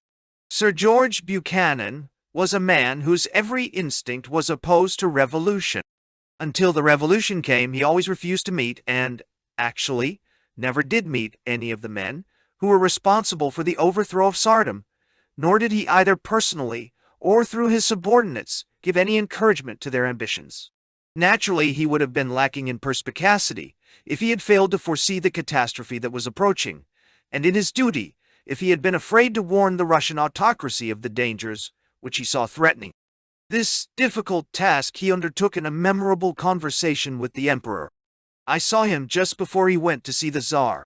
He informed me that if the Emperor received him sitting down, all would be well. The Tsar received him standing. The Whitehall assertion that a stronger ambassador might have averted the final catastrophe is based on a fundamental ignorance of the traditions of the Russian autocracy. Contempt for foreigners is a characteristic of the English race, but in this respect, the attitude of the most insular John Bull is tolerance itself compared with the arrogant indifference of St. Petersburg society to the stranger within its gates. With no long lineage and less real civilization than one might expect from the luxury of its life, the Russian aristocracy lived in a world of its own. A foreign ambassador was not accepted merely because he was an ambassador. If he was liked for his own social qualities, he was invited everywhere. If not, he was ignored. It was not actual snobbishness. The Russian aristocracy was as hospitable as the other sections of the Russian population, but it made its own selection of the recipients of its hospitality, and frequently its choice was startling in its indiscrimination. During the war years, a junior lieutenant in the British military censor's office probably went to more parties in high places than all the members of the embassy put together. To the aristocracy, the complete absolutism of the Tsar was something more than a religion. It was the rock on which its own sheltered existence was built. In its eyes, the emperor was the only real monarch in the world, and for its own sake it was always ready to regard any attempt by foreign diplomatists to influence him as an encroachment on the imperial authority. The most efficient members of the bureaucracy were Baltic barons, a class hidebound even today in reaction. From the first they saw in the war a danger to the autocracy, and England as the home of constitutional monarchy they regarded with deep suspicion. Nor, for all his weakness, was the emperor himself easily accessible, or in any way, except the most tactful, amenable to foreign influence. He would have resented as much as his advisers any attempt by an English diplomatist to speak plainly to him.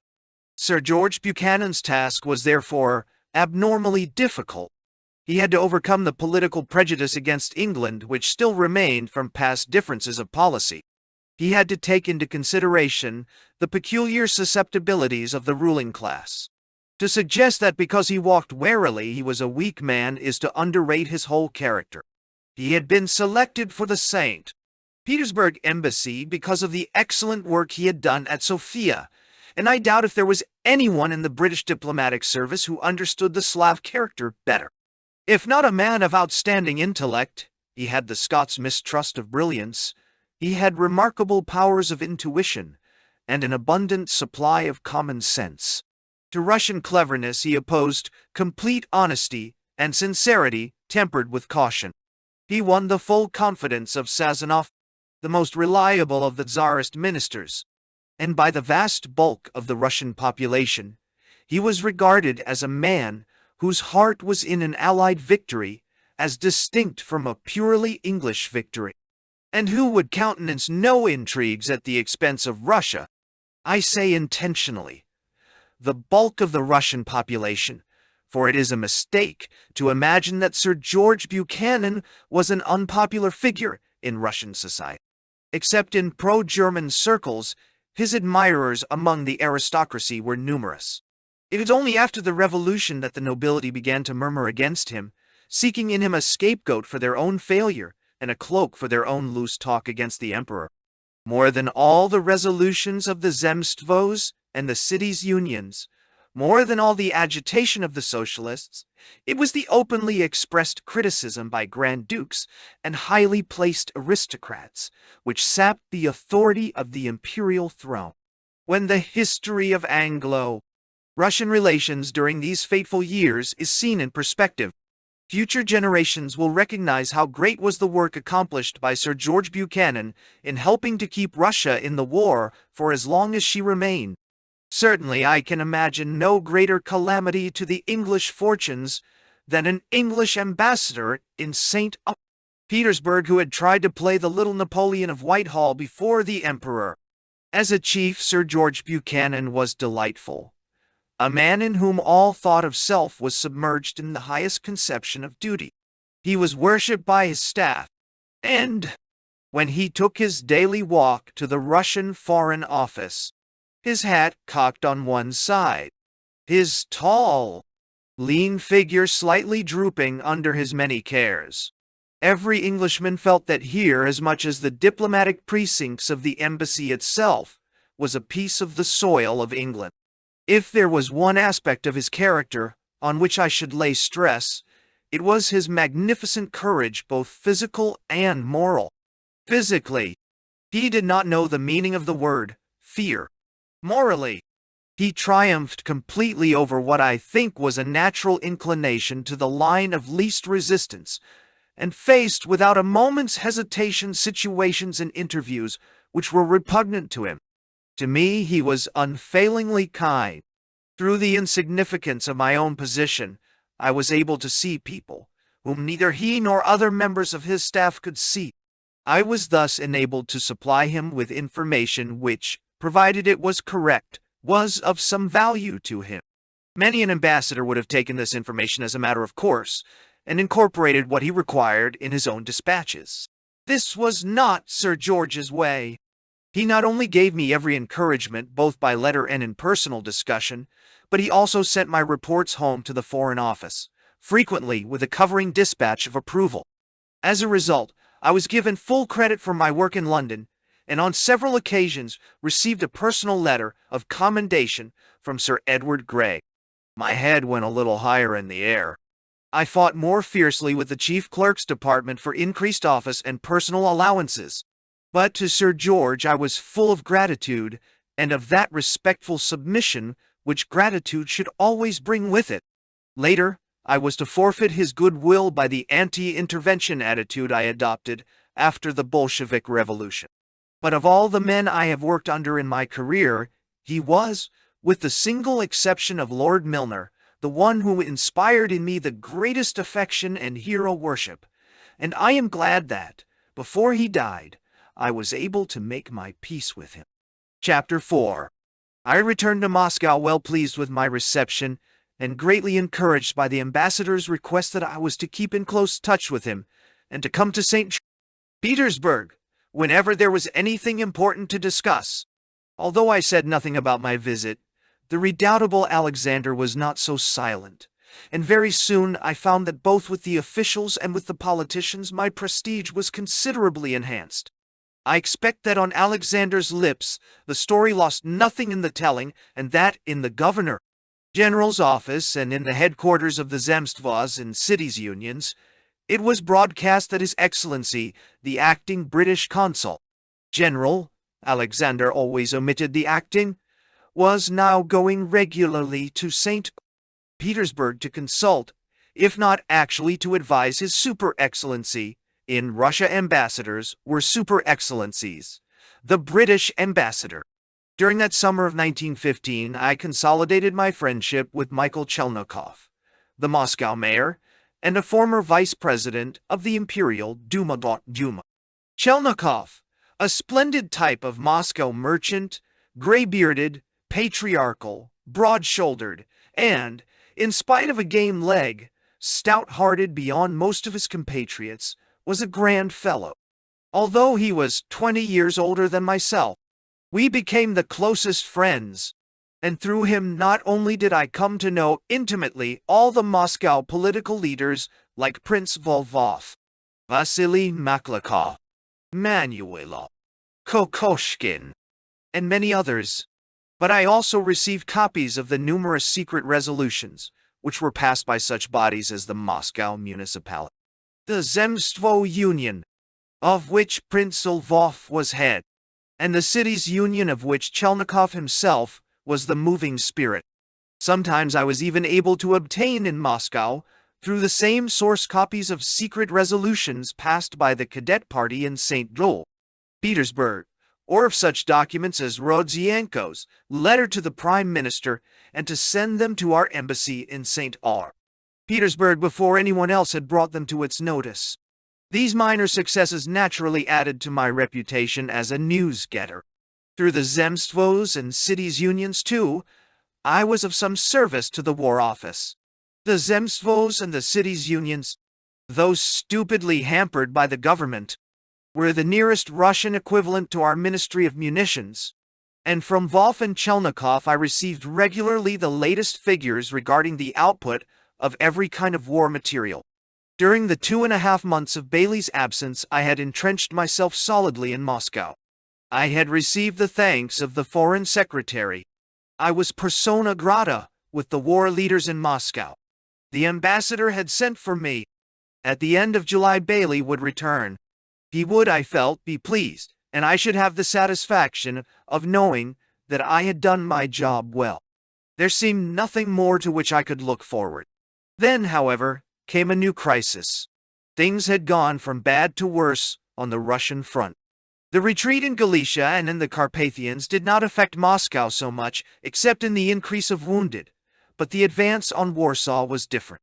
For some weeks Polish refugees had been pouring into Moscow.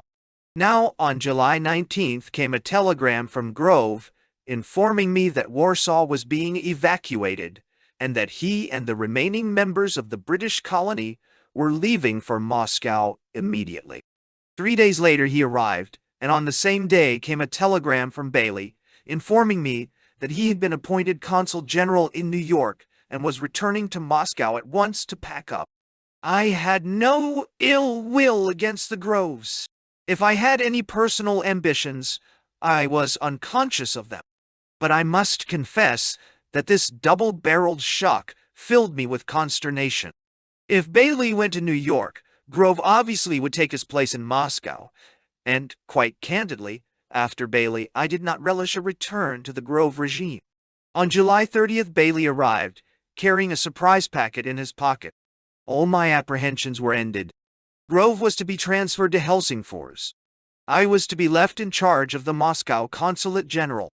Bailey informed me that, on his appointment to New York, the Foreign Office had promptly appointed a new Consul General to Moscow. Sir George Buchanan, however, had protested, saying that I had done invaluable work, and that it would be a mistake to hamper my activities by imposing on me a chief who could not know the situation as well as I did. Bailey told me with genuine joy that the Foreign Office was very pleased with me. I tried to look unconcerned. Although I had done nothing to push my own claims, I was full of remorse about the Groves, who I knew would be bitterly disappointed. But deep down in my heart, there was a quiet exultation. not yet 28, and in charge, on your own merits, of one of the most important consulates general in the war. A certain amount of self-conceit is good in the young. Except in the case of the ambitious and the brigands, it soon gets rubbed off. For a week, I waited hand and foot on Bailey, helping him to clear up, arranging farewell dinners for him, and taking over from him at the Consulate General. The British Club gave him a splendid send-off, and we had our own formal parting at the Consulate General, when everybody gave Bailey a gift, and was given one in return. I received a massive cigarette case which I have to this day. Alexander wound up a rather trying performance with a speech which undid the last floodgates of even Bailey's emotions. My lady's secretaries were both crying. And only old Fritz, the let clerk, remained impassive. In lyrical language he referred to Bailey and myself as shining examples to all Russians of what an official ought to be, and declared his firm intention that, if I were to leave Moscow, he would leave with me. The bathos of Alexander's oratory just put the necessary brake on my own tear glands. Yet I was full of sadness over Bailey's departure. He had been more like a father to me than a chief. He had been kindness itself to me during my wife's illness.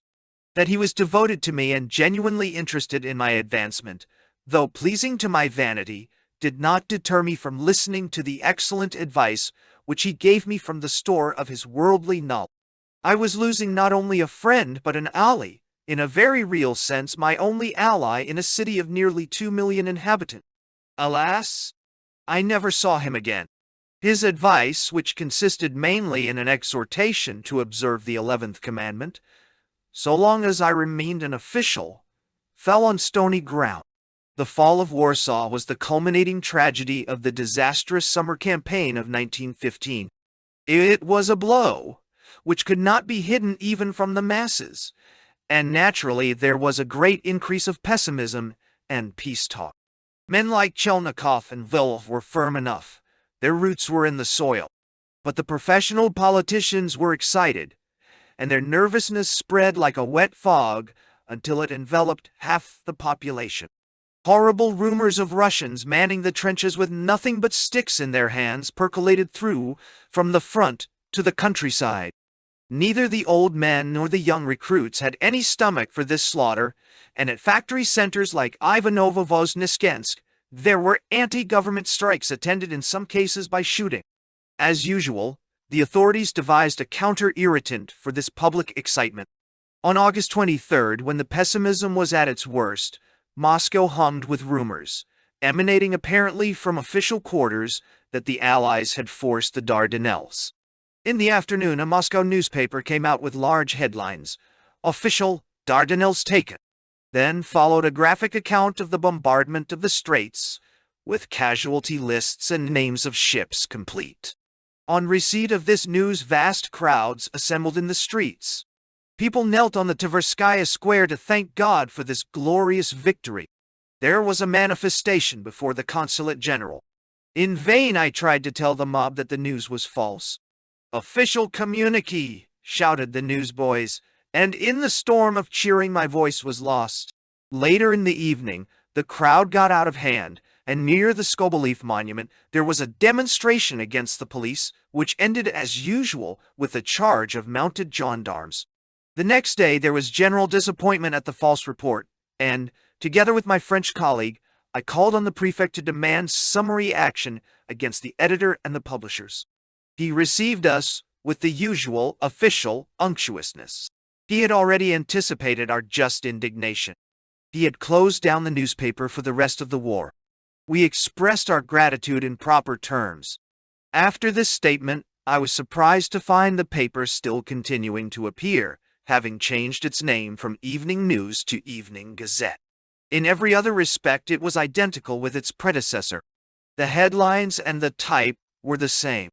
The erring editor of the day before had signed the leading article of today. I fumed and gave the prefect best. I discovered later that the victory stunt had been operated in connection with the police in order to let the public work off steam. I do not profess ever to have mastered the psychology of the Tsarist police. I refuse, however, to believe either in its efficiency or in its honesty.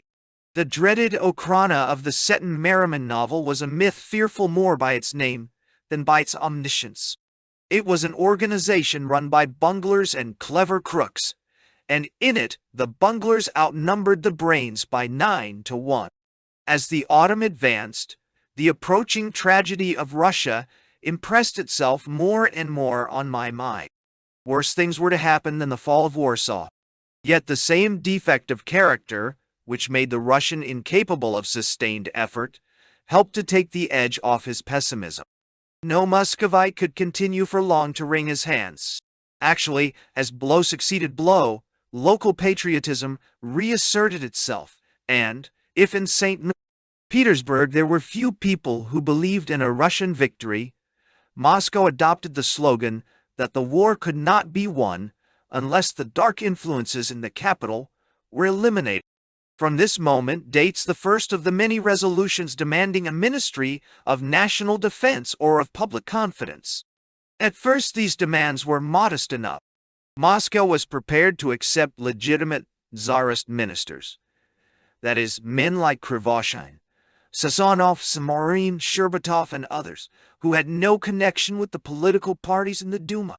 It would at this stage have been simple enough for the Tsar to have formed a new ministry, which would have satisfied public opinion, without going outside the usual circle from which he chose his advisers. By giving in time the 6 inches of reform which were necessary, he might have saved the yards which a disillusioned country was to take by force afterwards. Those nearest him, however, saw the matter in another light. They told him that any concession now would be regarded as a fatal weakness, and that the appetite of the reformers would only be whetted. This was an argument which never failed to convince the Empress, and in consequence the Tsar's reply to those who were working hardest for Russia's victory was to dissolve the Duma, to relieve the Grand Duke Nicholas of his command, and to dismiss Samorin, Sherbatov, and Jankovsky, the 3 ministers who at the moment were most popular in Moscow. The dissolution of the Duma provoked the usual strikes and protests, but the assumption of the supreme command by the Tsar himself was the first milestone on the way to Golgotha.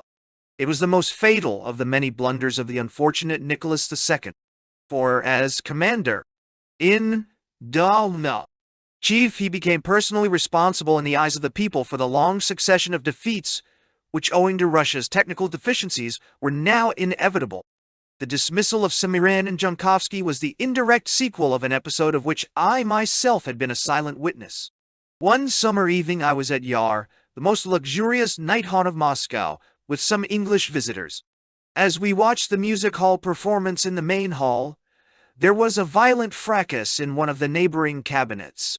Wild shrieks of women, a man's curses, broken glass, and the banging of doors raised a discordant pandemonium. Head waiters rushed upstairs.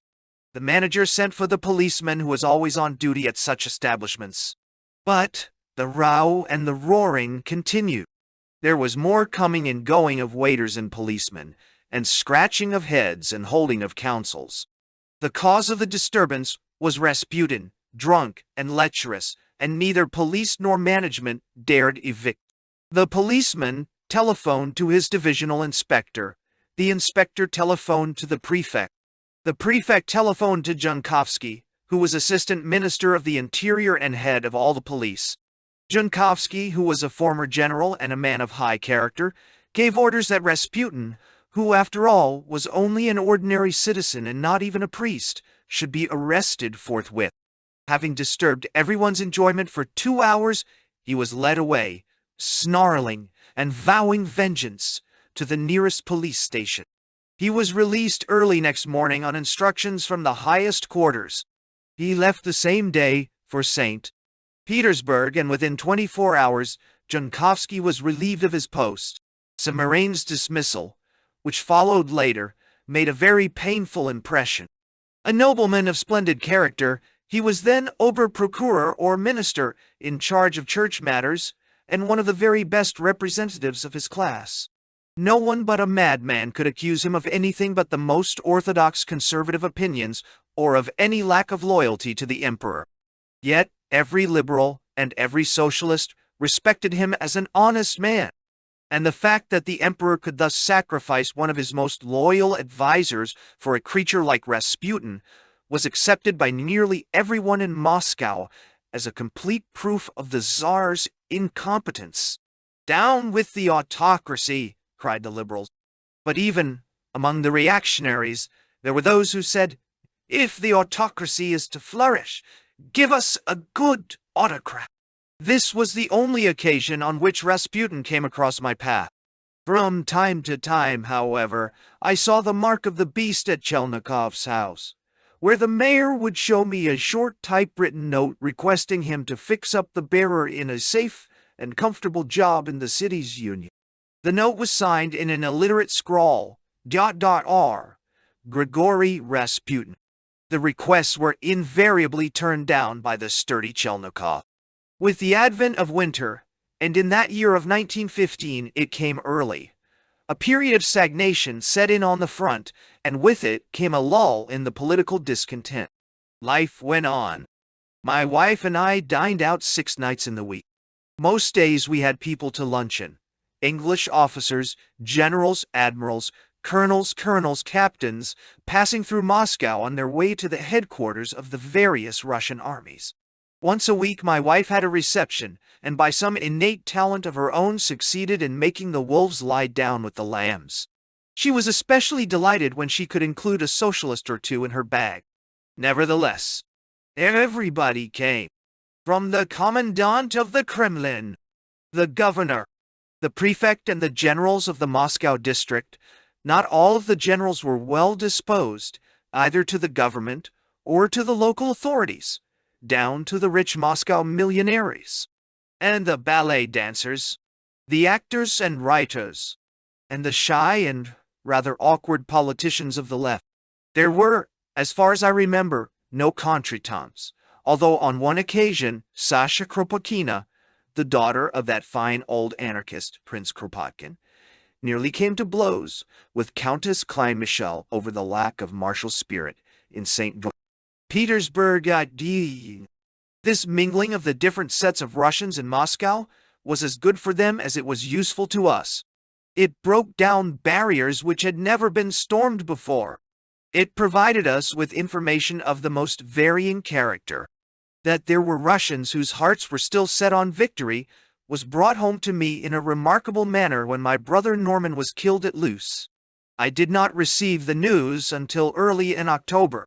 We had been out in the country and were dining with some Russians at the Hermitage. My wife had gone home to change her shoes. There she found the telegram and telephoned to me at the restaurant. It was the first time that the death of someone I loved had come to me without warning, and in the telephone box I broke down and cried bitterly. I told my Russian friends what had happened and went home. The next morning nearly every Moscow newspaper had a very generous tribute to my brother and to the heavy losses of the Scottish troops, and for days to come I received letters of sympathy from Russians of every class and rank. Many came from people I did not know even by sight. Most of them ended with an expression of profound conviction of the ultimate triumph of the Allies. It must not be thought, however, that my life was all tragedy. The strikes, the political discontent, the defeats, stand out today like landmarks in a great plain, but they were not everyday occurrences, or even an important part of my daily life. I had my own problems to tackle. Committees to attend. The British colony ran various enterprises for the wounded and the refugees. In addition, there were recruiting committees, war supply committees, etc., and an immense routine work at the consulate which, apart from my political work, was a whole-time job in itself. Some of my troubles were humorous, others merely irritating. I could laugh when my wife rang me up at the consulate to say that the servants had gone on strike, or rather refused to enter the flat, because there was an evil spirit, a poltergeist, whose chief offense seemed to be the breaking of valuable plates. Certainly a rare and precious icon had fallen by itself, and as my wife took the servant's side, there was nothing for it but to enlist the services of the priest. He came, and for the sum of 5 rubles, gave the poltergeist a liberal sprinkling of holy water. The flat was cleansed, the servants returned, and strangely enough, the queer noises and the breaking of plates ceased. Less amusing were the frequent rows among my consular staff, which had swollen considerably since the influx of the British refugees from Warsaw. Bailey had left me with a legacy in the person of Francis Greenep, a once well-known London lawyer. Always very neatly dressed, he was a fine-looking old man, and his silver hair and his monocle lent distinction to a staff, of which I myself was almost the most youthful member. When in the right mood, he had charming manners. His work, too, was punctually and excellently done. But, and it was a big but, his temper was explosive, and, as he was always on the lookout for insults, there were many scenes. One day, it would be Alexander who had ruffled his dignity. Another time it would be Saint Clair, the vice-consul from Warsaw, who had been attached to me, and who, although more polished than Scottish, had all the pride of the ancient Scottish family to which he belonged. Strange, difficult fellows they were, responsive to emotional appeals but not to be driven. I expect I tried them highly, and in any case, living for months, and indeed years on end at high tension in a small office, where one saw the same faces every day, was strain enough to break the strongest nerves, and neither Greenups nor St. Clair's were up to standard. I could manage the rows between the various members of the staff. It was another matter when Greenup's wrath was unloosed on visitors to the office. For his own sake, I kept him as much as possible in his own room, but obviously, I could not prevent him from entering the main office in the execution of his duties. In a long series of incidents, 2 had serious results. One morning, as I was deciphering a telegram in my own room, I heard an angry altercation from the outer office. Above the general din, I could hear Greenup's voice, trembling with rage. "Do what you're told, sir, or leave the office." I rushed out just in time to prevent my aged hothead from doing physical violence to an English artillery major, who was purple with indignation. "Are you in charge of this consulate?" he stuttered to me. "Then you will give me satisfaction, or I'll report you to the Foreign Office. This fellow here has insulted the king's uniform." Greenup was standing by the side of the office counter, his finger pointing at the portrait of the king, which adorned the wall. "Take off your hat, sir, in His Majesty's presence." He kept repeating his demand in a kind of eldritch refrain.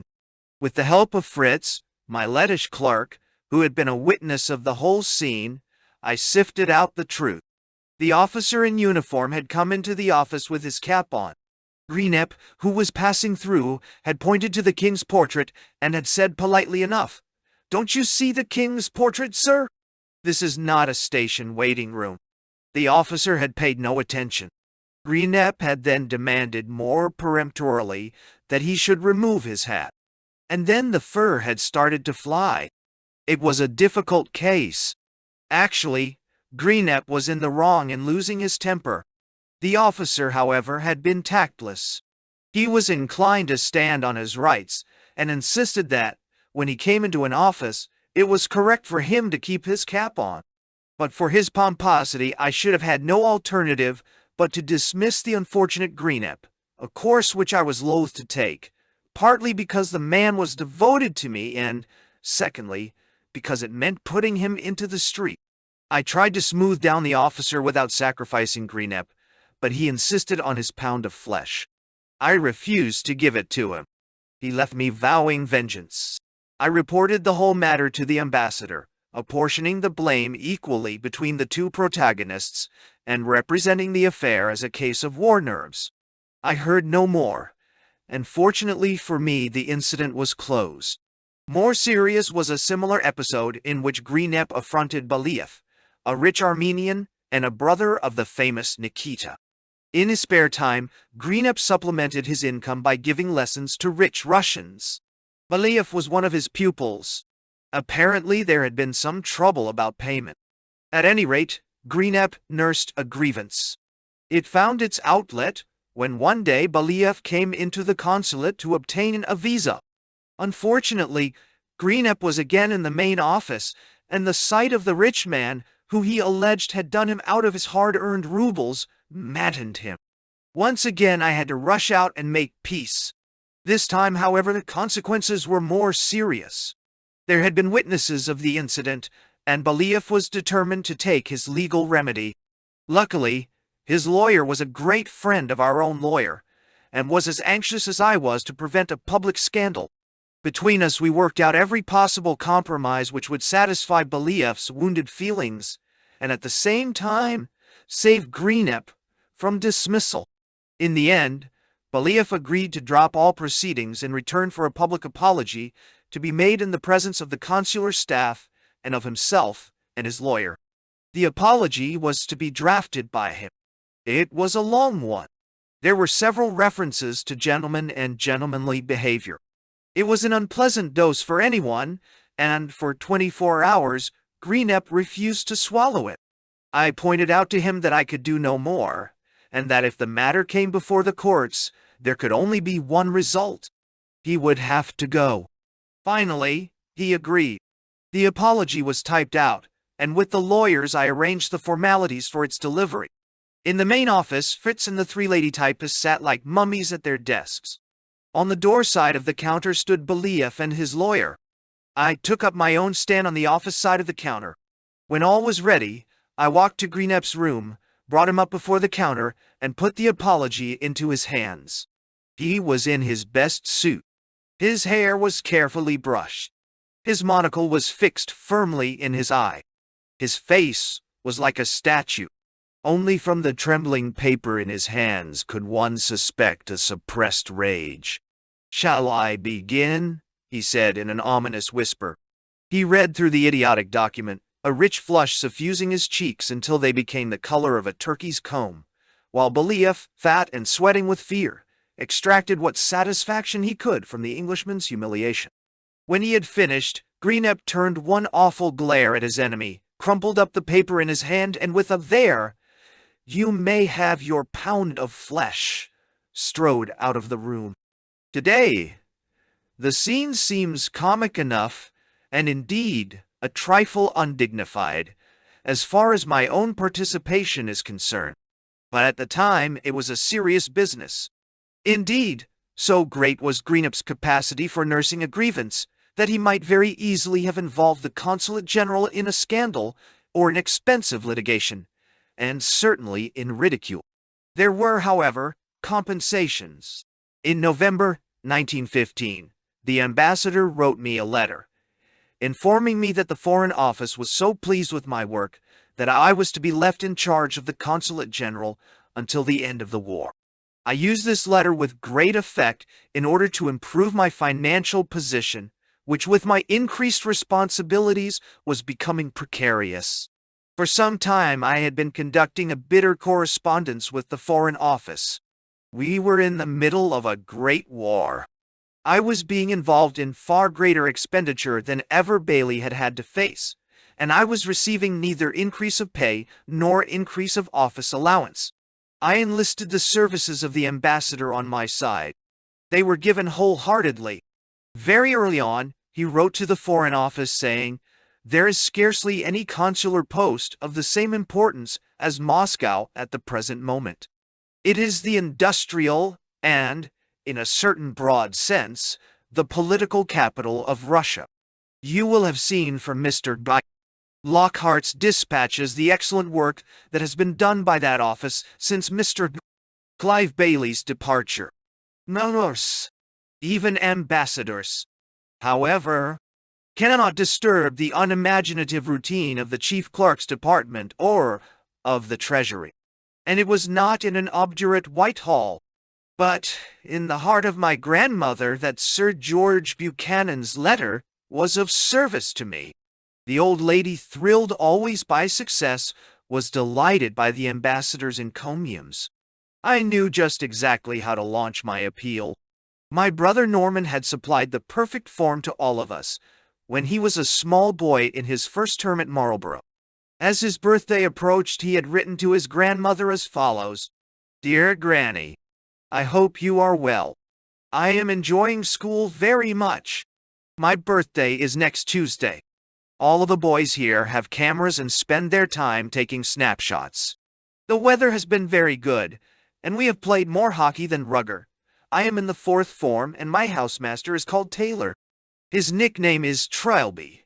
He is a parson, and he says prayers faster than anyone I have ever heard. I hope you are well, dear Granny, and that you are not finding Edinburgh too cold. I was first in Scripture last week. Your loving grandson, Norman. Y. P.S. I have no camera. Wonder sush. With the right bow in my hands, and this time I had it, I could play a still better tune on this fiddle." I gave the old lady a glowing account of the Scots in Russia, and the part the Bruces, the Gordons, the Hamiltons had played in building St. Petersburg and in winning Peter the Great's battles. Had not a Lermonth, the very name of her house, provided Russia with her greatest poet? I dwelt on all the famous people I had met. I described the dinners given by my colleagues and by my Russian friends. My P.S. assured her of my unfailing belief in ultimate victory, provided the cost of living could be kept down. Perhaps in her dreams, I have said she was ambitious, she already saw me rallying the spent Russians to the attack. Perhaps she was amused by my artfulness, in the same way as she had been amused by my brother's hint about the camera. At any rate, just as he received his camera, so I received my checks too for generous amounts, which relieved my financial embarrassments and enabled me at any rate to keep my end up. May her soul rest in peace. She was a grand woman, and even in the days of my failure she treated me better than I deserved. Without her, I should have been completely lost in Moscow, a reflection which I feel sure will not make the members of the Chief Clerk's Department sleep less comfortably in their beds. Let them not think I bear them a grudge. The Whitehall game of battledore and shuttlecock, of vouchers and vouchers for not producing a voucher, has been played ever since the gods were on Olympus. It will be played for all time. On the whole, too, it is played in good temper by both sides. My only complaint is that in wartime, the rules of the game should be relaxed. Chapter 5. As 1915 drew to its end, my political work increased. The Allies were now seriously anxious about the Russian situation, and to my other labors was added the task of entertaining and shepherding the various missions sent out by France and England to stimulate the Russians to fresh efforts. Hitherto, we had had a small list of more or less regular visitors. They included men like Colonel Knox, now General Sir Alfred Knox, Sir Samuel Hoare, the head of a special intelligence mission, General Sir John Henry Williams, and Admiral Sir Richard Phillimore, the 2 British representatives attached to the Tsar's military headquarters, and the various officers attached to the different armies on the Russian front. Of these officers, Colonel Knox, who had spent many years in Russia, was by far the best informed on military matters. Very early in the war he had seen the cracks in the Russian wall, and if the Allies formed an exaggerated idea of the Russian strength, it was certainly not the fault of the English military attaché. Up to the Revolution, no man took a saner view of the military situation on the Eastern Front, and no foreign observer supplied his government with more reliable information. Of the others, Sir John Henry Williams was a charmer, who was popular with everyone. Admiral Phillimore maintained the highest traditions of the British Navy by persisting in rising daily at 7 o'clock, or was it 6, in a country where nobody stirred before 9 or 10. The impression on the Russians was immense and wholly beneficial. Sir Samuel Hoare triumphed over a whole field of obstacles by the same industry and persistence which today have elevated him to cabinet rank. His appointment to St. Petersburg was not popular with the regular soldiers. It was hard to understand in what respect his mission could supplement the work which was being done by the other British organizations. He himself had no special qualifications for the task, and when he arrived, I anticipated friction and failure. With a less tactful man, the forebodings would have been justified. Sir Samuel, however, beset himself to his task with unflagging and unobtrusive enthusiasm. He learnt Russian. He worked indefatigably. He made it his business to meet every class of Russian. He gathered in his information from many fields, and unlike most intelligence officers, he showed a fine discrimination in sifting the truth from the chaff of rumor. In short, he made good. If, at the time, anyone had asked me to lay the odds against Sir Samuel as a future leader of the Conservative Party or as a possible Prime Minister of England, I confess that I should have had no hesitation in going the limit. Now, however, I realize that the same qualities which he showed in Russia in circumstances of great difficulty have stood him in good stead in his subsequent political career. Behind Sir Samuel's small frame there is, combined with considerable ability, courage, and capacity for mastering his subject, a strong and very persistent willpower. Where 18 years ago I should have laid 1,000 to 1 against, today I should not give more than 2 to 1. These, as I have said, were our regular visitors. Now they were to be supplemented by the various sideshows. The first of these to visit Moscow was the French political mission to Romania. Its object was to counteract German influences in Bucharest and to bring Romania into the war. It was composed of Charles Richer, the eminent scientist, Georges Lecourgayet, the historian, and M. Gavotti, the former proprietor of the Revue Hebdomadaire. I saw much of all three men during their long stay in Moscow, for, strangely enough, the mission was held up for weeks before it reached its destination. It was combated, and, for a long time, successfully, by the French minister in Romania. This visit is very memorable to me for 3 reasons. The first, entirely creditable, the second purely vain, and the third slightly discreditable, for which, however, my wife must share the blame. The creditable reason is that in Richard I met the greatest genius and most attractive personality I have ever known. Few men who have seen anything of the politico-military administration of the war can have any faith left in the great man theory. Most of our geniuses die unrewarded, but it is quite certain that they are rarely, if ever, found in the unfertile field of politics or modern warfare. Richard, however, is a genius who has found honor in his own time. Absolutely unaffected and simple as a child, he is wholly charming in character. The first constructor of a modern aeroplane, and a poet and a prose writer of distinction, he received the Nobel Prize for medicine. The war took 6 of his 7 sons, but it left no rancor in Richard's heart, no hate, except of war itself. He is still living, still at the age of 80, almost alone among his countrymen in throwing his weight into the scale of international understanding against the balance of malicious self-interest and ignorant nationalism. At that time, Richard was of course a patriot. That is, he believed in an Allied victory as an essential condition to the defeat of militarism. How well, too, he pleaded the Allied case before the Russians. How quickly he understood the Russian character. After his first speech in Moscow, a wonderful performance with all the university professors on the platform, he took me aside. "This is our war," he said, "your country's and mine. We must be strong in ourselves and count only on ourselves." The second reason why this visit remains very vividly in my memory is that it was to have furnished the occasion for my first big public speech.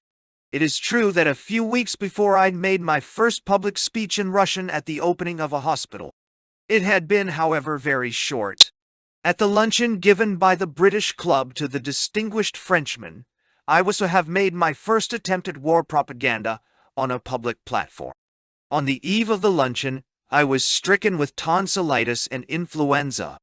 I fainted at the telephone and cut my head on the receiver as I was in the act of summoning the doctor. It was perhaps a fortunate escape. The 3 Frenchmen were brilliant professional orators.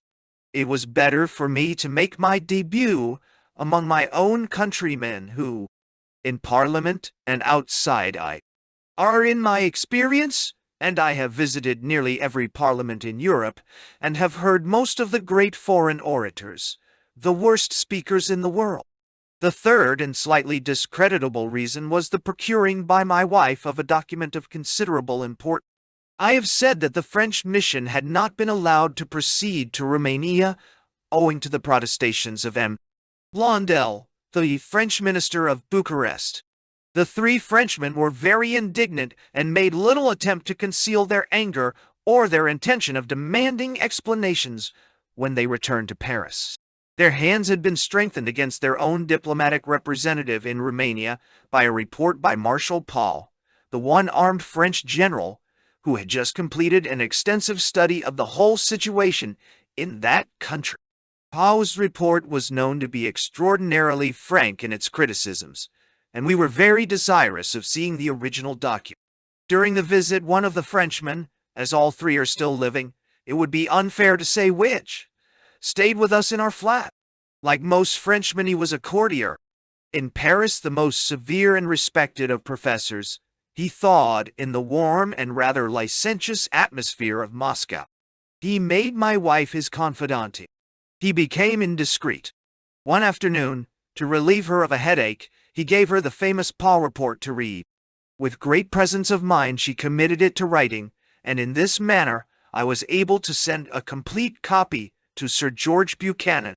Soldiers have a reputation for bluntness, but the Marshal's report would have shocked even the bluntest fire-eater in our own War Office. In language more effective because it was unadorned by any extravagances of style, it gave a devastating picture of conditions at the Romanian court in 1915. The Marshal had spared no one. There was a thumbnail sketch of the king with chapter and verse, for the numerous weaknesses of a character, in which there was little to admire. There was a complete dossier of romantic adventure in high places, with a who's who of the personalities involved, and a record of their influence and political sympathies. There was an unflattering picture of the French, British, and Russian ministers, who were accused of setting a bad example in wartime to Romanian society, and of wasting their diplomatic effort by unseemly dissensions among themselves. The Marshal was frankly pessimistic. Romania's subsequent entry into the war was to justify his gloominess. He thought nothing of the Romanian army. He thought still less of Allied diplomacy in Romania. The full force of his indignation was reserved for the French and Russian ministers, whose antipathy to each other enabled the pro-German party to drive a wedge between two influences which should have been paramount. England, said the old soldier, had no historical role to play in Romania. The only influence she could usefully exert would be through the good looks of her men. She should send her best-looking military attaché to the Romanian court. As a result of the Paul report, there were changes in Romania. As her new military attaché, England sent Colonel C. Del Thompson, who was subsequently to become the personal friend of Mr. Ramsay MacDonald, to be made a Labour peer and a cabinet minister, and to perish in the ill-fated initial voyage of the dirigible R-101. I remember little about that second Christmas of the war except that it was gay. Russians, rightly or wrongly, never allowed depression to interfere with their festivals, nor did they try studiously to cultivate a war attitude. They were undisciplined and immoral. Their whole effort was individual and not cooperative. On January 1st, 1916, my wife and I spent the whole day paying official visits, one of the few really irksome duties of officialdom in Russia. The beginning of the year must have inspired more people than myself with good resolutions, for as a result of my visits, my diary notes for January are remarkably optimistic. Two factors were responsible for this healthier atmosphere. Our Russo-Greek friend, Lykirdopoulos, had just returned from an adventurous journey into Austria and Germany. He had gone to obtain information for the Allies and, disguised as a Greek tobacco merchant, had visited the leading cities of both countries. Leaky had left Moscow as a profound pessimist who was convinced of the invincibility of the German arms. He returned full of optimism, quite certain that Germany was feeling the pinch more than Russia, and that Russia could hold out far longer. As far as supplies were concerned, he was, doubtless, right. What he had miscalculated was the difference in the resisting power of the two peoples. His news, however, made Moscow cheerful, and for a few weeks he was a national hero. Still more encouraging was the reception of Prince Lvov and Chelnikov by the Emperor at his military headquarters in Mogilev. The visit had been arranged by General Alexiev, the chief of the general staff and a sturdy patriot, who had a soldier's contempt for the average Russian politician. When the Grand Duke Nicholas was commander-in-chief, the cities and Zemstvos unions had always addressed their petitions to him personally. Their relations with the emperor had been less happy. Disliking the various political resolutions which they had passed, he had hitherto refused to see them. On this occasion, therefore, they came to Mogilev to see General Alexiev, and not the emperor. As mayor of Moscow, Chelnikov brought with him the greetings of the heart of Russia to the army and an official resolution of the City Duma affirming that no peace must be made until complete victory had been attained. General Alexiev, knowing the immense work these great public organizations were doing in equipping the army with every kind of supply, was determined to restore good relations between the emperor and the two unions. "The emperor's all right," he informed the two Muscovites bluntly. "The only trouble is the band of B, who surround him. You wait here, and I'll take the resolution to him." Presently he returned with the order that Chelnikov was to enter the imperial presence. When the broad-shouldered mayor limped into the room, the resolution was lying on the emperor's table. "Why was this excellent resolution not sent to me direct?" asked the Tsar. Chelnikov stammered out some clumsy excuse about etiquette, and said that if his imperial majesty would allow him, he would offer him the greeting there and then. He then stood up, and in his best official manner conveyed Moscow's loyal greetings to the emperor and read the resolution. The Tsar was greatly pleased. "I agree with everything in this resolution," he said. "Peace will not be made until complete victory is attained.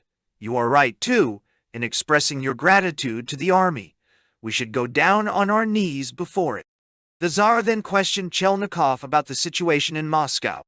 The mayor replied that there was no fuel and not enough to eat because the railways were being run so badly, and that in these circumstances, rioting during the winter months was a possibility that could not be excluded. The emperor replied that if people were cold and had not enough to eat, one could not be too severe on them if they complained with violence. He asked rather suspiciously if the mayor were not exaggerating. Chelnikov replied, "No." The Tsar then said, "Everything I can do to alleviate the situation will be done." I received a full account of this visit from Chelnikov as soon as he returned to Moscow. Both Prince Lvov and he, grave, bearded men with no frivolities in their lives, were as pleased as schoolboys. They had returned from the Stavka with a whole heart full of optimism. The emperor had been splendid. Their own work was now to go forward unimpeded. The army was on their side. What then did St. Petersburg matter? The army was more important, more powerful than any government. Alas! The high hopes raised by this visit were to be rudely shattered. Impending tragedy would not allow the emperor to deviate from the fate which had been marked out for him. A little common sense, a few words of praise, on the emperor's part, would have been sufficient to strengthen the ties of personal loyalty, to chain to his throne the patriotic fervor of the vast bulk of the people of Russia.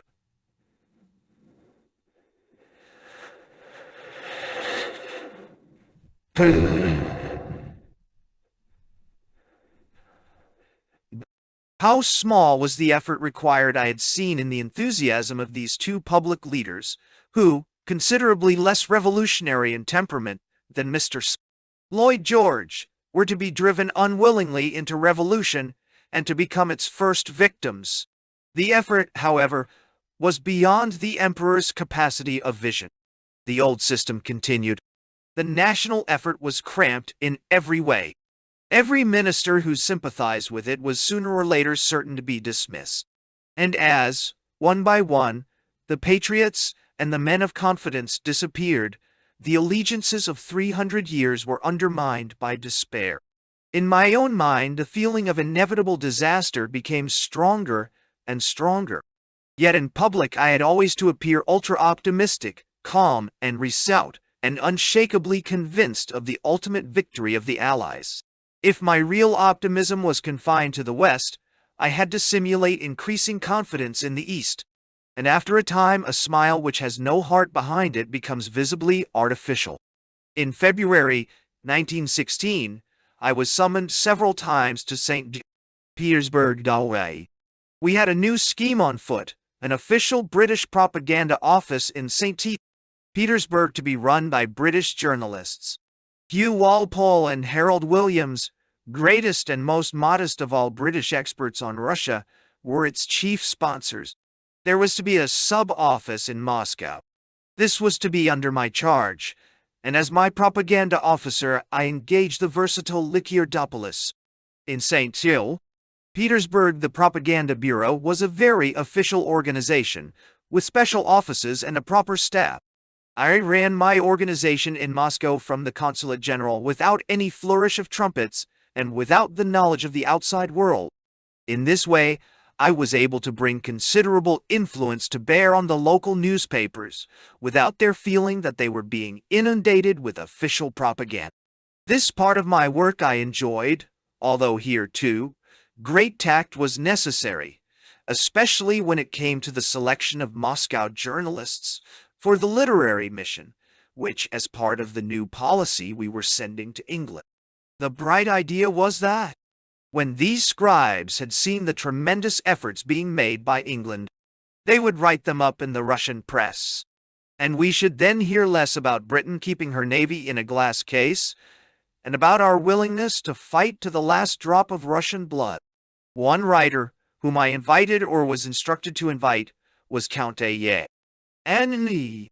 Tolstoy, a sleek, fat bohemian, with a great literary talent, but a strong predilection for the creature comforts of life. 2. In order to retain these comforts, Count Tolstoy has made his peace with the Bolsheviks and at the expense of a play or two against the Romanovs, has succeeded in remaining a bourgeois individualist in a country where even literature has been communized.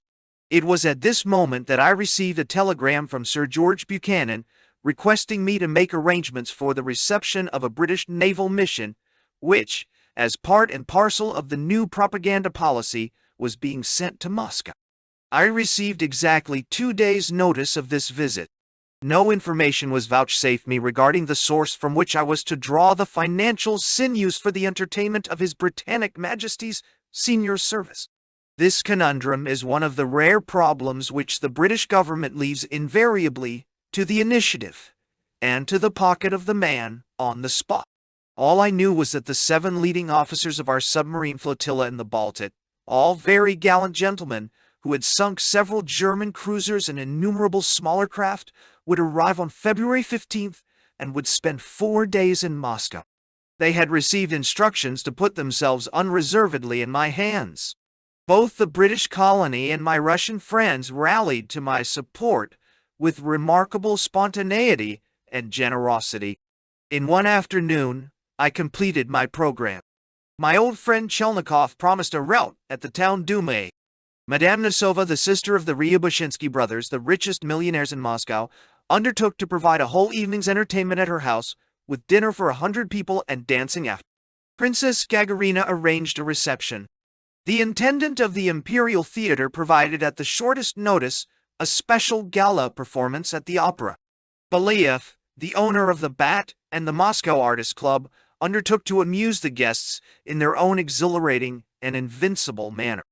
The British Club, without whose aid my own efforts to entertain distinguished British visitors would have been unavailing, arranged the first of those sumptuous Anglo-Russian banquets which, right up to the Revolution, provided the flesh and bone, not to mention the caviar and vodka, of Anglo-Russian friendship in Moscow, do or die. The visit was a complete success. The Navy may now have fallen on evil days, but my own experience of British naval officers abroad has been of the happiest. Far better than army officers do they understand the gentle art of placating and impressing the foreign. They can relax without loss of dignity. There are few brass hats and few brass heads among them. My 7 submarine officers adapted themselves to their new role of public performers with remarkable skill. They had come to be lionized, but they were tame and friendly lions. They allowed themselves to be stroked. They fraternized with the ballerinas and with the officials. And Cromy, their leader and an officer grave beyond his years, roared on one occasion with splendid effect. The occasion was the supper given by the Alat, an artists' and actors' club, in honor of our youthful guests. The supper was accompanied by an impromptu entertainment during which the best dancers and singers Moscow could provide had danced and sung for the good of our digestion. When the evening was well advanced, nothing would satisfy the Russians but that Cromy should make a speech. He was taken up onto the small stage. A tall, dark Byronesque figure with heavy eyebrows and side whiskers, he faced his audience without a tremor. "Ladies and gentlemen," he said, "you are all artists, musicians, poets, novelists, painters, composers. You are creators. What you create will live long after you. We are only simple sailors. We destroy. But we can say truthfully that in this war we destroy in order that your works may live." It was the shortest, and in the effect it produced the most impressive speech I ever heard in Russia. The Russians were delighted. The visit of the submarine officers coincided with the capture of Erzurum by the Russian army in the Caucasus, and for 4 days we lived in an atmosphere of jubilant optimism. As far as I was concerned, there was only one flaw in a program which was carried out with harmonious smoothness. At the British Club dinner, I made my first big speech. For 2 days I had rehearsed it before my wife and the faithful Likey, who, as secretary of the Moscow Art Theatre, was an expert in elocution. I delivered it with emotion and modesty. There was a touching reference to those who, in the literal sense of the words, go down to the sea in ships. My oratory drew tears from my audience and from myself. But to my chagrin, my speech was not reported. The Russian naval staff, fearful of what might happen to the Baltic fleet if the Germans were to know that the British submarine commanders were absent from their ships, had imposed the strictest censorship on the whole visit. With the departure of the naval mission, Moscow returned to its primordial pessimism, a depression distinct from the pessimism of St. Petersburg in that it was free from malevolent pacifism. Moscow was prepared to fight to the end. It could not help feeling that the end was likely to be disastrous. At this particular moment, these forebodings were aggravated by the German offensive against Verdun and by the influx of aristocratic Polish refugees into Moscow. These Poles were an unhealthy influence. Superficially, they were attractive. They added to the amenities of Moscow's social life. Their passion for political discussion provided fresh material for my reports. But, much as I was inclined to sympathize with their sufferings, closer acquaintance changed my sympathy into mistrust and even dislike. I found it natural that they should hate Russia. I could not tolerate the manner in which they accepted the warm hospitality that was offered to them everywhere, and which they repaid by sneering at their hosts and hostesses, and by affecting to despise the good Moscow bourgeois. Still less could I stomach their self-centered vanity and their pessimism. The climax came when one evening, during the most critical period of the Verdun offensive, a frivolous but vain princeling remarked in the presence of the head of the French military mission, "If Verdun is taken, Paris too will fall. What a terrible thing that will be for the Polish question." This is only one of many examples of Polish tactlessness. Yet these people, who have never been able to help themselves and who certainly contributed little to the Allied cause in the war, have been rewarded with the largest slice of territory granted to any nation under the Treaty of Versailles. Chapter 6. In that spring of 1916, I had throat trouble again. This time it was accompanied by a bad attack of depression. Everything seemed to be going wrong. Even Chelnikov had complained to me about the failure of English firms to fulfill their war contracts, and for the first time I began to question the ability of the Allies to win through. My gloom was only partly relieved by a surprise visit from Hugh Walpole, resplendent in a Red Cross uniform, and as tremendously enthusiastic and as refreshingly sentimental as ever. He had just returned from England, where the first of his Russian books, The Dark Forest, had had a great success. He brought me sugar and spice in the form of complimentary appreciation of my work from Lord Robert Cecil and other members of the Foreign Office.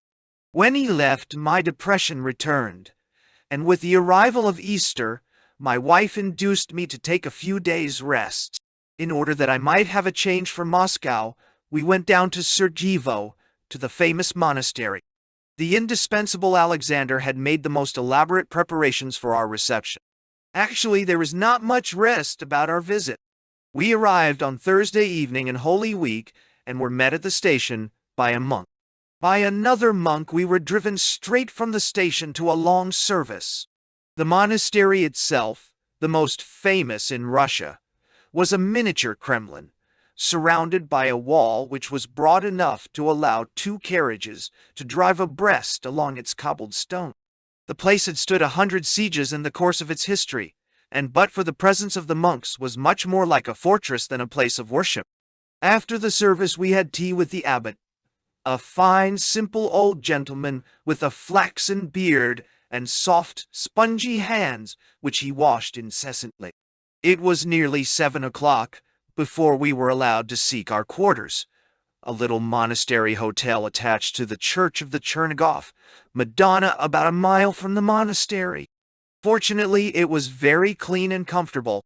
On Good Friday the rain came down in torrents, and I stayed indoors all day and read the Sir Roger de Coverley papers from the Spectator. On the Saturday, however, we were plunged again into a round of sightseeing and religious services. Early in the morning a monk waited on us to drive us to the Bethlehem Monastery, a beautiful little place beside a lake about 3 miles away. Then in the evening we drove through the birch woods to attend the midnight service at the Lavra itself. The whole monastery was illuminated by electric light, and against the deep purple background of the sky, the huge belfry stood out like a giant skyscraper. The service was impressive. For over an hour, we stood in an evil-smelling crowd of soldiers and peasants, all holding candles and tapers, and sprinkling themselves and us liberally with candle grease. So ineffable, however, was the singing that we never felt the fatigue. The next 2 days were sheer joy. There was a warmth in the sun which banished all my fears and all my pessimism.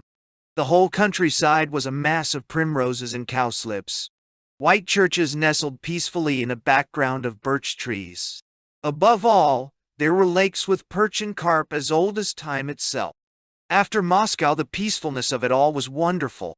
On Easter Monday we attended another service and took part in a procession round the great wall of the Lavra, walking in the place of honor just behind the Archimandrites.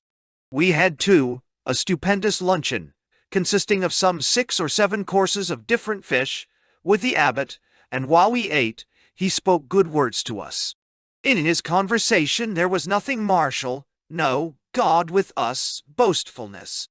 He spoke of miracles, in which he was a firm believer. And indeed, if Russia was to win the war, a belief in miracles was necessary, and of the virtues of Christian submission, and of a contrite and holy spirit.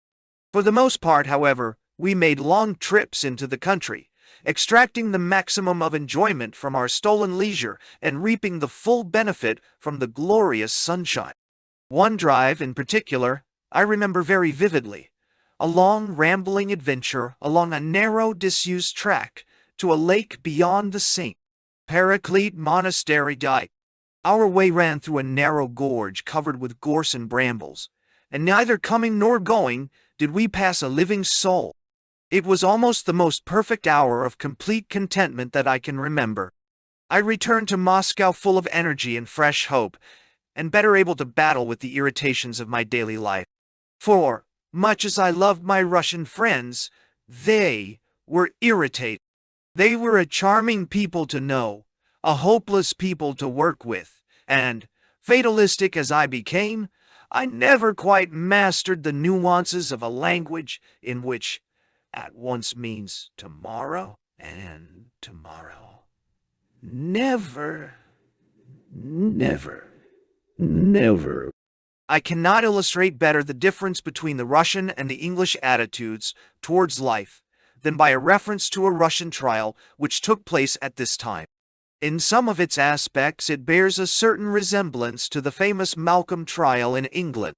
In Warsaw, a Russian police officer called Zlatostovsky had fallen in love with a certain Madame Marshevsky, the wife of an officer who was fighting for his country at the front. When Warsaw was evacuated, Zlatostovsky, his name in Russian means golden-mouthed, brought the woman to Moscow and took her to live with him in his own flat. Warned by a letter from the police officer's wife, Marshevsky came back from the front and tried to break into Zlatostovsky's flat. Zlatostovsky then emptied his revolver through the door and killed Marshevsky, who was unarmed. In spite of the bad conduct of the police officer in the whole case, he was acquitted. Public opinion made no protest against the verdict, nor did Zlatostovsky lose his job. Renewing my contact with Chelnikov and the other Moscow leaders, I found them more depressed than usual. The resignation of Polivanov, the war minister, who had been dismissed for his too friendly cooperation with the public organizations, had made them downhearted. The fall of Kut, following on our failure in Gallipoli, and the Easter Rising in Dublin had been a severe blow to British prestige. Chelnikov and I laid our heads together. What could we do to stimulate public confidence? How could we checkmate defeatism and lack of faith in the Western Allies? The mayor, whose Anglophilism was proof against all shocks, suggested an official visit of the British ambassador to Moscow. I said I was sure he would come if the visit would do good. We might give him the freedom of the city of Moscow, said Chelnikov. Excellent, I replied. It is in the best English tradition. There was, however, one drawback. Only one foreigner had ever been made a freeman of Moscow. The honor had never been conferred on an Englishman. It was a rare and precious gift, and it could be conferred only by a unanimous vote of the town council. Now the town Duma was a replica of the State Duma. It was composed of representatives of all the political parties, including the extreme right, which was not very pro-English and definitely opposed to the liberal parties. It was quite impossible for Chelnikov, even as mayor, to obtain a unanimous decision. He stroked his long patriarchal beard. Then, in his fine, deep voice, he gave me his considered opinion. I know my colleagues, he said. They are like children. They will never accept a suggestion coming from me.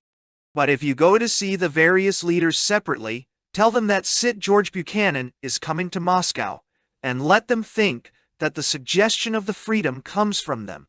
Well, if you do your work cleverly, they will jump at it. No. I carried out the plan exactly as he prescribed. I saw Nikolai Guchkov, Viktor Bryansky, and the other refractory leaders, and with the unanimous decision of the Duma in my pocket, I went to see the ambassador. The visit on my suggestion took place on Empire Day. It was, I believe, the first occasion on which Empire Day was celebrated officially in Russia, and it was from first to last an immense success. The whole city showed a united front in welcoming the ambassador. Black Hundred lions lay down with cadet lambs. Octobrists and social revolutionaries vied with one another in the vehemence of their protestations of friendship and of their determination to fight to a victorious end.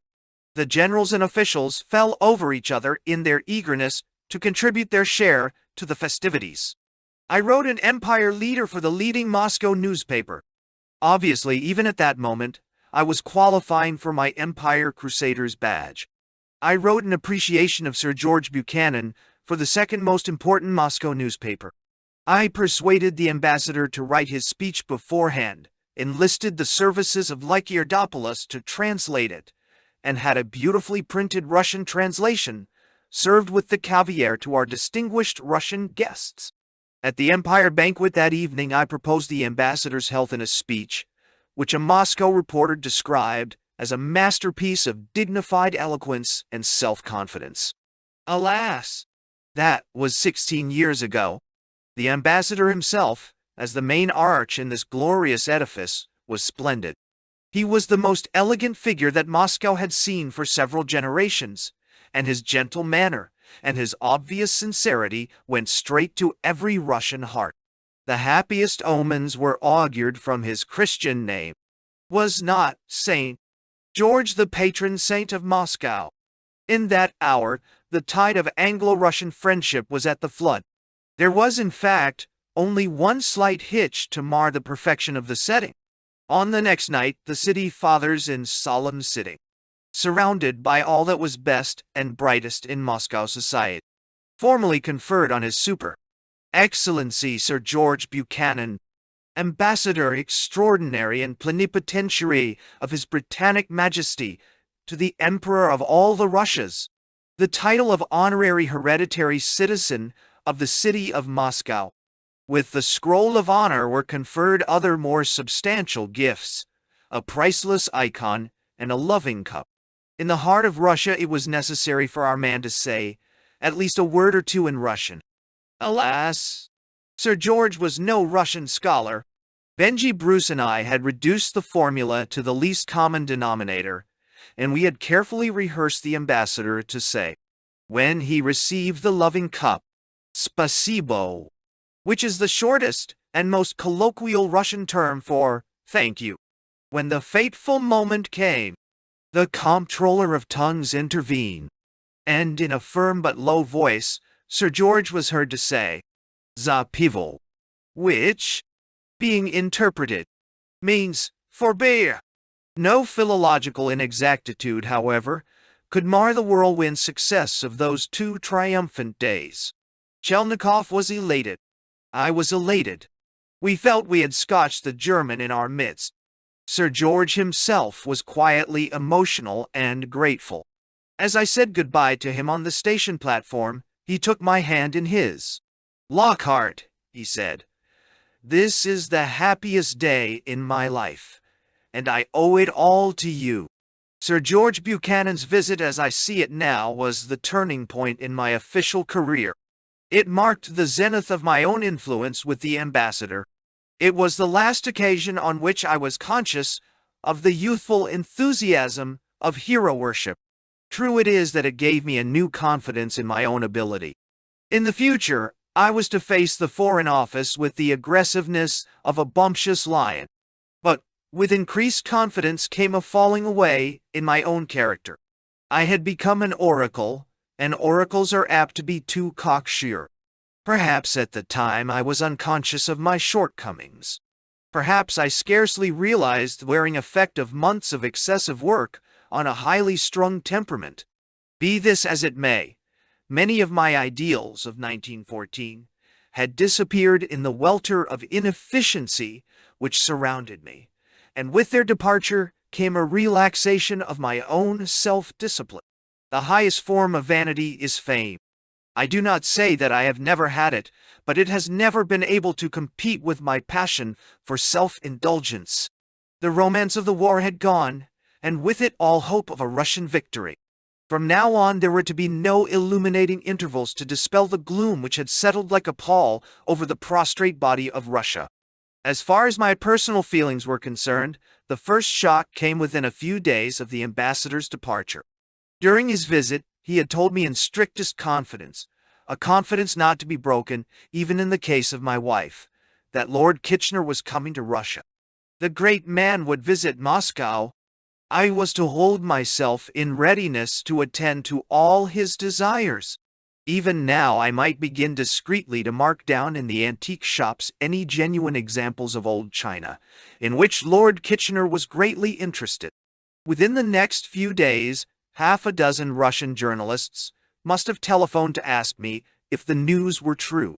At my wife's weekly reception, General Wogak, a charming, cultured soldier, who had at one time been military attaché in Peking and Washington, announced the visit, with its date and object, as if no secrecy were needed. Long before Kitchener had sailed from Scotland, the news of his mission was common property in both St. Petersburg and Moscow. I quote these indiscretions merely as an instance of the leakages that were so frequent in the Russia of these war days. I do not suggest that they bore any relation to the fate of the ill-starred Hampshire. I never met Lord Kitchener. I am, therefore, not in a position to say authoritatively what he might or might not have done in Russia. I venture, however, to doubt the opinion, so frequently expressed by English writers on Russia, that if he had come face to face with the Tsar, the whole course of the war would have been changed. I have little faith in the great man theory, perhaps because I have the valet mind. The strength of nations is in their collective force. Strong nations produce strong men. Weak nations go to the wall. But even admitting that Kitchener was a superman, I do not believe that his influence on the Tsar would have been more than ephemeral. Even strong men cannot compete with nature. In any case, his visit would have been too late. The inexorable hand of fate was already stretched out over the ruling class of Russia. Nevertheless, the tragedy of Kitchener was a disaster which aggravated the sickness of the Russian body and the faintness of the Russian heart. It was followed by another shock which had even more serious repercussions on the Russian situation.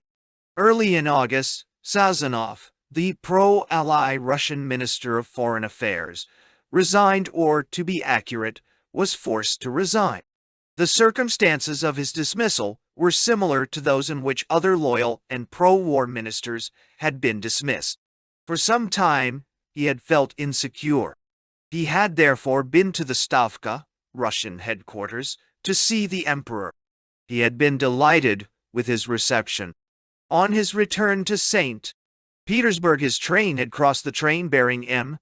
Sturmer, the most unpopular of all the Tsar's prime ministers, to headquarters. Almost before M.E.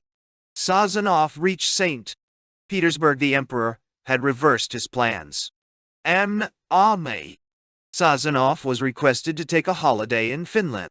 His dismissal followed soon afterwards. The forces of darkness had triumphed once again.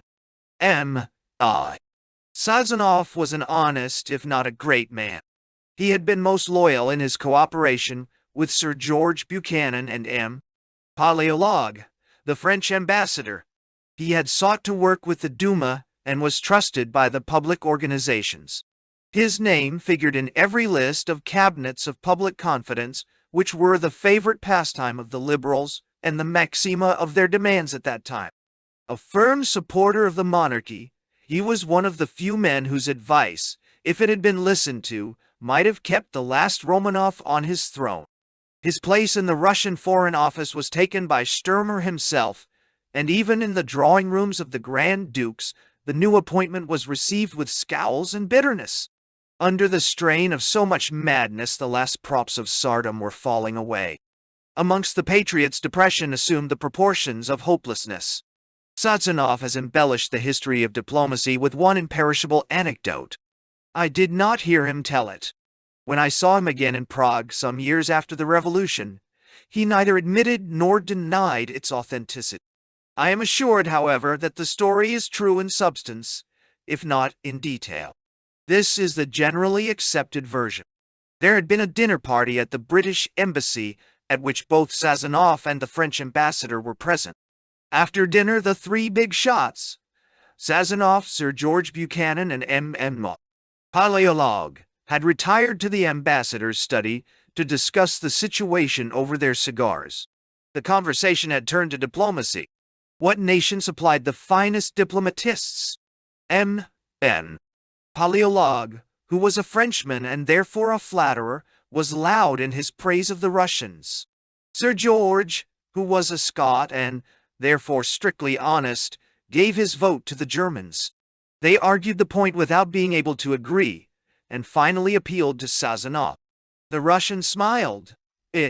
Your Excellencies, he said, are both wrong. In my opinion, there can be no question of dispute. The palm belongs surely to the English. M. Paleolog, already sufficiently jealous of Sir George, made a sour face. Sir George's eyes registered an innocent astonishment. Again, Sassanov smiled. You would like my explanation.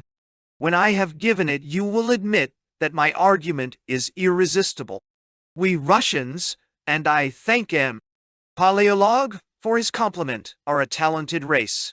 We are admirable linguists. Our sources of knowledge are unlimited. Unfortunately, however, we cannot trust ourselves.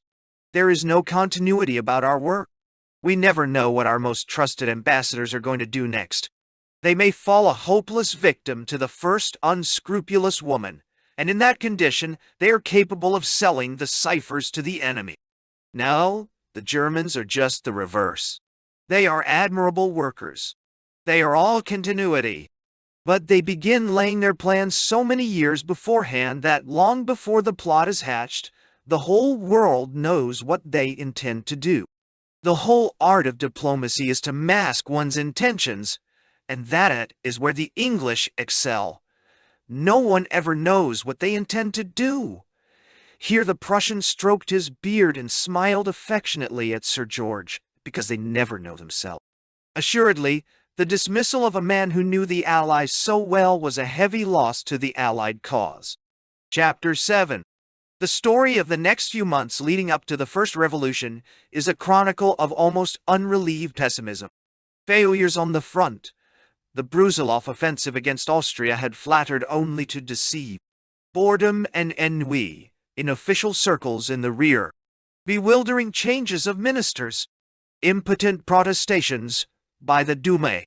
Increasing discontent and murmurs, not only in the villages, but also in the trenches. In St. Petersburg and even in Moscow, the war had become of secondary importance. The approaching cataclysm was already in every mind and on everybody's lips.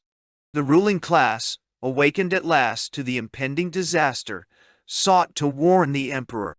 Political resolutions, passed now, not only by the liberals, but by the nobility, were showered like autumn leaves upon the emperor. There was no disloyalty in these addresses. They merely begged the Tsar to change his counselors, to replace them with men enjoying the confidence of the country.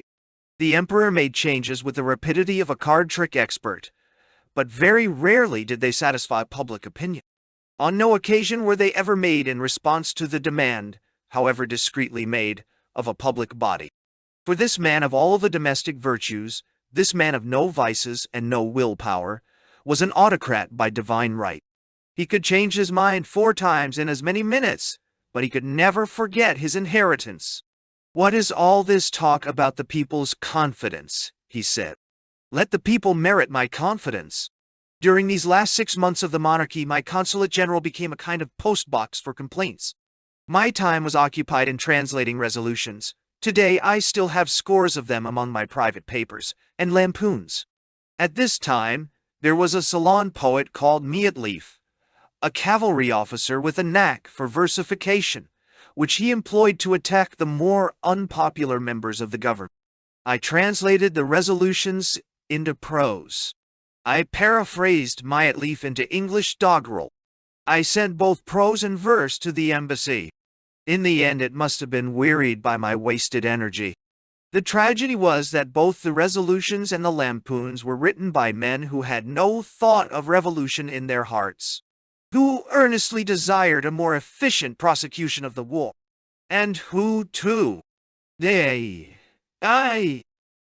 they were alive, would give their right hand to replace the emperor or, at least an emperor on the throne of Russia. As far as Moscow is concerned, I do not exaggerate. I was in almost daily contact with the men who, sorely against their wish, formed the first provisional government after the abdication of the Tsar. Prince Lvov, Chelnikov, Manuelov, Ivanov, Mekhlikov, Novikov, Kokoshkin. From intimate personal intercourse, I knew that they were appalled by the problem which confronted them as Russian patriots. The problem itself was very succinctly put by Mekhlikov, the famous Russian orator and subsequent ambassador of the provisional government in Paris, in one of those parables in which owing to the censor. Russians were experts. A motor car is going down a steep hill. At the bottom there is a yawning precipice. Your mother is seated in the front seat next to the driver. You yourself are in the back seat. Suddenly you realize that the driver has lost control. What are you to do? As one of those quandaries set as a competition in the popular press, it would have been an interesting conundrum, which would have evoked entirely satisfactory answers from Mr. Lansbury, Sir Malcolm Campbell, Miss Ethel Mannon, Lord Castleross, and Lady Inverclyde. In the life of a nation plunged in the vortex of a world war, it was a matter of life or death. In this case, there was no attempt at a solution. The driver was left to run his car over the precipice. During that torrid summer, visitors came to Moscow and went. English generals, Locker Lampson's armored car unit, English journalists, the Grand Duke Michael, the brother of the Tsar. I entertained the English visitors and listened to their views. I had a long and rather futile conversation with the Grand Duke Michael when he came to a private show of some French war films. In his Cossack uniform, he made a pleasant impression. A tall, handsome figure of a man with charming manners and an easy-going disposition, he struck me as a prince who might have made an excellent constitutional monarch.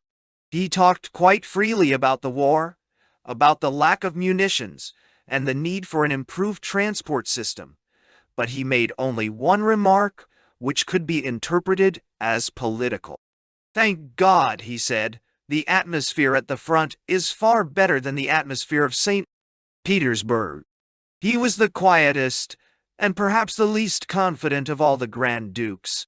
When summer passed into winter, there were more visits to the embassy.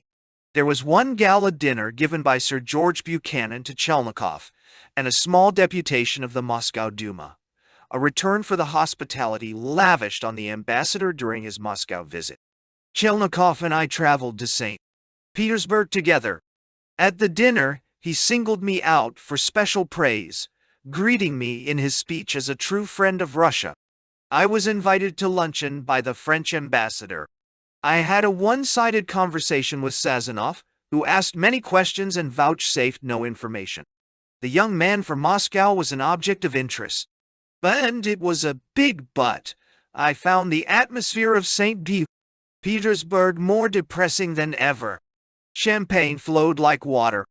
The Astoria and the Europe, the two best hotels in the capital, were thronged with officers who should have been at the front. There was no disgrace in being a shirker, or in finding a sinecure in the rear. I had an impression of senseless ennui and fin de siècle, and in the streets were the long queues of ill-clad men and garrulous women, waiting for the bread that never came. Even in the embassy, hope had sunk to a low ebb. Sir George himself looked tired and ill. He still wore his hat at the same rakish angle. Never for one moment did he relax his optimism in the presence of the Russians. But, when he walked, his shoulders drooped as though his burdens were more than he could bear. In the chancery, there were signs of frayed nerves, the inevitable result of long months of monotonous and profitless work. My own conduct was puerile and reprehensible. I protracted my visits longer than was necessary, making bogus excuses of work in order to go to Russian parties and to be entertained by those whom I had entertained in Moscow. I drank the champagne, more than was good for me, of those I criticized, and I returned to Moscow ashamed and unhappy.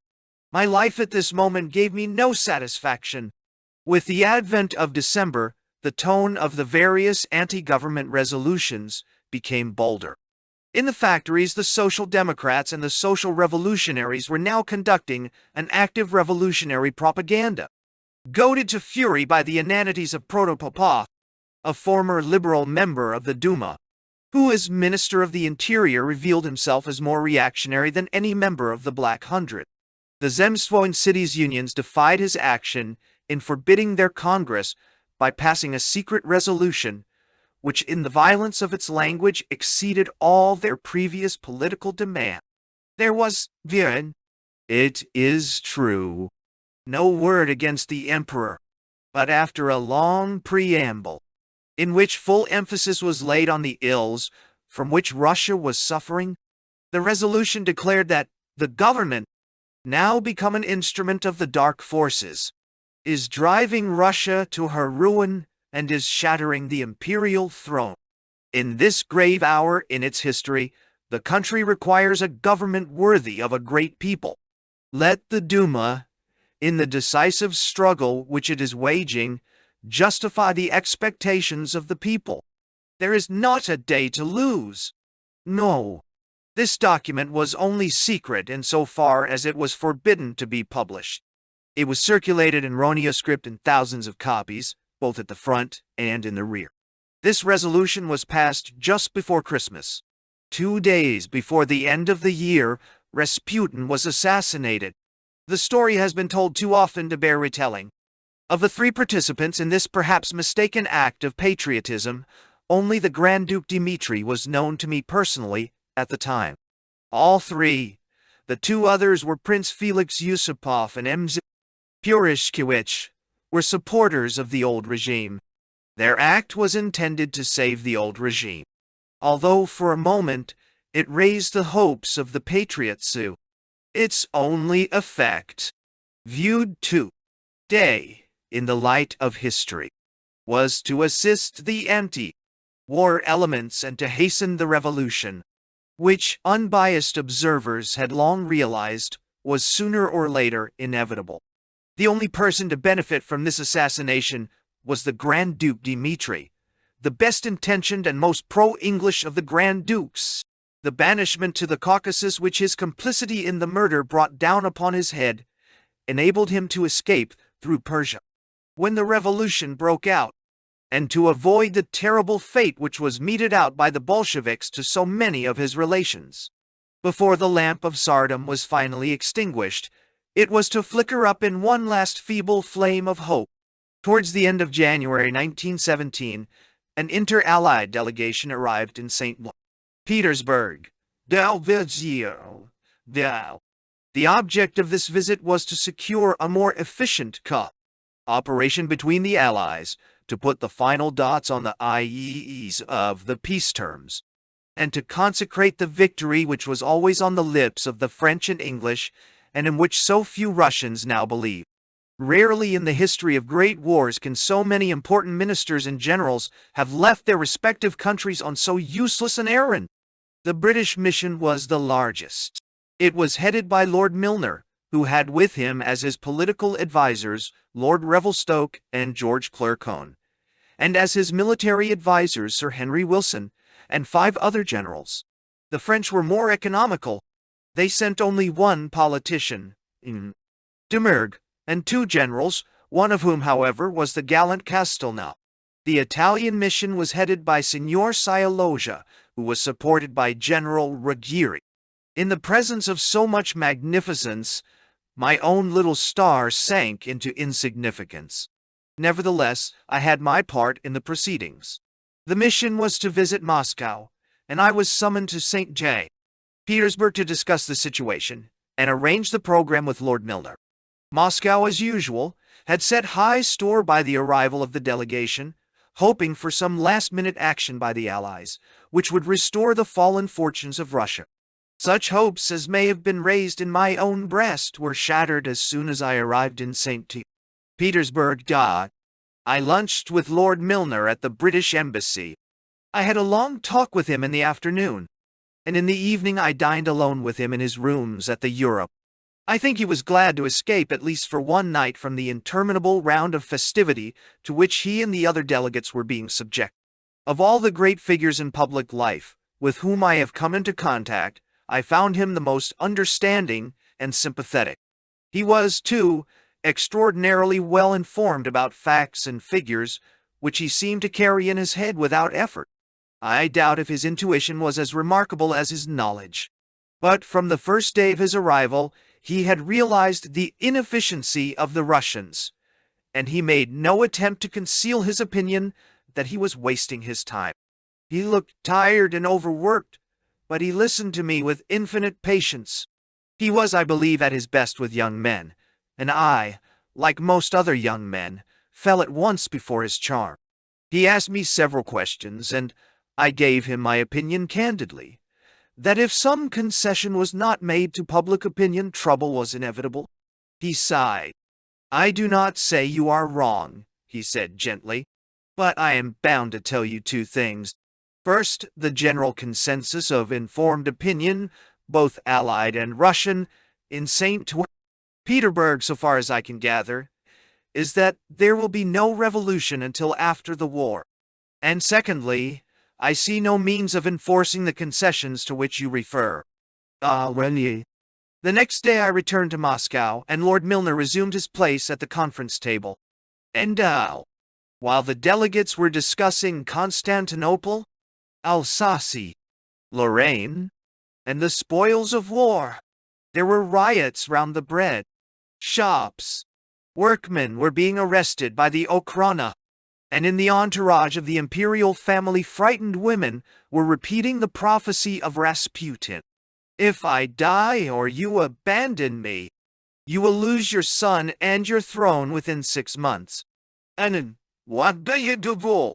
A week later, Lord Milner, accompanied by Lord Revelstoke and George Clerk, came to Moscow. Sir Henry Wilson and the other British generals had gone to the front. Their visit was to come later. To the end of his life, Lord Milner never forgot those 2 days in Moscow. They were the last nail in the coffin of his discomfort. There was a reception at the town Duma at which he had to make a speech, and to present Chelnikov with the KCMG, which the king had conferred upon him as a reward for his services to the Anglo-Russian Entente. Poor Chelnikov! This was the final hour of his reign as mayor. When the revolution came, he had to flee the country, leaving his precious KCMG behind. Today, he is dying of cancer in the Belgrade Russian hospital. When I saw him there a few years ago, he expressed the wish that fresh insignia might be given to him. I tried to obtain a new order for him through the Foreign Office, and was informed that he would have to purchase it himself. There was an Anglo-Russian luncheon, which lasted 5 hours, and at which various members of the Imperial Duma were determined to deliver their set speeches even at the risk of prolonging luncheon into dinner. The unfortunate Englishman, who understood no Russian, and who doubtless would have liked to see something of the Kremlin and the ancient city, was chained to his duty from early morning to late night. I cannot congratulate myself on my staff work on this occasion, and yet the visit was the occasion of one historical meeting. I arranged a private interview between Prince Lvov and Chelnikov on the one side, and Lord Milner and George Clerk on the other. I acted as interpreter. Prince Lvov, a quiet, gray-bearded man, tired out with overwork, spoke with great moderation. But lest there should be any doubt as to his views, he brought a written memorandum with him. It was a long document, but the gist of it was that if there was no change in the attitude of the emperor, there would be a revolution within 3 weeks. My duties were not ended when I had put Lord Milner to bed. I had my report to send to the embassy. There was George Clerk, determined to see something of Moscow by night, and still young enough to sacrifice his sleep to his determination. Enlisting the services of a young Russian millionaire, we took him to a gypsy party, doubtless one of the last of the great gypsy parties celebrated under the monarchy. Goodness knows what it cost. I could not have paid.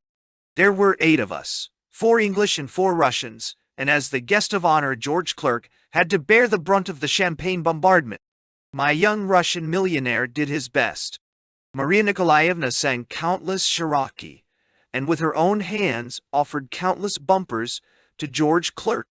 As a diplomatist, he has had many triumphs, but never has he borne himself more bravely than on that last evening in Moscow. He never refused a toast. He drank each one down in the approved Russian manner, and his monocle never moved. Not a hair of his head was ruffled. There was neither flush nor pallor on his cheeks. In the early hours of the morning, Prokhorov, my young millionaire officer, signed the bill and distributed the necessary largesse, and we set off home. My wife, George Clerk, Jimmy Valentine and I in one car, Prokhorov and his Russian friends showing the way in another. A quarter of a mile down the road we passed him. He had pulled up beside a policeman and was standing in the road. For George Clerk's edification, we stopped to watch. Prokhorov was fumbling in his pockets. He pulled out his purse and handed a ruble to the policeman, who clicked his heels together and saluted. His hand on his sword, Prokhorov drew himself up to his full height. There was a sparkle in his eye, and he looked as though he were about to lead a charge. Bože Tsaria Krani, he thundered. Dien Tor. God save the Tsar, repeated the policeman. And Bei Jidov, beat the Jews. We drove on. Prokhorov did not hate the Jews. Insofar as he had any political views, he was a liberal. But he would go on with his God, save the Tsar, and beat the Jews refrain all the way home. It was the prescribed ritual. It was the pre-revolutionary tradition. Lord Milner and George Clerk having returned to St. Petersburg, we were promptly inflicted with the military invasion of Sir Henry Wilson and his brother officers. There was no political significance attached to this visit, yet it nearly ruined my relations with my Russian friends and involved me in one of the most uncomfortable incidents in my official life. The generals had come to Moscow, not for business, but for relaxation. They had had their bellyful of official entertaining. In any case, they were not interested in the political views of Moscow malcontents, or, for that matter, of a beardless consular officer. What could I do to amuse them? Could I arrange a small dinner and a dance for them? And, as they were 15 strong, need I invite the husbands? This was the burden of my conversation with Sir Henry Wilson on his arrival, and, anxious to please so great a soldier, I rushed away to fulfill his commands. I sought the assistance of my wife. She rang up the wives of the Russians who throughout the war had done most to help us to entertain the various English missions which had visited Moscow. With delicious zest, they entered into the spirit of the adventure, and before luncheon time we had arranged an almost perfect party. Need I say that our invitations had been extended only to the young and pretty wives, and that their husbands had not been taken into their confidence? Oh, egregious, overzealous youth! The party was held in a private room in the Hermitage restaurant. The food, the wines, were the best that Moscow could provide. The orchestra was coarse, and in honor of the English guests, Krish played "Love Me and the World Is Mine" with even more than his usual feeling. The party was a complete success. It was friendly. It was decorous. In the presence of such pillars of respectability as General Clive, Lord Duncannon, today Lord Bessborough, and Sir Henry Wilson himself, how could it have been otherwise? And yet in this fold of innocence there was one black sheep. Lord Brooke asked if he might bring a friend to the dinner. She was unknown to my Moscow friends. She was an aristocrat. She had been divorced. Worst of all, she came from St. Petersburg.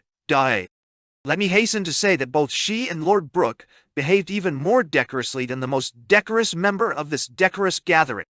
But the mischief was done. And at an early hour next morning my telephone buzzed incessantly with calls from irate husbands demanding apologies for my conduct. The final blow came when my richest, most influential Russian friend called at the Consulate General and asked to speak to me. He was shown into my room. He walked up to my desk and clicked his heels. There was a look of steel in his eyes. "Roman Romanovich," he said, "you were my friend. I consider it my duty to inform you that your conduct in inviting my wife without me last night was ungentlemanly. Goodbye." And righteously indignant, he strode out of the room. It took me weeks of arduous attention to gather up the fragments of my broken friendships. One now, Sir George Clerk, HM Ambassador to Turkey. Chapter 8. A few days later, the assembled delegations left for England, France, and Italy. There were no bands to play them off, no official farewells. They traveled via Murmansk, where the Kildonan Castle was waiting to pick them up, and mindful of the fate of Kitchener, they kept the day and the hour of their departure secret. and in order that the secret might be better guarded, they sacrificed their shoes, which, at the request of those responsible for their safety, were left outside their bedroom doors long after the occupants had stolen away. There is a story current that on his return to England, Lord Milner wrote a cabinet report in which he expressed his firm conviction that there would be no revolution, and that before the ink on it was dry, the revolution had already started. I have been unable to verify the authenticity of this account, which was given to me by a cabinet minister. But for the respect in which I hold Lord Milner's memory, I should like to believe that it were true. It is an ending which flatters my complacency as much as it appeals to my sense of the dramatic. After all, I had given an accurate forecast, and it had been disregarded. Truth, however, compels me to doubt if Lord Milner ever wrote such a report or made such a categorical expression of his opinion. The Foreign Office, it is true, was furnished with a report which began, "It may seem presumptuous in one who has spent only a fortnight in Russia," and which ended with a bold prophecy that there would be no revolution. But that report was not signed by Lord Milner. Nor was there anything in Lord Milner's attitude during his Russian visit, or in the numerous conversations which I had with him, to give the impression that he had any confidence in the permanence of the Tsarist regime. What advice he gave to Mr. Lloyd George, I do not know, but I cannot believe that it was optimistic. Sir Samuel Hoare, who accompanied the Milner mission on its return journey to England, and whose evidence cannot be lightly disregarded, is emphatic in his statement that all the members of the mission were mistaken in almost all their conclusions, and that their reports written on the Kildonan Castle were absurdly overconfident. In spite of Sir Samuel's evidence, I still maintain that Lord Milner's optimism must have been qualified. His Russian visit cast a gloom over him which could not have been dispelled by the exuberance of his subordinates. Certainly, there was no evidence of optimism in his subsequent letters to those British officials who remained in Russia. One quotation will suffice, an extract from a letter written to Benjy Bruce, the head of the Embassy Chancery, a few weeks after Lord Milner had returned to London. It runs as follows: "Alas! Alas! I fear all the missions of British labor leaders and all the compliments we have showered on the Russian Revolution.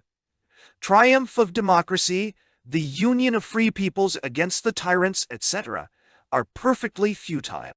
It is evident to me that, intentionally or not, Russia is going out of the war. It must be heartbreaking for your chief, who has done so much in the past to cement the friendship between Russia and England, and who would have averted the catastrophe which has actually occurred if his advice had been listened to. Even now he seems to be managing wonderfully in a very difficult situation, but I fear no steering is of much avail in the teeth of such a typhoon. Michel, this does not read much like optimism. One thing is certain. If this mission did not open the eyes of its members to the state of Russia, it was useless even as an object lesson to the Western Allies. As far as Russia was concerned, it might just as well have remained in London, Rome, and Paris. On March 12th, less than 3 weeks after the departure of the Allied delegates, the storm broke, and in a night of Bradriat, similar to hundreds which had taken place during the previous 12 months, had become a revolution. In Moscow, there was no bloodshed. There was no one left to defend the old regime. It was a bitterly cold day. Our house, which was central heated, had been short of fuel for nearly a week, and I went out into the crowds in the street.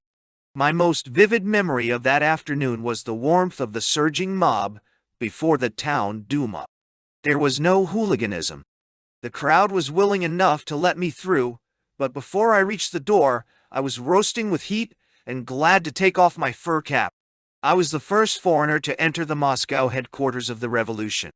Inside, the rooms and passages of the huge town hall were thronged with bands of students and soldiers, the soldiers hot, greasy, and officious, the students raucous and exultant. Nor was only youth in the ascendant. There were gray-bearded men bent with years, men who had suffered exile, who had lived in mouse holes, and who, with trembling knees and a strange light in their eyes, were now rejoicing over the hour of their triumph. The enthusiasm was compelling, almost infectious, but it was more impressive in the masses outside than in the delegates inside the building.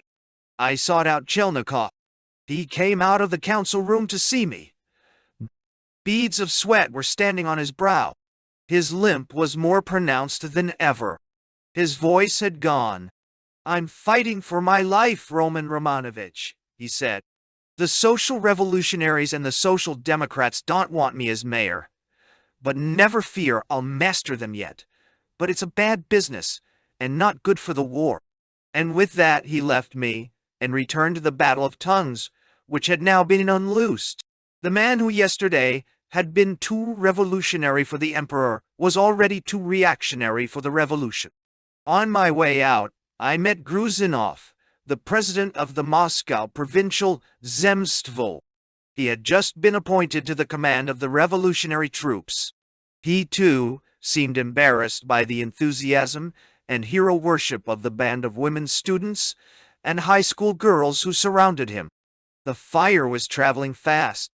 One other scene in that first day of good-tempered confusion remains clear-cut before my eyes. On my way home I met Harry Charnock in the street. For months he had been negotiating for the sale of the great Vikhl Morozov textile works to a rich American group.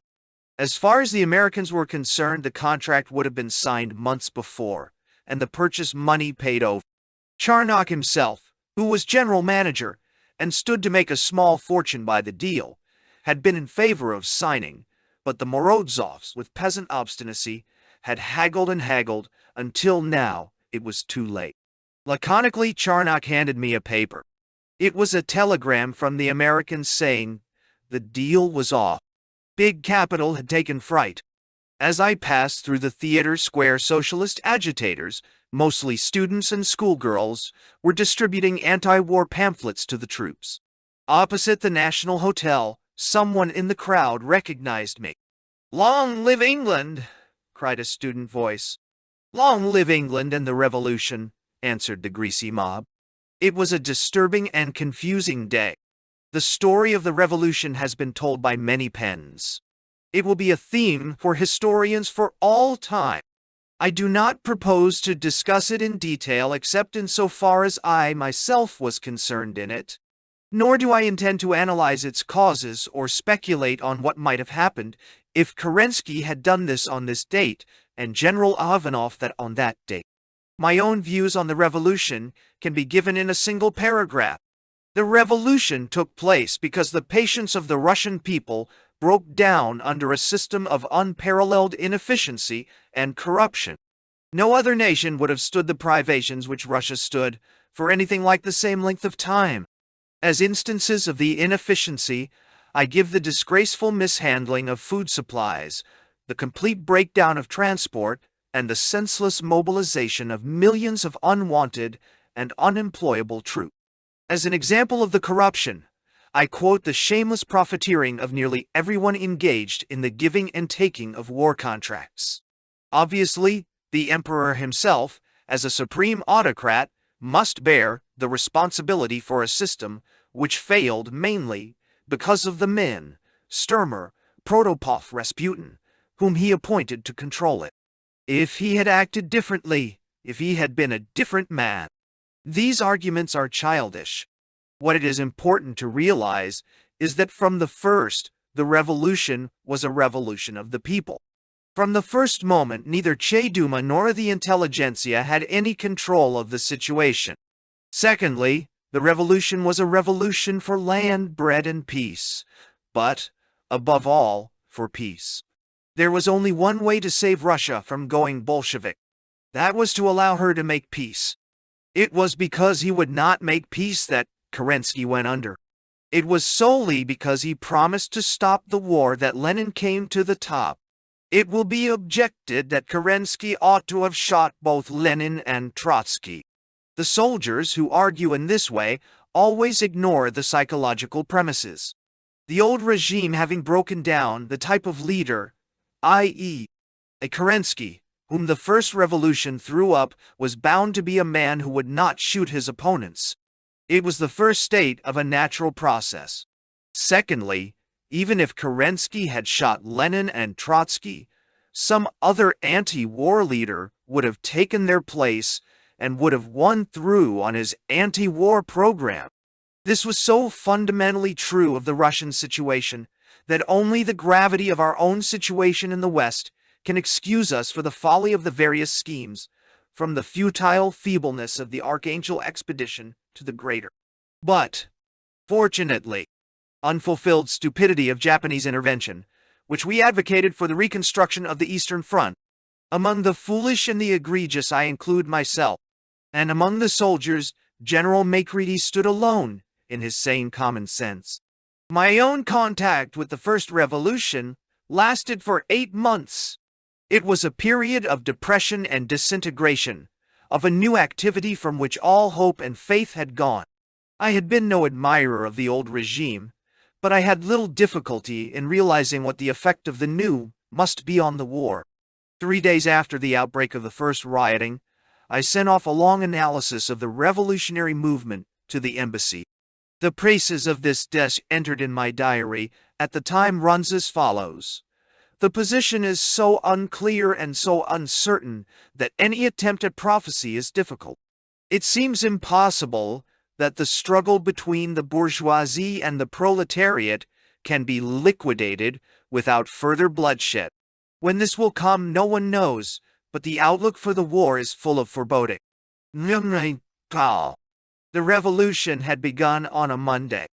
On the Saturday, I took part in my official capacity in a grand review of the revolutionary troops on the Red Square. It was an inspiring sight. 40,000 troops celebrating a newly won freedom by a march past, executed with perfect precision and order.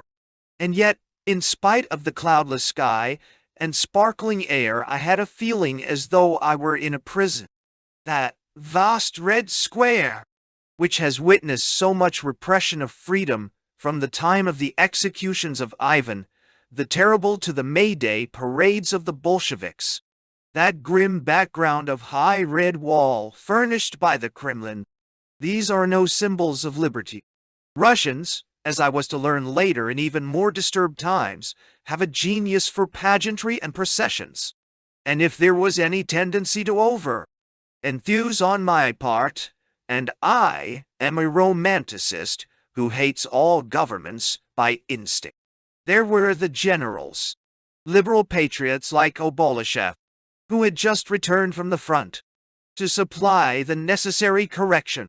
Discipline had disappeared. Men no longer saluted their officers. Deserters were seeking the villages in their thousands. The floodgates of 300 years had been swept away. The tide was not to be stemmed by any individual effort until it had spent itself, guided skillfully into less dangerous channels it might have been. But that was not the method of the Allies, who had greeted the revolution first with feigned enthusiasm, and then with increasing alarm.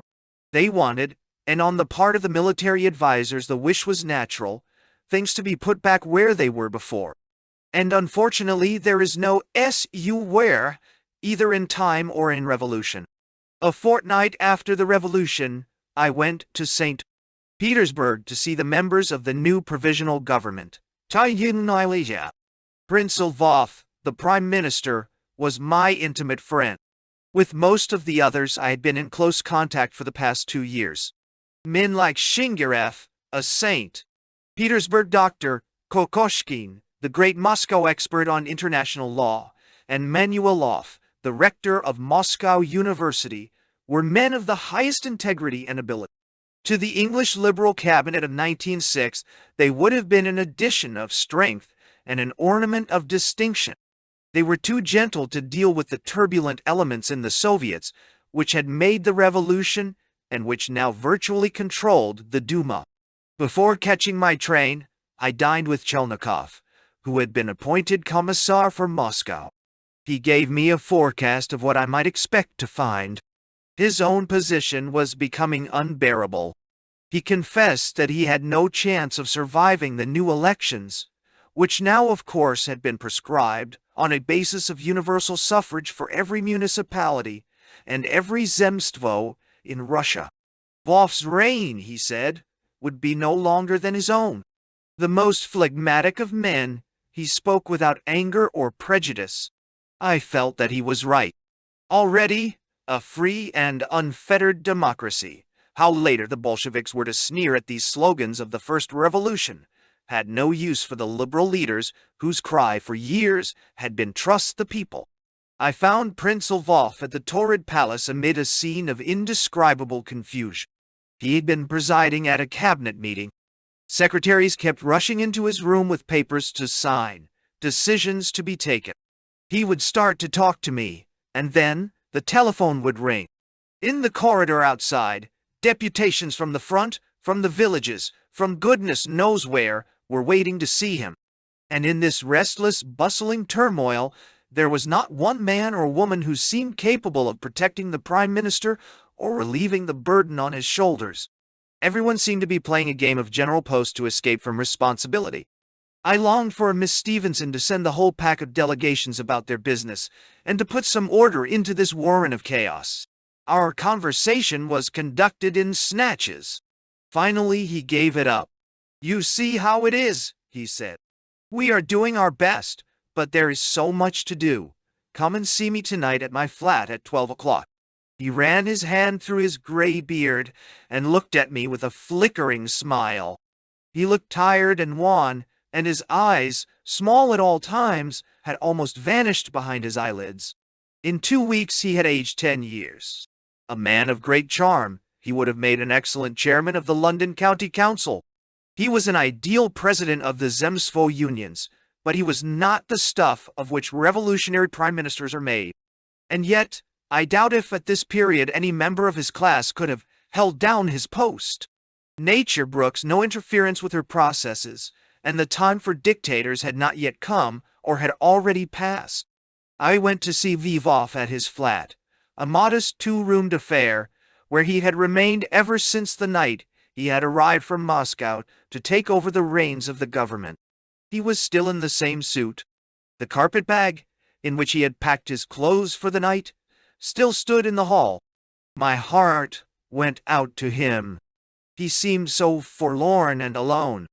As always, he spoke in his rather jerky little monotones. He was a shy man, and, although he bore an aristocratic name, more like a country doctor than an aristocrat. To those who knew him slightly, he gave an impression of cunning, due actually to his timidity. To those whom he trusted, he was open and without restraint. He made no concealment of his fears and anxieties. Russia would come through, but Russia would carry on with the war, but his whole conversation was a confession of the weakness of his own position. When I went to see my other Moscow friends in the government, I found the same helplessness, the same apprehensions. There was only one man in the cabinet who had any power. That was the nominee of the Soviets, Kerensky, the Minister of Justice. The revolution had destroyed my old liberal friends. Now I had to seek new gods. Chapter 9. It was Prince Lvov who arranged my first meeting with Kerensky. I could not have had a better introduction. Like most socialists, Kerensky admired and respected Lvov as much for the integrity of his character as for the work he had done for the Russian people. I received an invitation to luncheon. At the appointed hour, my sleigh drew up before the Ministry of Justice, and I climbed up the long steps of the official staircase, where only 3 weeks before had reigned all the rigid ceremonial of the ancient regime, into an ante-chamber filled with a crowd of soldiers, sailors, legal functionaries, students, schoolgirls, workmen and peasants, all waiting patiently, like one of the bread queues in the Litanaya or the Nevsky. I pushed my way through the throng to a tired and much harassed secretary. "You wish to see Alexander Fyodorovich Kerensky? Quite impossible. You must come tomorrow." I explained patiently that I am invited to luncheon. Again the machine-like voice breaks in. "Alexander Fyodorovich has gone to the Duma. I have no idea when he will be back. In these days, you know. He shrugs his shoulders. Then, almost before I have time to allow the disappointment to show on my face, the crowd surges forward. "Stand back! Stand back!" shout the soldiers. Two nervous and very young adjutants clear a passage, and in half a dozen energetic strides, Kerensky is beside me. His face has a sallow and almost deathly pallor. His eyes, narrow and Mongolian, are tired. He looks as if he were in pain, but the mouth is firm, and the hair, cropped close and worn in brows, gives a general impression of energy. He speaks in quick, jerky sentences with little sharp nods of the head, by way of emphasis. He wears a dark suit, not unlike skiing kit, over a black Russian workman's blouse. He takes me by the arm and leads me into his private apartments, and we sit down to luncheon at a long table with almost 30 places. Madame Kerensky is already lunching. By her side are Breshkovskaya, the grandmother of the Russian Revolution, and a great brawny-armed sailor from the Baltic fleet. People drift in and out at will. Luncheon is a floating meal, and it seems to be free to all. And all the while, Kerensky talks. In spite of the government prohibition order, there is wine on the table, but the host himself is on a strict diet and drinks nothing but milk. Only a few months previously, he has had a tubercular kidney removed. But his energy is undiminished. He is tasting the first fruits of power. Already he resents a little the pressure that is being put on him by the Allies. How would Lloyd George like it if a Russian were to come to him to tell him how to manage the English people? He is, however, good-natured. His enthusiasm is infectious, his pride in the revolution unbounded. "We are only doing what you have done centuries ago, but we are trying to do it better, without the Napoleon and without the Crown. People call me a mad idealist, but thank God for the idealists in this world." And at the moment, I was prepared to thank God with him. Since that first luncheon, I have had many meetings with Alexander Fyodorovich. In Russia, I suppose I knew him better, far better indeed, than any other British official. I interpreted for him on several occasions in his negotiations with Sir George Buchanan. I saw him frequently alone. It was to me that he came when he was in hiding from the Bolsheviks. It was I who was instrumental in getting him out of Russia. And today, when thousands of anti-Bolshevik Russians, and English too, revile him, when the men and women who once sought his favor and leant upon his words curse his name, I have remained his friend. Kerensky was the victim of the bourgeois hopes which his short-lived success aroused. He was an honest, if not a great man, sincere in spite of his oratorical talents, and for a man who for 4 months was worshipped as a god, comparatively modest. From the start he was fighting a hopeless battle, trying to drive back into the trenches a nation which had already finished with the war. Caught between the crossfires of the Bolshevik left, which was screaming peace at every street corner and in every trench, and of the right and of the Allies, who were demanding the restoration of discipline by Tsarist methods, he had no chance. And he fell, because whoever had tried to do what he did was bound to fall. Yet for a few weeks, it seemed that his oratory might work a miracle, and that his ridiculous belief, shared by all the social revolutionaries and most of the liberals, in the common sense of the Russian people might justify itself. For in his own peculiar way, Kerensky must be regarded as one of the great orators of history. There was nothing attractive about his delivery. His voice was raucous from much shouting. He had few gestures, for a Slav amazingly few. But he had words at his command, and he spoke with a conviction that was all-compelling. How well I remember his first visit to Moscow. It was, I think, soon after he had been made Minister for War. He had just returned from a visit to the front. He spoke in the big theater, the platform on which later the Bolsheviks ratified the Peace of Brest-Litovsk. Kerensky, however, was the first politician to speak from that famous stage, which has given to the world Chalyapin, Sobanov, Geltser, Mortkin, and scores of other famous dancers and singers. On this occasion, the huge amphitheater was packed from top to bottom. In Moscow, the embers of Russian patriotism were still warm, and Kerensky had come to stir them into flame again. Generals, high officials, bankers, great industrialists, merchants, accompanied by their wives, occupied the parterre and first balcony boxes. On the stage were the representatives of the soldiers' councils. A small pulpit had been erected in the foreground of the stage just above the prompter's trapdoor. There was the usual 10 minutes delay, the customary rumors among the audience. Alexander Fyodorovich was ill. A new crisis had recalled him to St. Petersburg Gateway. Then the buzz of conversation gave place to a burst of clapping, and from the wings the pale figure of the war minister made its way to the central dais. The audience rose to him. Kerensky held up his hand and plunged straight into his speech. He looked ill and tired. He drew himself up to his full height, as if calling up his last reserves of energy. Then, with an ever-increasing flow of words, he began to expound his gospel of suffering. Nothing that was worth having could be achieved without suffering.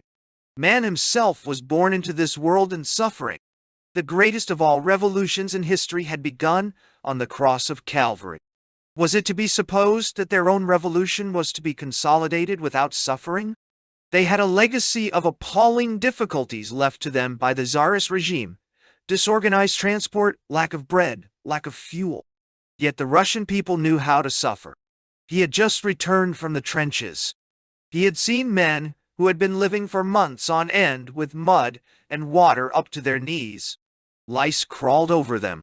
For days they had had nothing but a crust of black bread for sustenance. They were without the proper equipment for their self-defense. They had not seen their womenfolk for months. Yet they made no complaint. They had promised to do their duty to the end.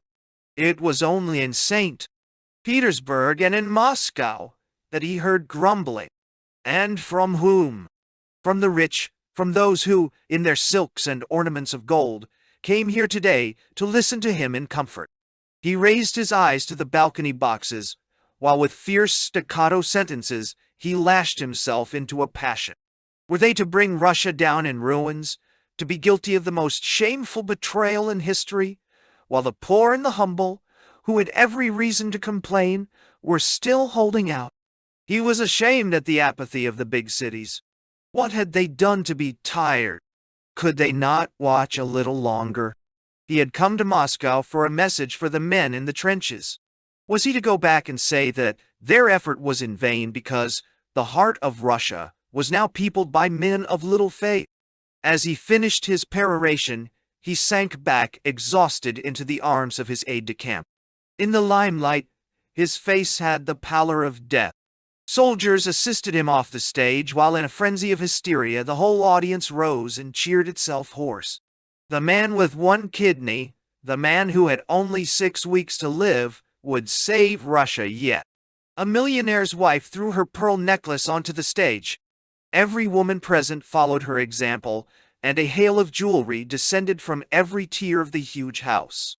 In the box next to me, General Wogak, a man who had served the Tsar all his life and who hated the revolution as the pest, wept like a child. It was an epic performance, more impressive in its emotional reactions than any speech of Hitler or of any orator I have ever heard. The speech had lasted for 2 hours. Its effect on Moscow and on the rest of Russia lasted exactly 2 days. Today, the reactionaries and imperialists who once fawned on him have no good word to say of Kerensky. More even than the Bolsheviks, he is made the scapegoat of their shortcomings.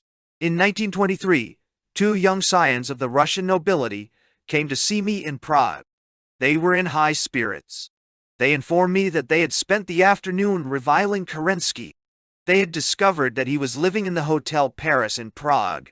They had hired the room next to his and had spent the afternoon shouting "dirty dog" and other abuse through the thin partitions. That is typical of the attitude of most Russians towards the man whose chief sin was that he had disappointed impossible hopes. Kerensky was the symbol of a necessary interlude between the Tsarist war and the Bolshevik peace. His failure was inevitable.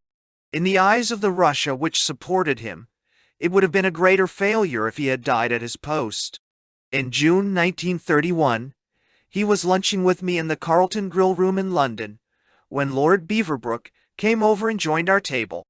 With his keen interest in human psychology, he began at once to ply Kerensky with questions. What was the reason of your collapse? Kerensky's reply was that the Germans forced on the Bolshevik rising because Styria, Bulgaria, and Turkey were on the verge of making a separate peace with Russia. The Austrians had decided to ask for a separate peace less than a fortnight before the October Revolution. Would you have mastered the Bolsheviks if you had made a separate peace? Asked Lord Beaverbrook. Of course, said Kerensky. We should be in Moscow now. Then why, said Lord Beaverbrook, didn't you do it? We were too naive, was the reply. Naivety is Kerensky's proper epitaph. Today, he is 50. He looks marvelously well. Since the removal of his tubercular kidney, he has never had a day's illness. He lives in Paris, and still dreams of the day when Russia will come back to him. He is still an idealist. He lacks, as he has always lacked, the ruthlessness of the successful revolutionary. He has 2 sons. Both are engineers, and both are working in England. By a strange coincidence, Kerensky, Lenin, and Protopopov, craziest of all the Tsarist ministers, all came from the same Volga town of Simbirsk. Kerensky comes of a family of Orthodox priests. His father was a state official and was Lenin's trustee. In spite of this connection, Kerensky never met Lenin, and only saw him once or twice from a distance. Other new revolutionary acquaintances with whom I came into contact during this period were Boris Savinkov, Filonenko, Chernov, Zensinov, Rudniev, the new Moscow mayor, Urnov, the president of the Soldiers' Soviet, Minor, the venerable social, revolutionary editor, Prokopovich, and his wife, Ekaterina Kuskova, a remarkable couple, who both in their personal appearance and in their work may be aptly described as the Russian counterpart of Mr. and Mrs. Sewell. Sidney Webb. Someday, when the story of the Russian Revolution fades into the same background of time as the French Revolution, their names will figure in the Russian history books. To the foreign reader, they are, with the exception of Savinkov, of no significance. For some reason, which I have never been able to understand, Boris Savinkov has always been regarded by Englishmen as a man of action, and therefore as a hero. More even than most Russians, Savinkov was a schemer, a man who could sit up all night drinking brandy and discussing what he was going to do the next day. And when the morrow came, he left the action to others. His talents cannot be denied. He wrote several excellent novels. He understood the revolutionary temperament better almost than anyone, and knew how to play on it for his own ends. He had mingled so much with spies and agents provocateurs that, like the hero in his own novel, he hardly knew whether he was deceiving himself or those whom he meant to deceive. Like most Russians, too, he was a forcible speaker who could impress his personality on his listeners. At one time, he entirely captivated Mr. Churchill, who saw in him a Russian Bonaparte. There were, however, fatal defects in his character. He liked luxury, and although he was ambitious, was not prepared to sacrifice his self-indulgence to his ambition. His chief weakness was my own, a fatal capacity for short spells of frenzied work followed by long periods of indolence. Him, too, I saw frequently after the collapse of the Kerensky regime. He came to see me in Moscow in 1918 at a moment when a price was on his head. The danger to himself, and incidentally to me, was considerable. His only disguise was a pair of huge horn-rimmed spectacles with darkened glasses. His conversation was mostly recriminations against the Allies and against the Russian counter-revolutionaries, with whom he was supposed to be cooperating. The last time I saw him was in a night haunt in Prague in 1923. He was a pathetic figure for whom one could not help feeling the deepest sympathy. He had exhausted all his friends, and when later he returned to Moscow and offered his services to the Bolsheviks, I was not surprised. Doubtless behind that tortured brain, there was some grandiose scheme of striking a last blow for Russia and of carrying out a spectacular coup d'etat. It was a gambler's throw. All his life he had played a lone hand, and although anti-Bolsheviks maintained that he was murdered, poisoned, and thrown out of a window, I have little doubt that he went to his own end. The period of the Kerensky regime was the most unhappy in my official career. I had lost hope, and with it my own balance. I sought relaxations from the stress of overwork and material pleasures. I was restless and uncontrolled. The war, which has branded so many of my generation, had destroyed all the former zest of my life. I longed for the peace of the country and the calm of the cooling fields, and, unable to obtain them, I abandoned myself to the temptations of the town. I was definitely on the downgrade. As the dangers of the Russian Revolution came home to the British ministers at home, strenuous efforts were made to bring the Russians to their senses and to recall them sternly to the obligations of their alliance. Some genius hit on the idea of sending out a Franco-British socialist delegation to persuade the Russian comrades to continue fighting. And in the middle of April, Moutet, Kachin, and Lafont, representing French socialism, and Messrs. Jim O'Grady, Will Thorne, and W.I.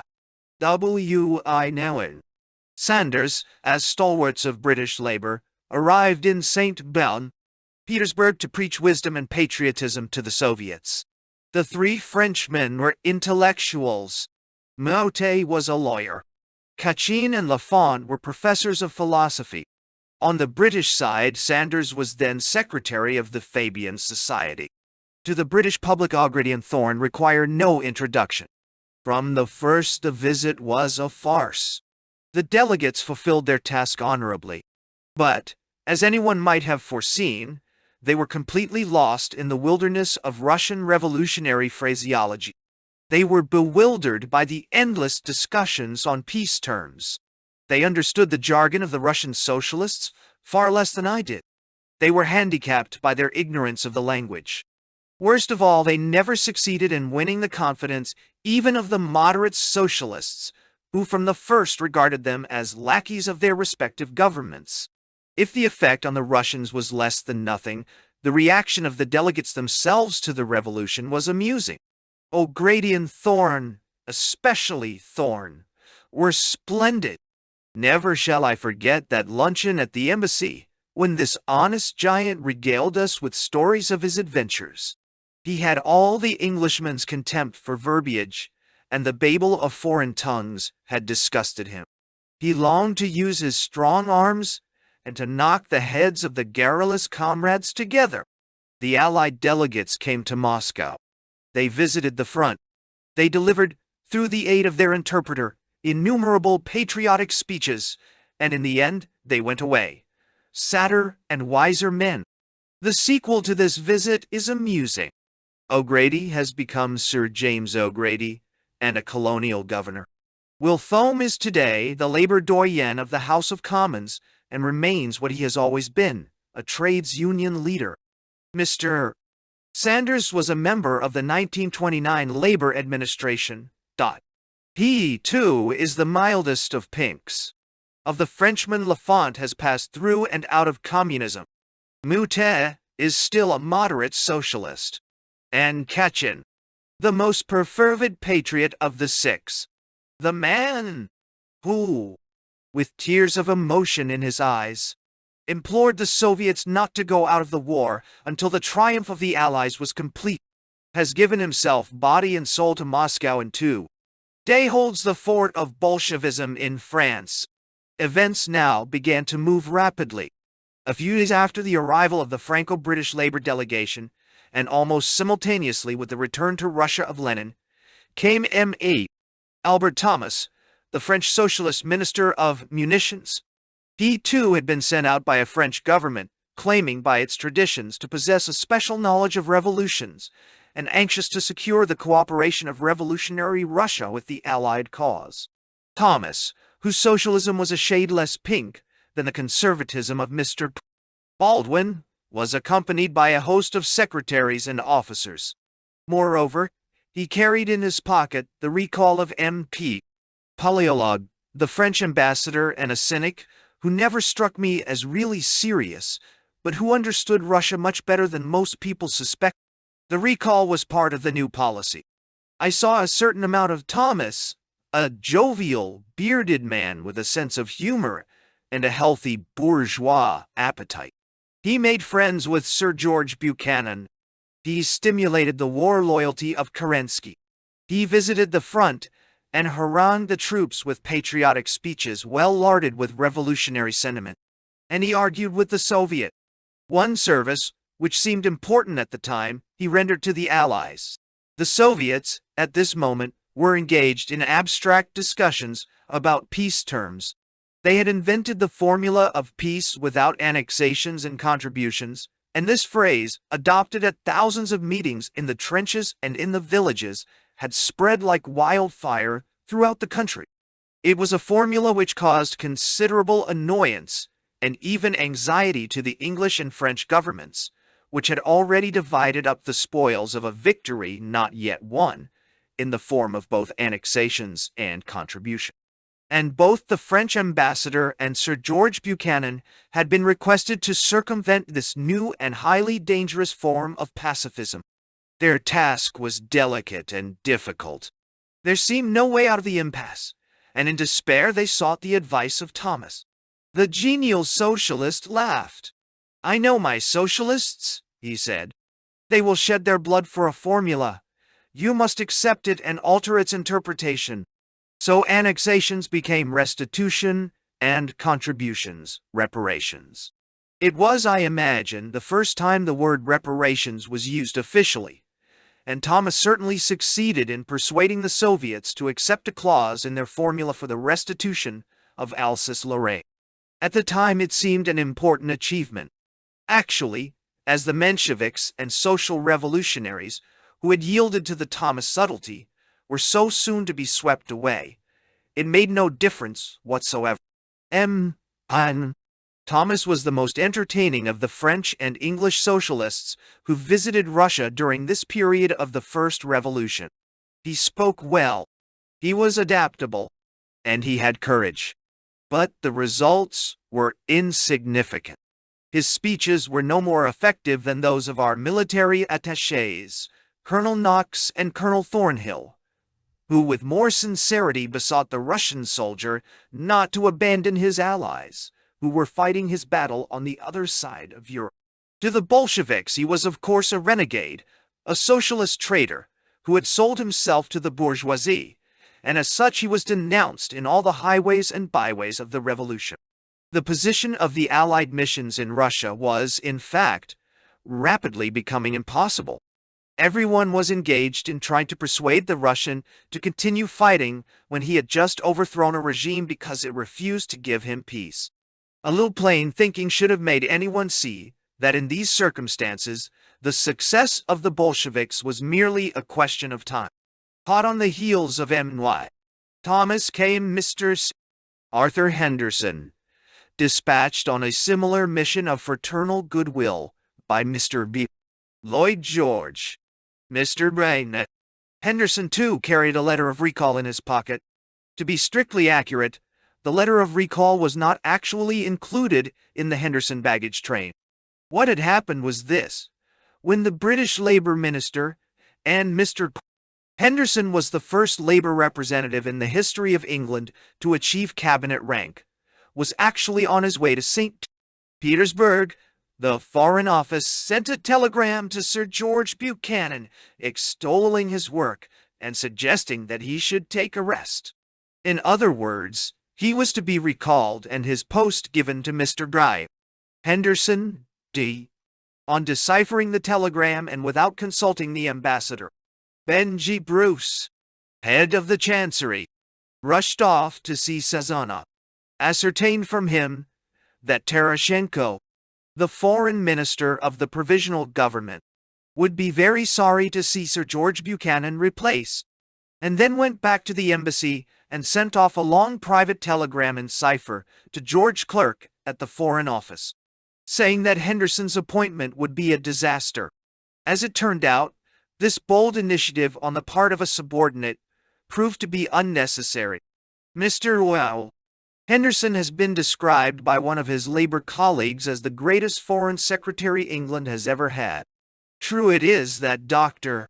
Dalton, the colleague who made this remarkable statement, was Mr.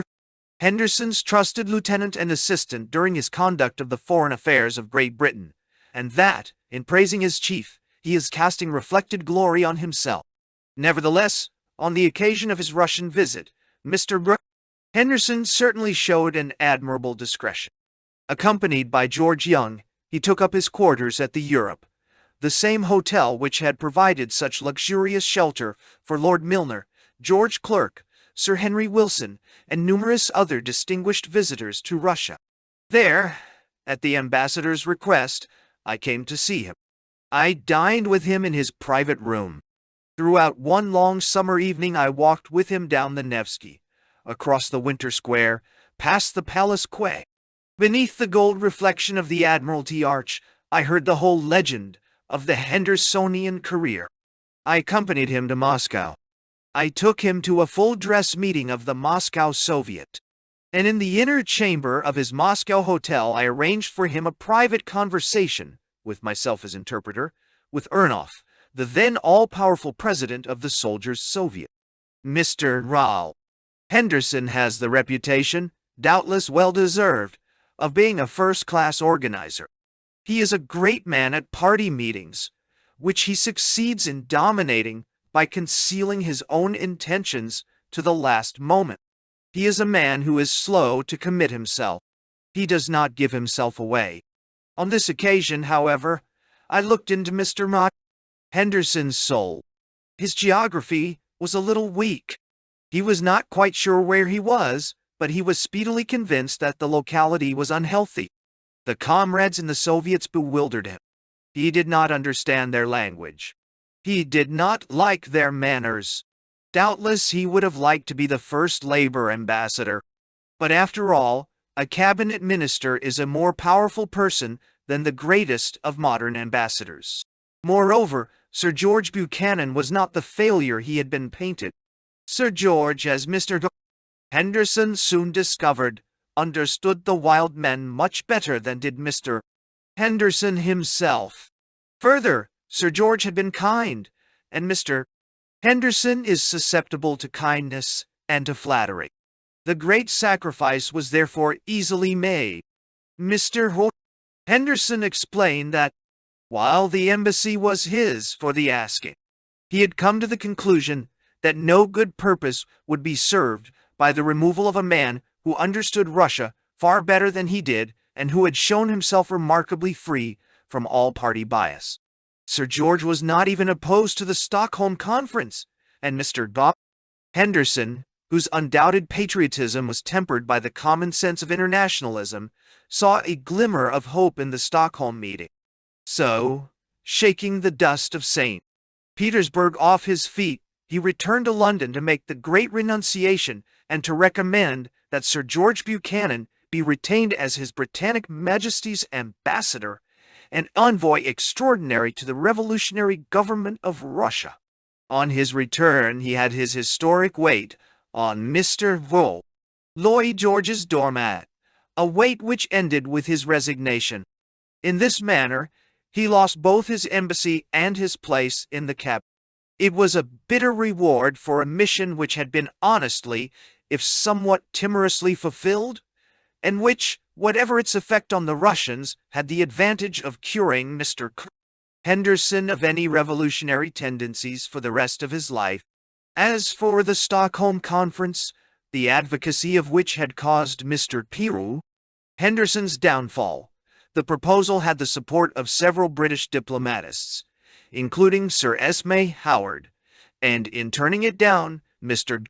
Lloyd George, who had blown hot and then cold on the idea, probably made a great mistake.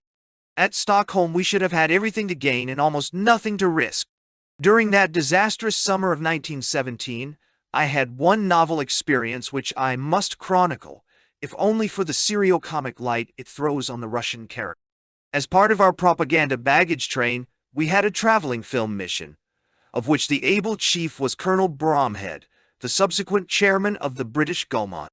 He, too, was enlisted to coax the Russians into fighting by showing them war films of the fighting on the Western Front.